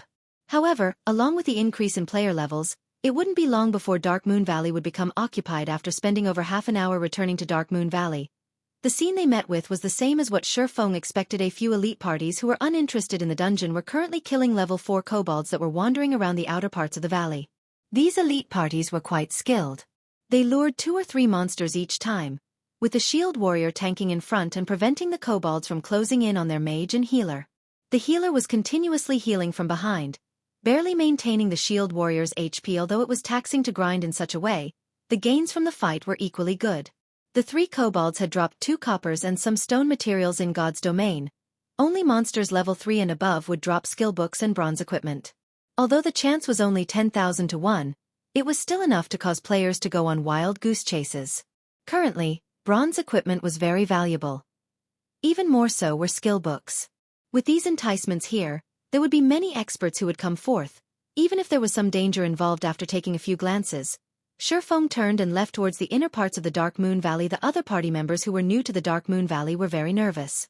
It was especially true when they saw the level 4 monsters scattered throughout the entire area. Their breaths became slightly hurried. However, Blackie was extremely calm when he saw these level 4 kobolds. After all, he had previously killed hundreds of them. He did not seem panicked, unlike the other party members. He simply followed Feng, entering the deeper regions of the valley. As for the elite parties, they could not help but be shocked when they saw Feng's party enter deep into the valley. They had never imagined the newcomer party would have such courage. There were very few players currently present in Dark Moon Valley. It had yet to be completely developed, so there were a lot of kobolds in the middle of the valley. The deeper one headed towards the center, the greater the number of kobolds. There would even be groups that consisted of 10 or more kobolds. Grinding monsters there was just too dangerous. The lowest number of kobolds they had to face was at least 4 or 5. It was not worth risking an unwarranted death unfortunately. These people did not know Feng was more insane than they previously thought. Feng did not just enter the deeper regions of the valley. Instead, he went towards the core of the Dark Moon Valley. There was a good location to grind monsters there. Not only was there a large number of monsters, but their respawn rate was quick as well. Most importantly, the drop rate therefore was high regarding understanding. Feng was like the local god of the area when it came to the Dark Moon Valley. Be it the location of the monsters, the number of monsters available, or their respawn time, Feng had spent countless hours researching in his previous life. His goal at that time was to increase the grinding speed of his party. All to improve his position within Shadow life was truly fascinating. Feng's sacrifice towards Shadow in his previous life had currently turned around to help himself instead. It could increase his own party's level more quickly, while at the same time guaranteeing him a steady supply of ore moving along the path of broken rocks. Groups of 4 or 5 level 4 kobolds would occasionally appear. However, it was just a small matter with the equipment of Feng's party. Looking at the party's guardian knight, Kola, be it with HP or defense, he could easily tank 4 kobolds at the same time. The healer, Drowsy Sloth, could maintain Kola's HP above 80% without wasting much effort. If Kola had let a monster past, then Lonely Snow would go up and push it back. As for the others, they would fervently deal damage. A simple sword strike from Feng could already deal over 100 damage, whereas Blackie's dark arrows could each deal 88 damage. The fight could not get any easier than this. Within moments, the 5 kobolds were all dealt with. Compared to the elite party outside, Feng's party was stronger by several fold. Feng simply picked up the stone materials and that dropped. Then continuing deeper into the Dark Moon Valley after spending over an hour moving forward, Feng's party had finally arrived in front of a mountain. The massive mountain was hundreds of meters in height. Kobolds no longer filled the area surrounding the mountain. Wandering gnomes had replaced them. These wandering gnomes each held a small shovel in their hands, using it to dig into the rock wall of the mountain. There were also quite a few gnome overseers that inspected the surrounding areas with a whip in hand. Brother Feng, the monsters here are just too numerous. Are we really going to grind here? Blackie's heart shook slightly when he took a look around. He discovered hundreds of wandering gnomes around the vast mountain. There was even a few level 5 gnome overseers. Compared to the groups of over 10 kobolds outside, this place was a literal battlefield. Kola also gulped down a mouthful of saliva, worriedly saying, "Party leader, I'm not trying to boast, but tanking 6 or 7 of them is my limit. I really can't manage this many monsters." It wasn't just Blackie or Kola. The others, as well, were apprehensive. Wandering gnomes occupied the entire mountain, and these gnomes were very close to each other. As long as they made a mistake while luring, then they would have to face off against hundreds of level 4 monsters. Such a large number of monsters was much scarier than the Lord rank felt. I know you guys can't fend all of them off. However, whoever said about letting any of you tank hundreds of gnomes? Feng rolled his eyes at his party members. He was extremely clear regarding the party's standards. Facing off against 10 gnomes at the same time was nearly their limit, so how could they deal with hundreds at the same time? Even a level 10 player would be finished when met with hundreds of level 4 monsters. However, wasn't there a good saying that stated, if you can't outfight them, outrun them? Feng's agility had reached 30 points. Including the bronze shoes he had, his movement speed had exceeded the wandering gnomes by at least 4 points. He could easily kite the gnomes and let Blackie use the AoE skill, Hellflame. The efficiency of grinding in such a way was several times greater than that of killing individually, following which, Feng told everyone about his plan. He needed Blackie to get the timing right, maximizing the effect of Hellflame. As for the others, they were responsible for taking out the gnomes with low HP. When Feng had chosen his position, he grabbed a handful of stones and rushed towards the nearby gnome overseer. Just as Feng approached the 20-yard distance, the overseer had started yelling loudly. Its screams attracted the attention of many of the surrounding wandering gnomes. Feng waited first for a moment, avoiding the whip of the gnome overseer and allowing the wandering gnomes to continuously gather. When about 30 gnomes had gathered, Feng turned around and ran in the opposite direction. Afterward, he threw a small stone that struck another gnome overseer. The overseer who was struck loudly bellowed, bringing along over 20 of its brethren and rushing at Feng within moments. Feng had lured over 60 monsters. However, Feng was not yet satisfied. He started circling the mountain as he lured monsters, and within 5 minutes, there were hundreds of wandering gnomes and more than 10 gnome overseers chasing behind him with all their might. Unfortunately for them, Feng's equipment was just too good.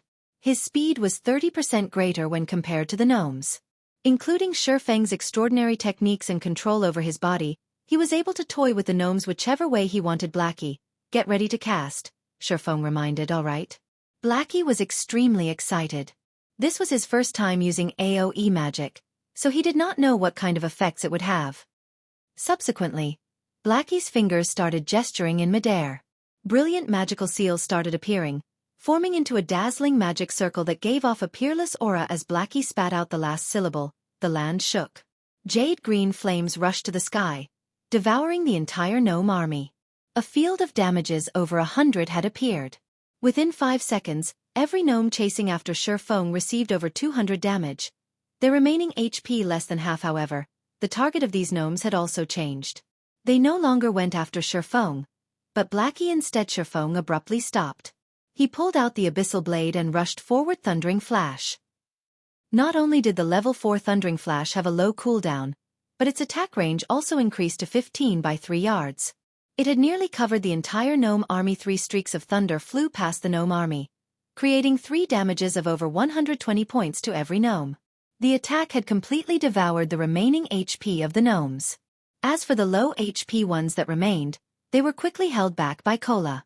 Lonely Snow then rushed forward and used a whirlwind slash, thoroughly ending the remaining gnomes. The hundreds of gnomes had been wiped out, leaving behind a floor covered with items. Meanwhile, everyone's experience madly rose. EXP of over 10 points appeared one after the other, dazzling everyone's eyes. Blackie had risen to level 3. This is too awesome. Blackie roared in exhilaration. This is only the beginning. They will still respawn in a moment. Feng laughed. Let's quickly pick up the drops. Suddenly, everyone started busying themselves. Even with 6 people retrieving the drops, the loot of hundreds of gnomes still required them to spend a lot of time doing so. However, moments after they started collecting, a gnome that piloted a gigantic robot suddenly appeared. The gnome's face was crimson red. It immediately rushed towards Feng's party with unparalleled rage. Not good. It's the hazard gnome. Everyone spread out. Feng shouted the moment he laid eyes on the gigantic robot. Chapter 37. Rocket Boots. The moment everyone saw the giant robot piloted by a midget gnome, they instinctively knew he was something very dangerous. After hearing Feng's reminder, they ignored the loot on the ground and immediately ran towards the forest without a shred of hesitation. Naturally, Feng would not stay behind either. The hazard gnome was a very dangerous monster. It was especially true when he first made his appearance. He was even stronger than Werewolf felt with its Death Berserk activated. Hazard gnome, Special Elite. Level 5. HP 1600/1600. There was a very small chance for the hazard gnome to appear after clearing out the wandering gnomes and gnome overseers.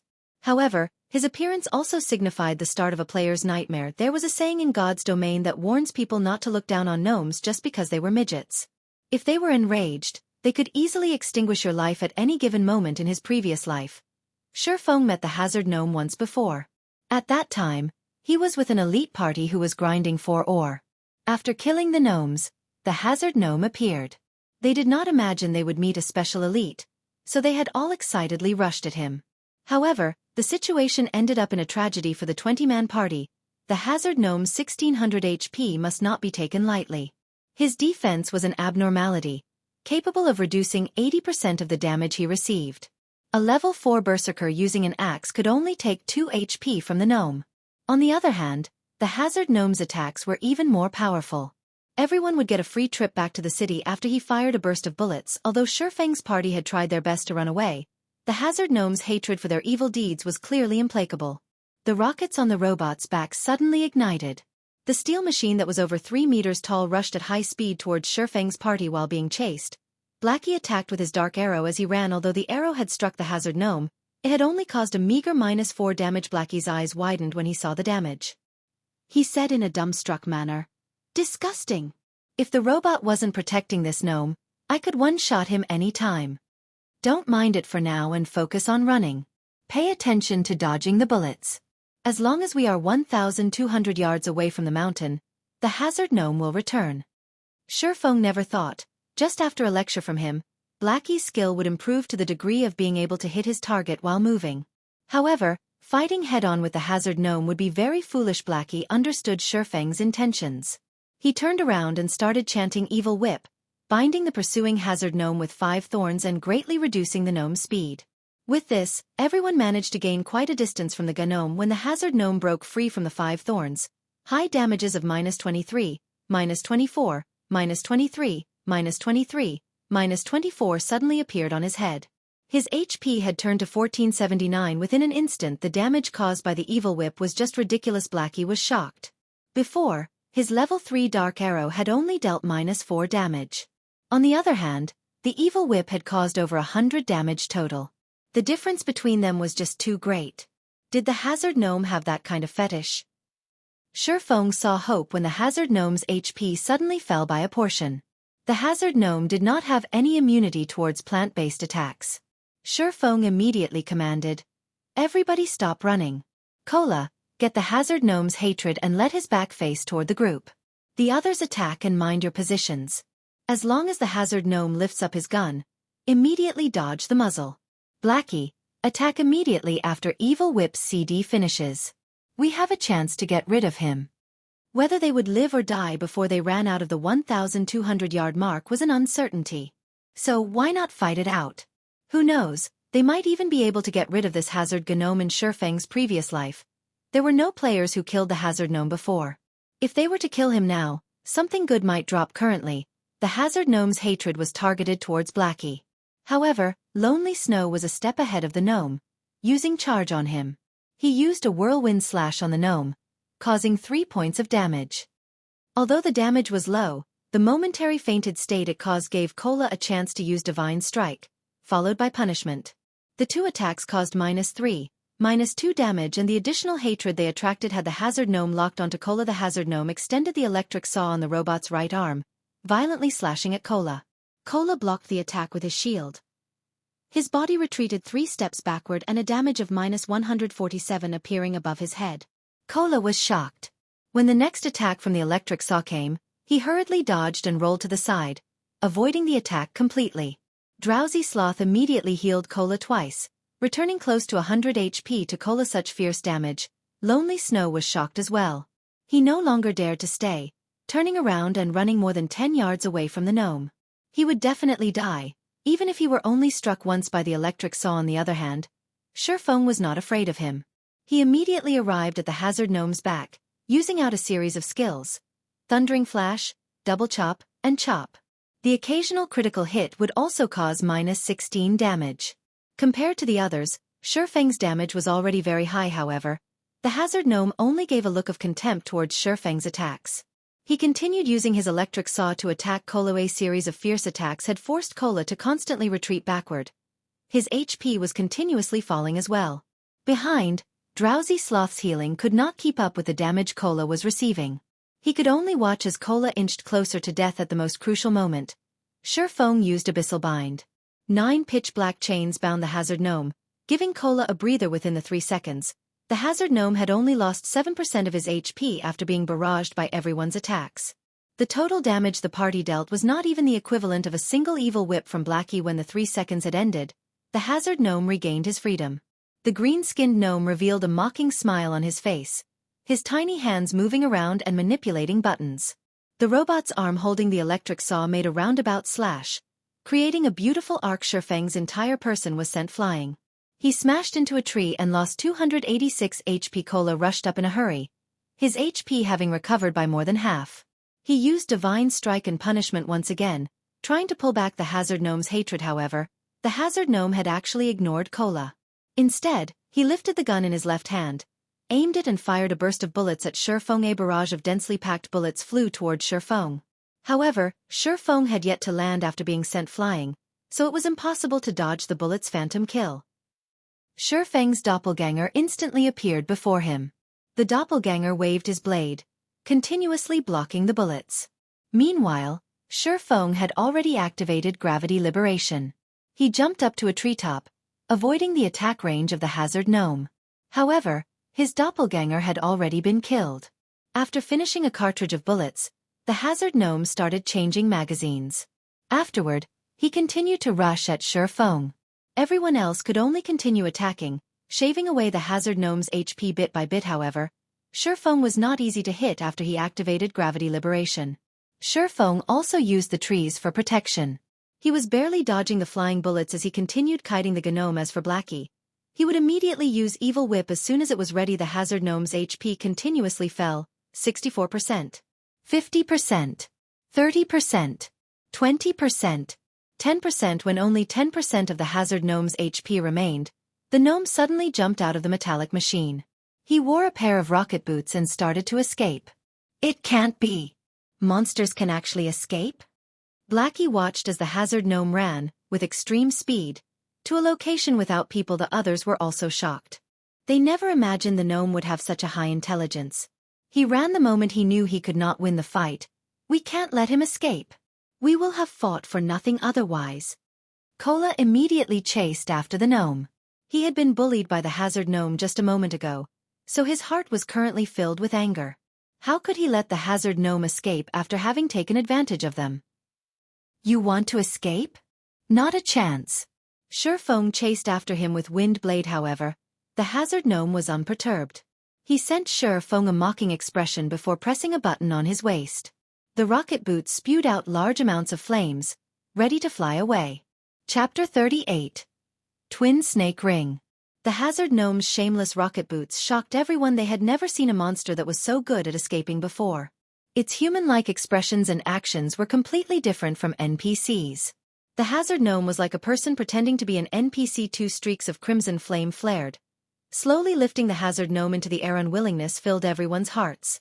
However, they could no longer stop it, but only watch the hazard gnome flee with their own eyes. The mages in the party were over 40 yards away from the hazard gnome. Lonely Snow as well was over 30 yards apart from it. It was not within the range of charge. Also, the faint effect of charge would become ineffective because the target was floating in midair. Only the movement speed increase would take effect currently.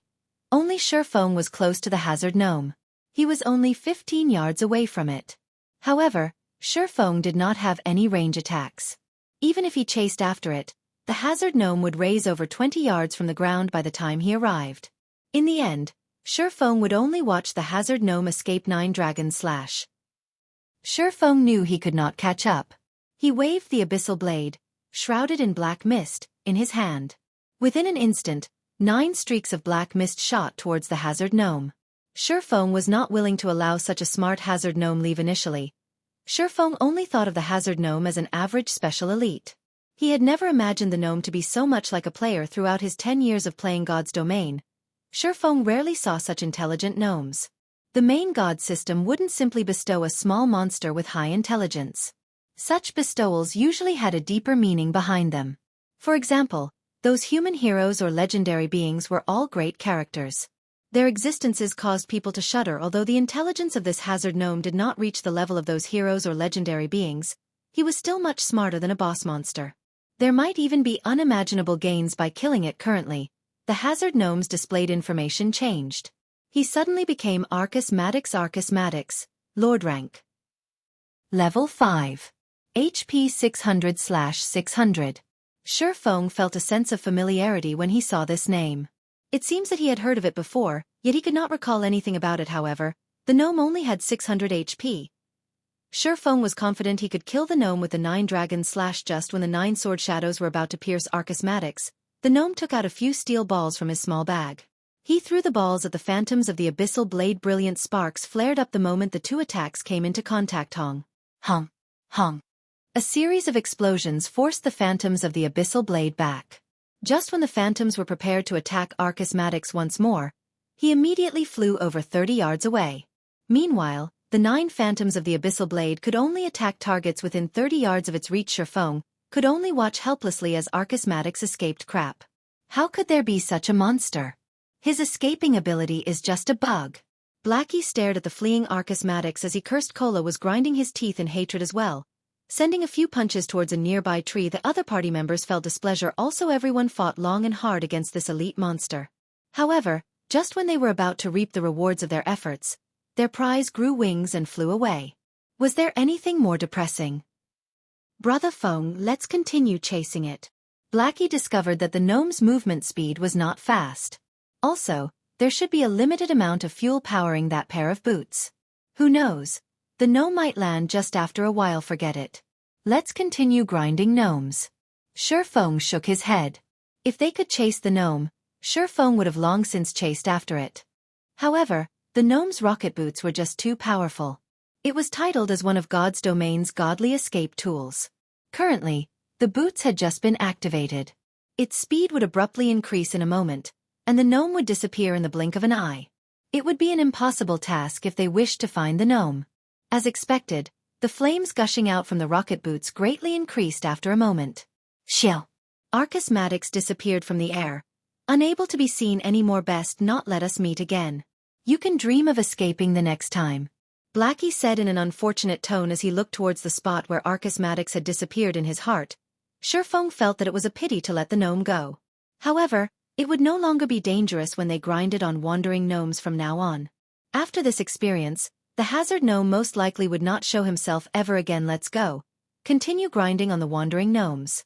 Feng turned around and said to his party, Brother Feng, you're still the best. How could I not think of it? If we killed all of this bastard's kinsmen, we'll see if he doesn't show up again. Blackie laughingly said. Feng was speechless. He turned around and left, no longer paying any attention to the fantasizing Blackie. Suddenly, Feng stopped his feet in shock. Damn, our luck really is too poor. I never thought that Arcus Maddox would actually appear here, and he was also a level 5 hazard gnome.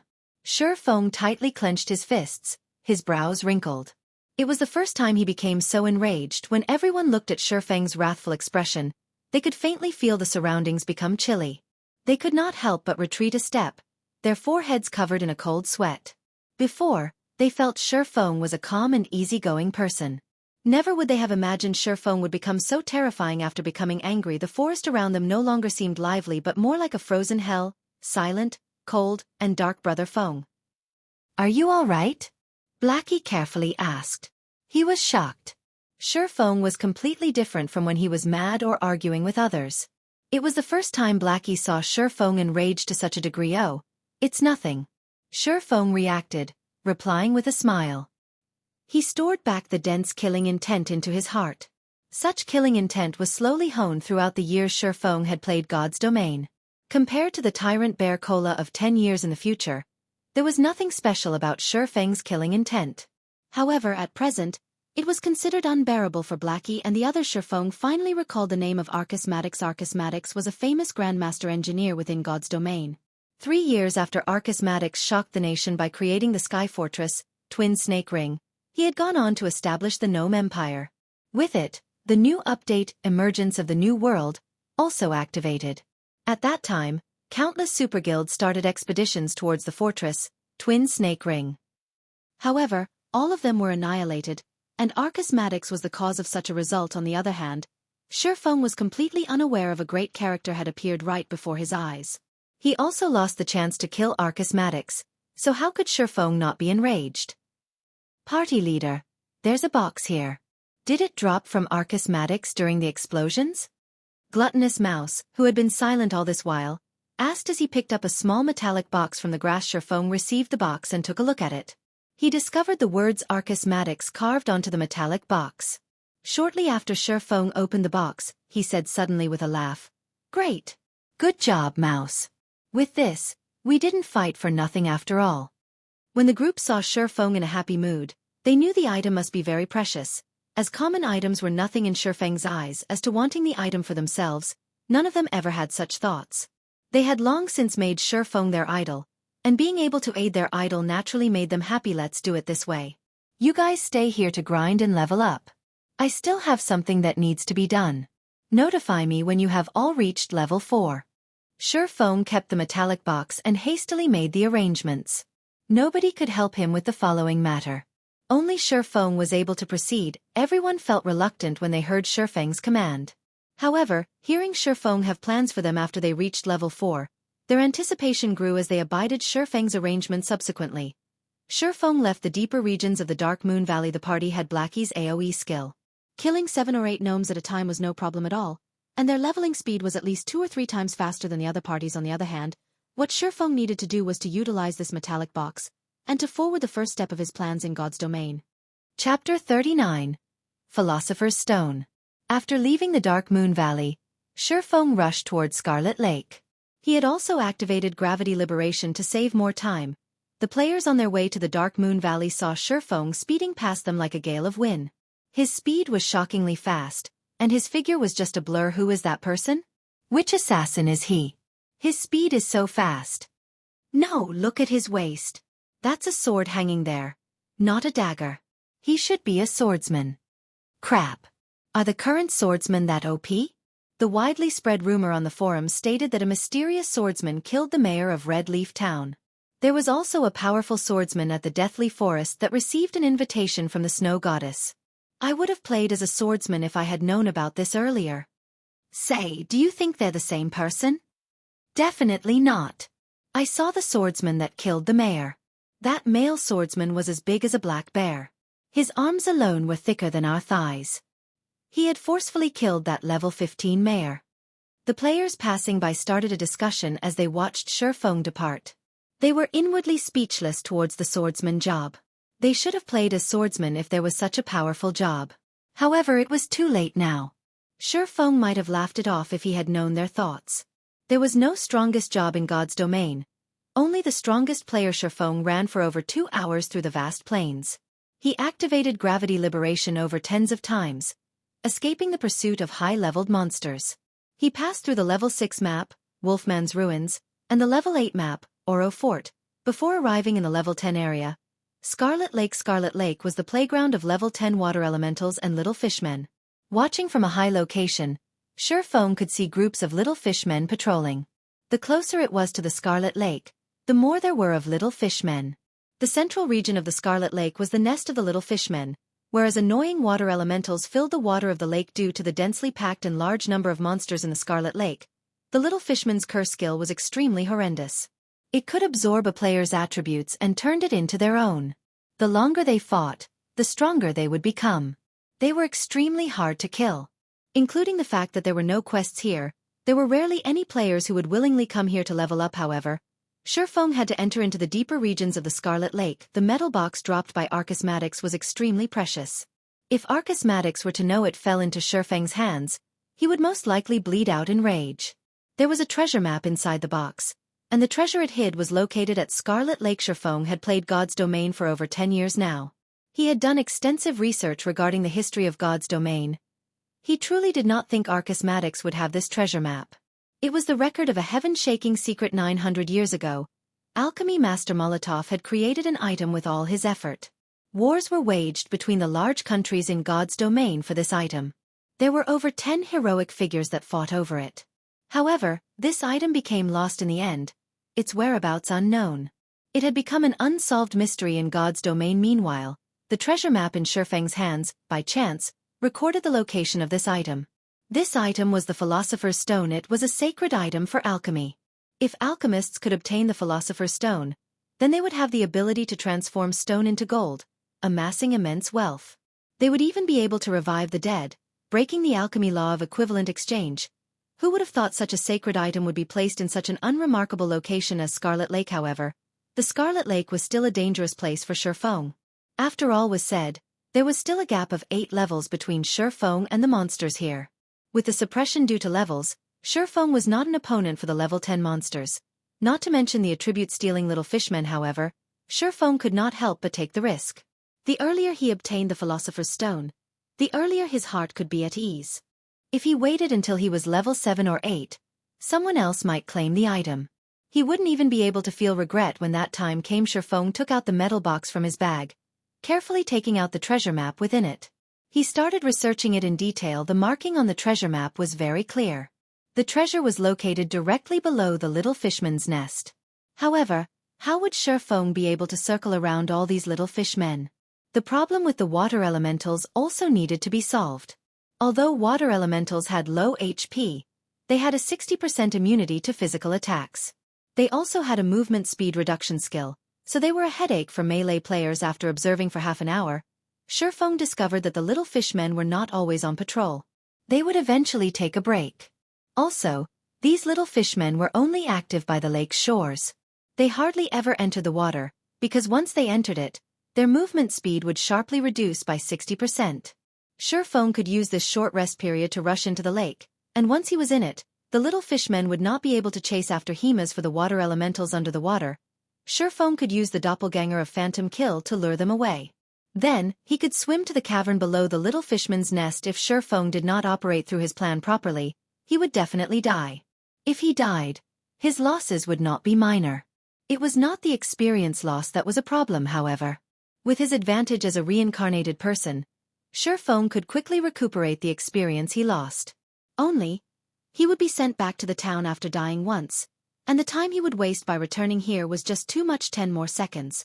Feng watched the patrolling little fishmen, his heart estimating the time for him to sprint out. Time passed second after second. A group of patrolling fishmen watched their surroundings. After discovering nothing out of the ordinary, they entered a small wooden hut by the lake to rest, emptying the land by the lake with all his might. Feng dashed towards the shore. When Feng was about 30 yards away from the lake, another group of patrolling fishmen discovered Feng. They immediately sounded out an alarm, their hands wielding short swords as they rushed toward Feng. When faced with 4 level 10 little fishmen, as powerful as Feng was, he was not their match. Feng's only hope was to jump into the water. However, the little fishmen were very quick, taking only a short moment to catch up to Feng. They waved their short swords, slashing them at Feng's back. Feng knew he could not outrun the fishmen. He turned around and used Abyssal Bind on one of them, then continued by using Parry to block another one of his attackers. As a result, Feng stopped the other little fishmen from moving forward using the power behind the fishman's attack. Feng managed to pull away a distance of over 3 yards. He activated gravity liberation and then jumped onto the lake. However, the other little fishmen were quick to catch up, jumping into the lake after Feng as well. Plop 4 little fishmen fell into the water. Feng, however, was madly running above the lake's surface. Walking on water was a skill that could only be activated after agility reached 80 points. However, Feng had the ring of gravity. As a result, his body had reached a state of near weightlessness after activating gravity liberation. Including his agility that was over 30 points, he too could move on the water's surface. His speed would not be reduced by the water in a few moments. Feng had shaken off the unyielding little fishmen. He ran to a location not far from the little fishman's nest, diving into the water. Just after entering the water, Feng discovered a cavern that was surrounded by a lot of water elementals. The water elementals were encircling around the cavern as if they were protecting something. Water elemental, common monster, level 10. HP 750/750. Feng used Phantom Kill. His doppelganger swam over, luring the water elementals just as Feng planned. A group of water elementals had discovered the doppelganger. One after another, they chased after the doppelganger. Meanwhile, the doppelganger swam upwards. Although the water elementals had high movement speed underwater, it was an entirely different story when they were above ground. They were the opposite of the little fishmen, becoming extremely slow once they reached the shore with the water elementals lured away by his doppelganger. Feng took the chance to quickly swim towards the cavern before Feng even reached the cavern. The system notified him of the death of his doppelganger. The doppelganger had only earned Feng over 20 seconds. After killing the doppelganger, the water elementals discovered an intruder near the cavern. They all hurriedly swam back to the cavern entrance after discovering Feng. The speed of these water elementals increased by a fold as they sped towards Feng. Chapter 40. Sun Temple. Above the scarlet-colored lake, the speeding water elementals created waves of water that struck at the little fishman's nest. Waves that were as tall as a person enveloped the entire nest, destroying many of the small wooden huts on it. The hundreds of little fishmen inside the nest entered a frenzy. They screamed and bellowed, each of them holding weapons as they jumped into the water and swam towards the cavern below the nest. Dual-layered protection? Feng took a look behind him, shocked as if hundreds of water elementals were not enough. Now there were also hundreds of little fishmen following behind. With this amount, even 2 or 3 elite groups of players would not amount to anything. Feng had no choice but to increase his speed and rush into the cave. There was still a thread of hope for survival, however. Feng's speed underwater was very slow. It was incomparable to the druids who had their seal transformation, where their movement speed was increased by 50% when moving underwater. Instead, Feng's movement speed was reduced by 50% soon. Feng was just 50 yards away from the cavern's entrance. However, the enraged water elementals approached Feng as if they were flying, their distance between Feng shortening quickly 42 yards. 28 yards. 20 yards. 10 yards. Just when Feng was only 5 yards away from the cavern entrance, the water elementals had caught up with Feng. They waved their gigantic icy fists towards Feng's head. The attacks from water elementals carried a freezing effect that reduced movement speed. As long as they hit Feng, the water elementals would cling to him till death. Feng hurriedly spun around and used Parry, blocking the fist of the first water elemental. Using the water elemental's immense strength, Feng's body retreated backward by quite a distance. However, the remaining water elementals also rushed at him. It seems I'll be going back to town. Feng looked at the hundreds of water elementals in front of him, feeling powerless. Just when Feng was about to give up, he had floated into the cavern. Inside, he saw a human-shaped ghost roaming about. It was roughly 30 yards away from Feng. Feng gave caution to the wind. If he had to die, then he would die trying. At the very least, he could obtain a little more information for future preparations. Hence, Feng used Windblade, his speed increasing by a large leap. Like a gale, Feng swept through the water and rushed to the shore of the cavern, escaping the clutches of the water elementals just in the nick of time. The moment the water elementals left the water, their speed was sharply reduced. They could not catch up to Feng's mad dash at all. After leaving the water, Feng quickly rushed towards the human-shaped ghost. The moment the abyssal blade was about to slash across the ghost's neck, Feng suddenly discovered the half-transparent ghost did not actively attack him. Feng abruptly turned the tip of his sword away, the blade sliding past the ghost's side. It did not attract the ghost's hatred. Close 1. Feng felt cold sweat down his back when he looked at the ghost's information. Brave 1, Floyd. High Lord. Level 25. HP 360. 000/360. 000. If Feng had attacked this brave one and attracted his hatred, even if he had 100 lives, he would still end up dead within God's domain. Brave ones were only second to heroes regarding strength. Their position within a kingdom was even higher than that of a marquis and was second only to a duke. Even if such a great character had died and turned into a ghost, he was still a monster of the great lord rank. He was a tyrant amongst monsters. Without 100-men group of elite players, it was impossible to kill off this ghost. Could he be the guardian of this place? Feng looked at the brave one, Floyd, silently guessing in his heart there were usually guards posted around places with treasure. As for the little fishmen and water elementals outside, they could be considered, at most, as guard dogs. They were unfit to guard an important treasure. Feng did not dare to stay any longer. After all, there was still a large group of monsters chasing after him. He hurriedly ran towards the inner regions of the cavern. The cavern was very large. There was a flight of stairs that led straight into the depths of the cavern, and following it down ought to lead Feng to the Philosopher's Stone. When Feng was right before the stairs, a sea of water elementals and little fishmen had rushed at him. It was as if they had an undying grudge against him. You lower life forms dare to sully this divine place? Prepare to receive divine punishment. Floyd's gaze suddenly erupted in rage, pulling out a dark golden great sword from his back. The sword gave out a surge of evil that made it seem as if it were the master of the world. When Floyd raised the great sword, the surrounding air started becoming heavy. Following which, Floyd gave out a loud bellow as his arms swung the great sword with all their might. A strong wind, followed by a sword flash, swept through all the water elementals and little fishmen. Each and every one of the monsters turned into ash, and the cavern's entrance instantly transformed into a pile of rubble. Strong. Feng exclaimed in shock. He had sorely underestimated the strength of a brave one. Floyd's single sword could easily wipe out a 100-men group of level 30 elite players. A 300-men group might be needed to even have a fighting chance. It was unexpected that the water elementals and little fishmen did not even have the right to become guard dogs. They were all annihilated in an instant. Feng wiped away the cold sweat on his forehead. Luckily, he was a human and not a lower life form. Otherwise, his outcome would be similar to those water elementals and little fishmen. This place is truly vicious. I guess I can only go downward now. Feng looked at the collapsed entrance. Not even an earthworm could find a way through the debris. The stairs that led down were spiral-shaped. The rocky walls surrounding it were also enchanted with a kind of light-based magic, brightening the entire stairwell. However, this stairwell was extremely long. Fortunately, there were no dangers here. After walking for an entire half an hour, Feng finally arrived at the end of the stairwell. At the beginning of a wide and spacious hall, the hall was about the size of an entire football field, and it looked similar to a shrine of sorts. Made out of gold and jade, the two sides of the hall were carved with an abundance of illustrations and texts.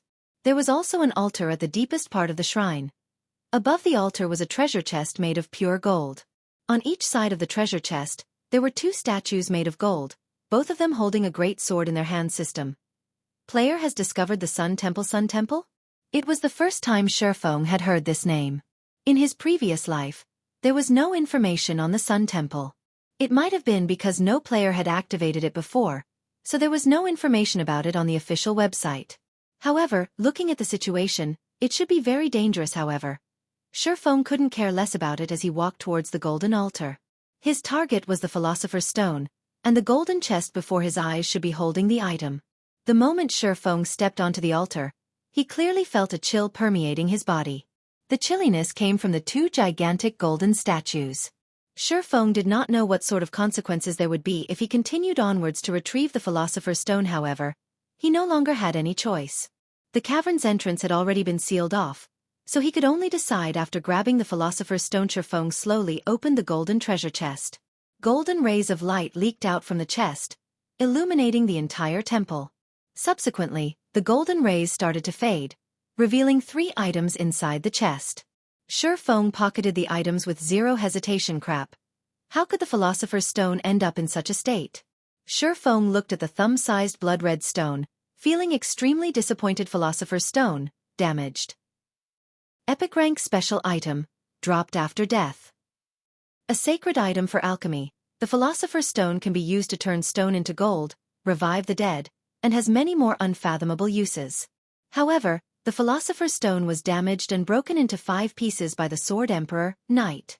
Nevertheless, the Philosopher's Stone possesses immense strength. As long as the 5 pieces are gathered, it will be able to recover all of its strength active effect. Due to being damaged, the Philosopher's Stone possesses less than 1/10 of its original strength. It is only possible to use it for alchemy conversion and elemental refinement. Although the effects were greatly reduced, Feng was still satisfied with it. These 2 abilities would enable Feng to accomplish a lotus for the remaining 2 items. One of them was the Golden Greatsword, a level 10 fine gold weapon. The other item was an instantaneous movement magic scroll, a great treasure indeed. Feng looked at the Golden Greatsword in his hands with extreme excitement. Aside from magic weapons, it was the best item a level 10 player could have. If a level 10 player were to equip this great sword, they could definitely become invincible amongst players of the same level. At this moment, the 2 statues by the side shook. Their eyes released a red glow, locking their sights on Feng. Feng used the instantaneous movement magic scroll without hesitation. Golden-colored magical seals suddenly wrapped around Feng. The spell on the magic scroll had a cast time of 3 seconds, and it was capable of sending the player to a selected location. This magic scroll was extremely precious. Although there were only a few copies of it in the entire God's domain, dying in this place was a much greater loss to Feng. Just as Feng was about to be slashed by the golden statues, he vanished from the temple. Chapter 41. Commotion in Town. Red Leaf Town, Fountain Plaza. The entire plaza was dyed crimson by the setting sun. There were quite a lot of lifestyle players setting up food stalls and selling snacks that were unique to God's domain. These snacks tasted delicious, and they were much better than the delicacies in real life. Also, their selling price was just 2 or 3 coppers. It was truly a bargain. Many players would come here to rest and taste the delicacies of God's domain after a day's worth of hard-fought battles. After all, they could only earn tens of coppers in a single day, and after deducting the expended costs, they would only be left with slightly over 10 coppers. So, giving them a treat should not be a problem. There were quite a few couples sitting on the stone benches, chatting. They ate the food they bought as they enjoyed a lovely time. Suddenly, every player in Red Leaf Town received a system announcement system. A player has triggered a special storyline. Insurrection of the Little Fishmen has been activated. An expedition quest has been activated in Red Leaf Town. Players can now receive the expedition quest from the Adventurers Guild. Completing the expedition quest will reward players with bountiful rewards and guild reputation. All the players were shocked. In Red Leaf Town, a place where quests were extremely rare, there was actually an expedition quest. Moreover, the rewards were great. It was truly unimaginable who was the awesome person that actually triggered a special storyline. The player who achieved this feat attracted the attention of every player in Red Leaf Town. Everyone wondered what great rewards this player gained for activating the storyline. After all, activating a storyline was definitely a rare occurrence. So, how could the rewards be few? Quite a lot of players started having their own wicked thoughts. They wanted to kill off the player who activated the storyline quest.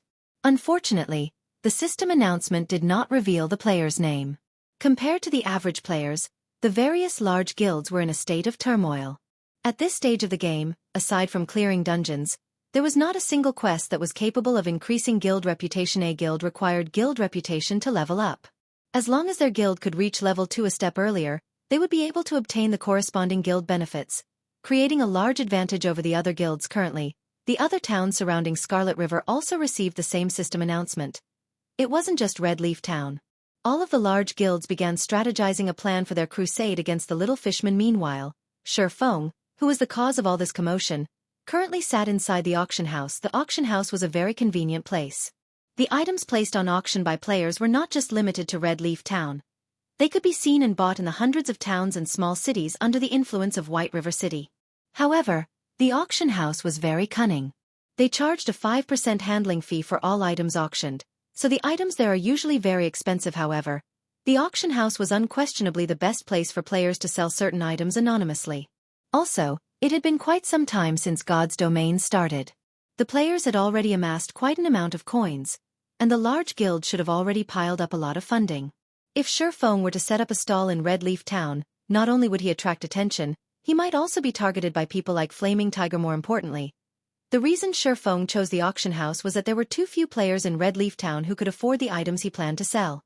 However, it was a different story if there were hundreds of towns competing for them. Hence, Feng placed a mysterious iron plate armor on the auction house, setting its base price at 25 silver coins.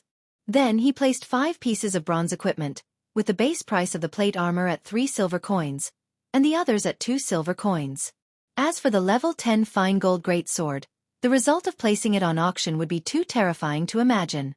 This weapon was worth at least 2 gold coins, which was the equivalent of 200 silver coins. Currently, even 1 silver coin was extremely precious. So who would be able to even afford the weapon? Following which, Feng searched his bag via the half-transparent screen. Initially, players were gifted with a bag that had 100 slots. However, it was far from enough for Feng. Every player could equip a maximum of 7 bags. So, Feng immediately bought 6 of the largest bags currently available. Each of the bags had 25 slots, and each sold for 40 copper coins. 6 bags meant 240 copper coins. Such an amount was definitely unaffordable to normal players, but it was just a small sum to Feng's storage space increased by a lot after equipping the 6 bags. Afterward, Feng left the auction house and set up a stall not far from it. He was not the least bit interested with the storyline quest he triggered. He would not fight over the rewards with the others.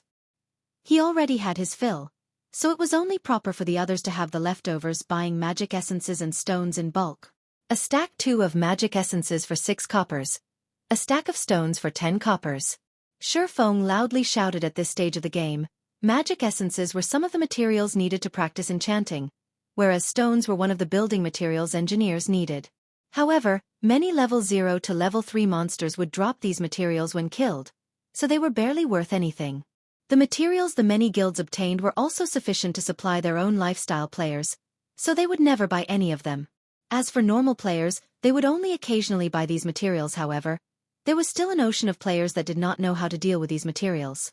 They would usually sell these materials to NPCs at a low price. A stack of 20 bottles of magic essence sold for 5 coppers, and a stack of 100 stones sold for 9 coppers.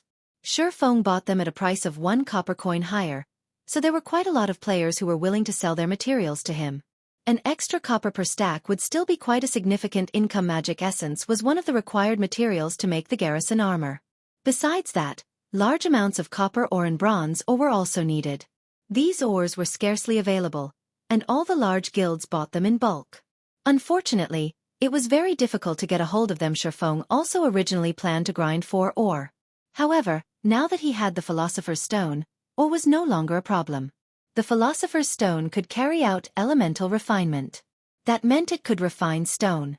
There was a great chance to obtain ore, even rare ore.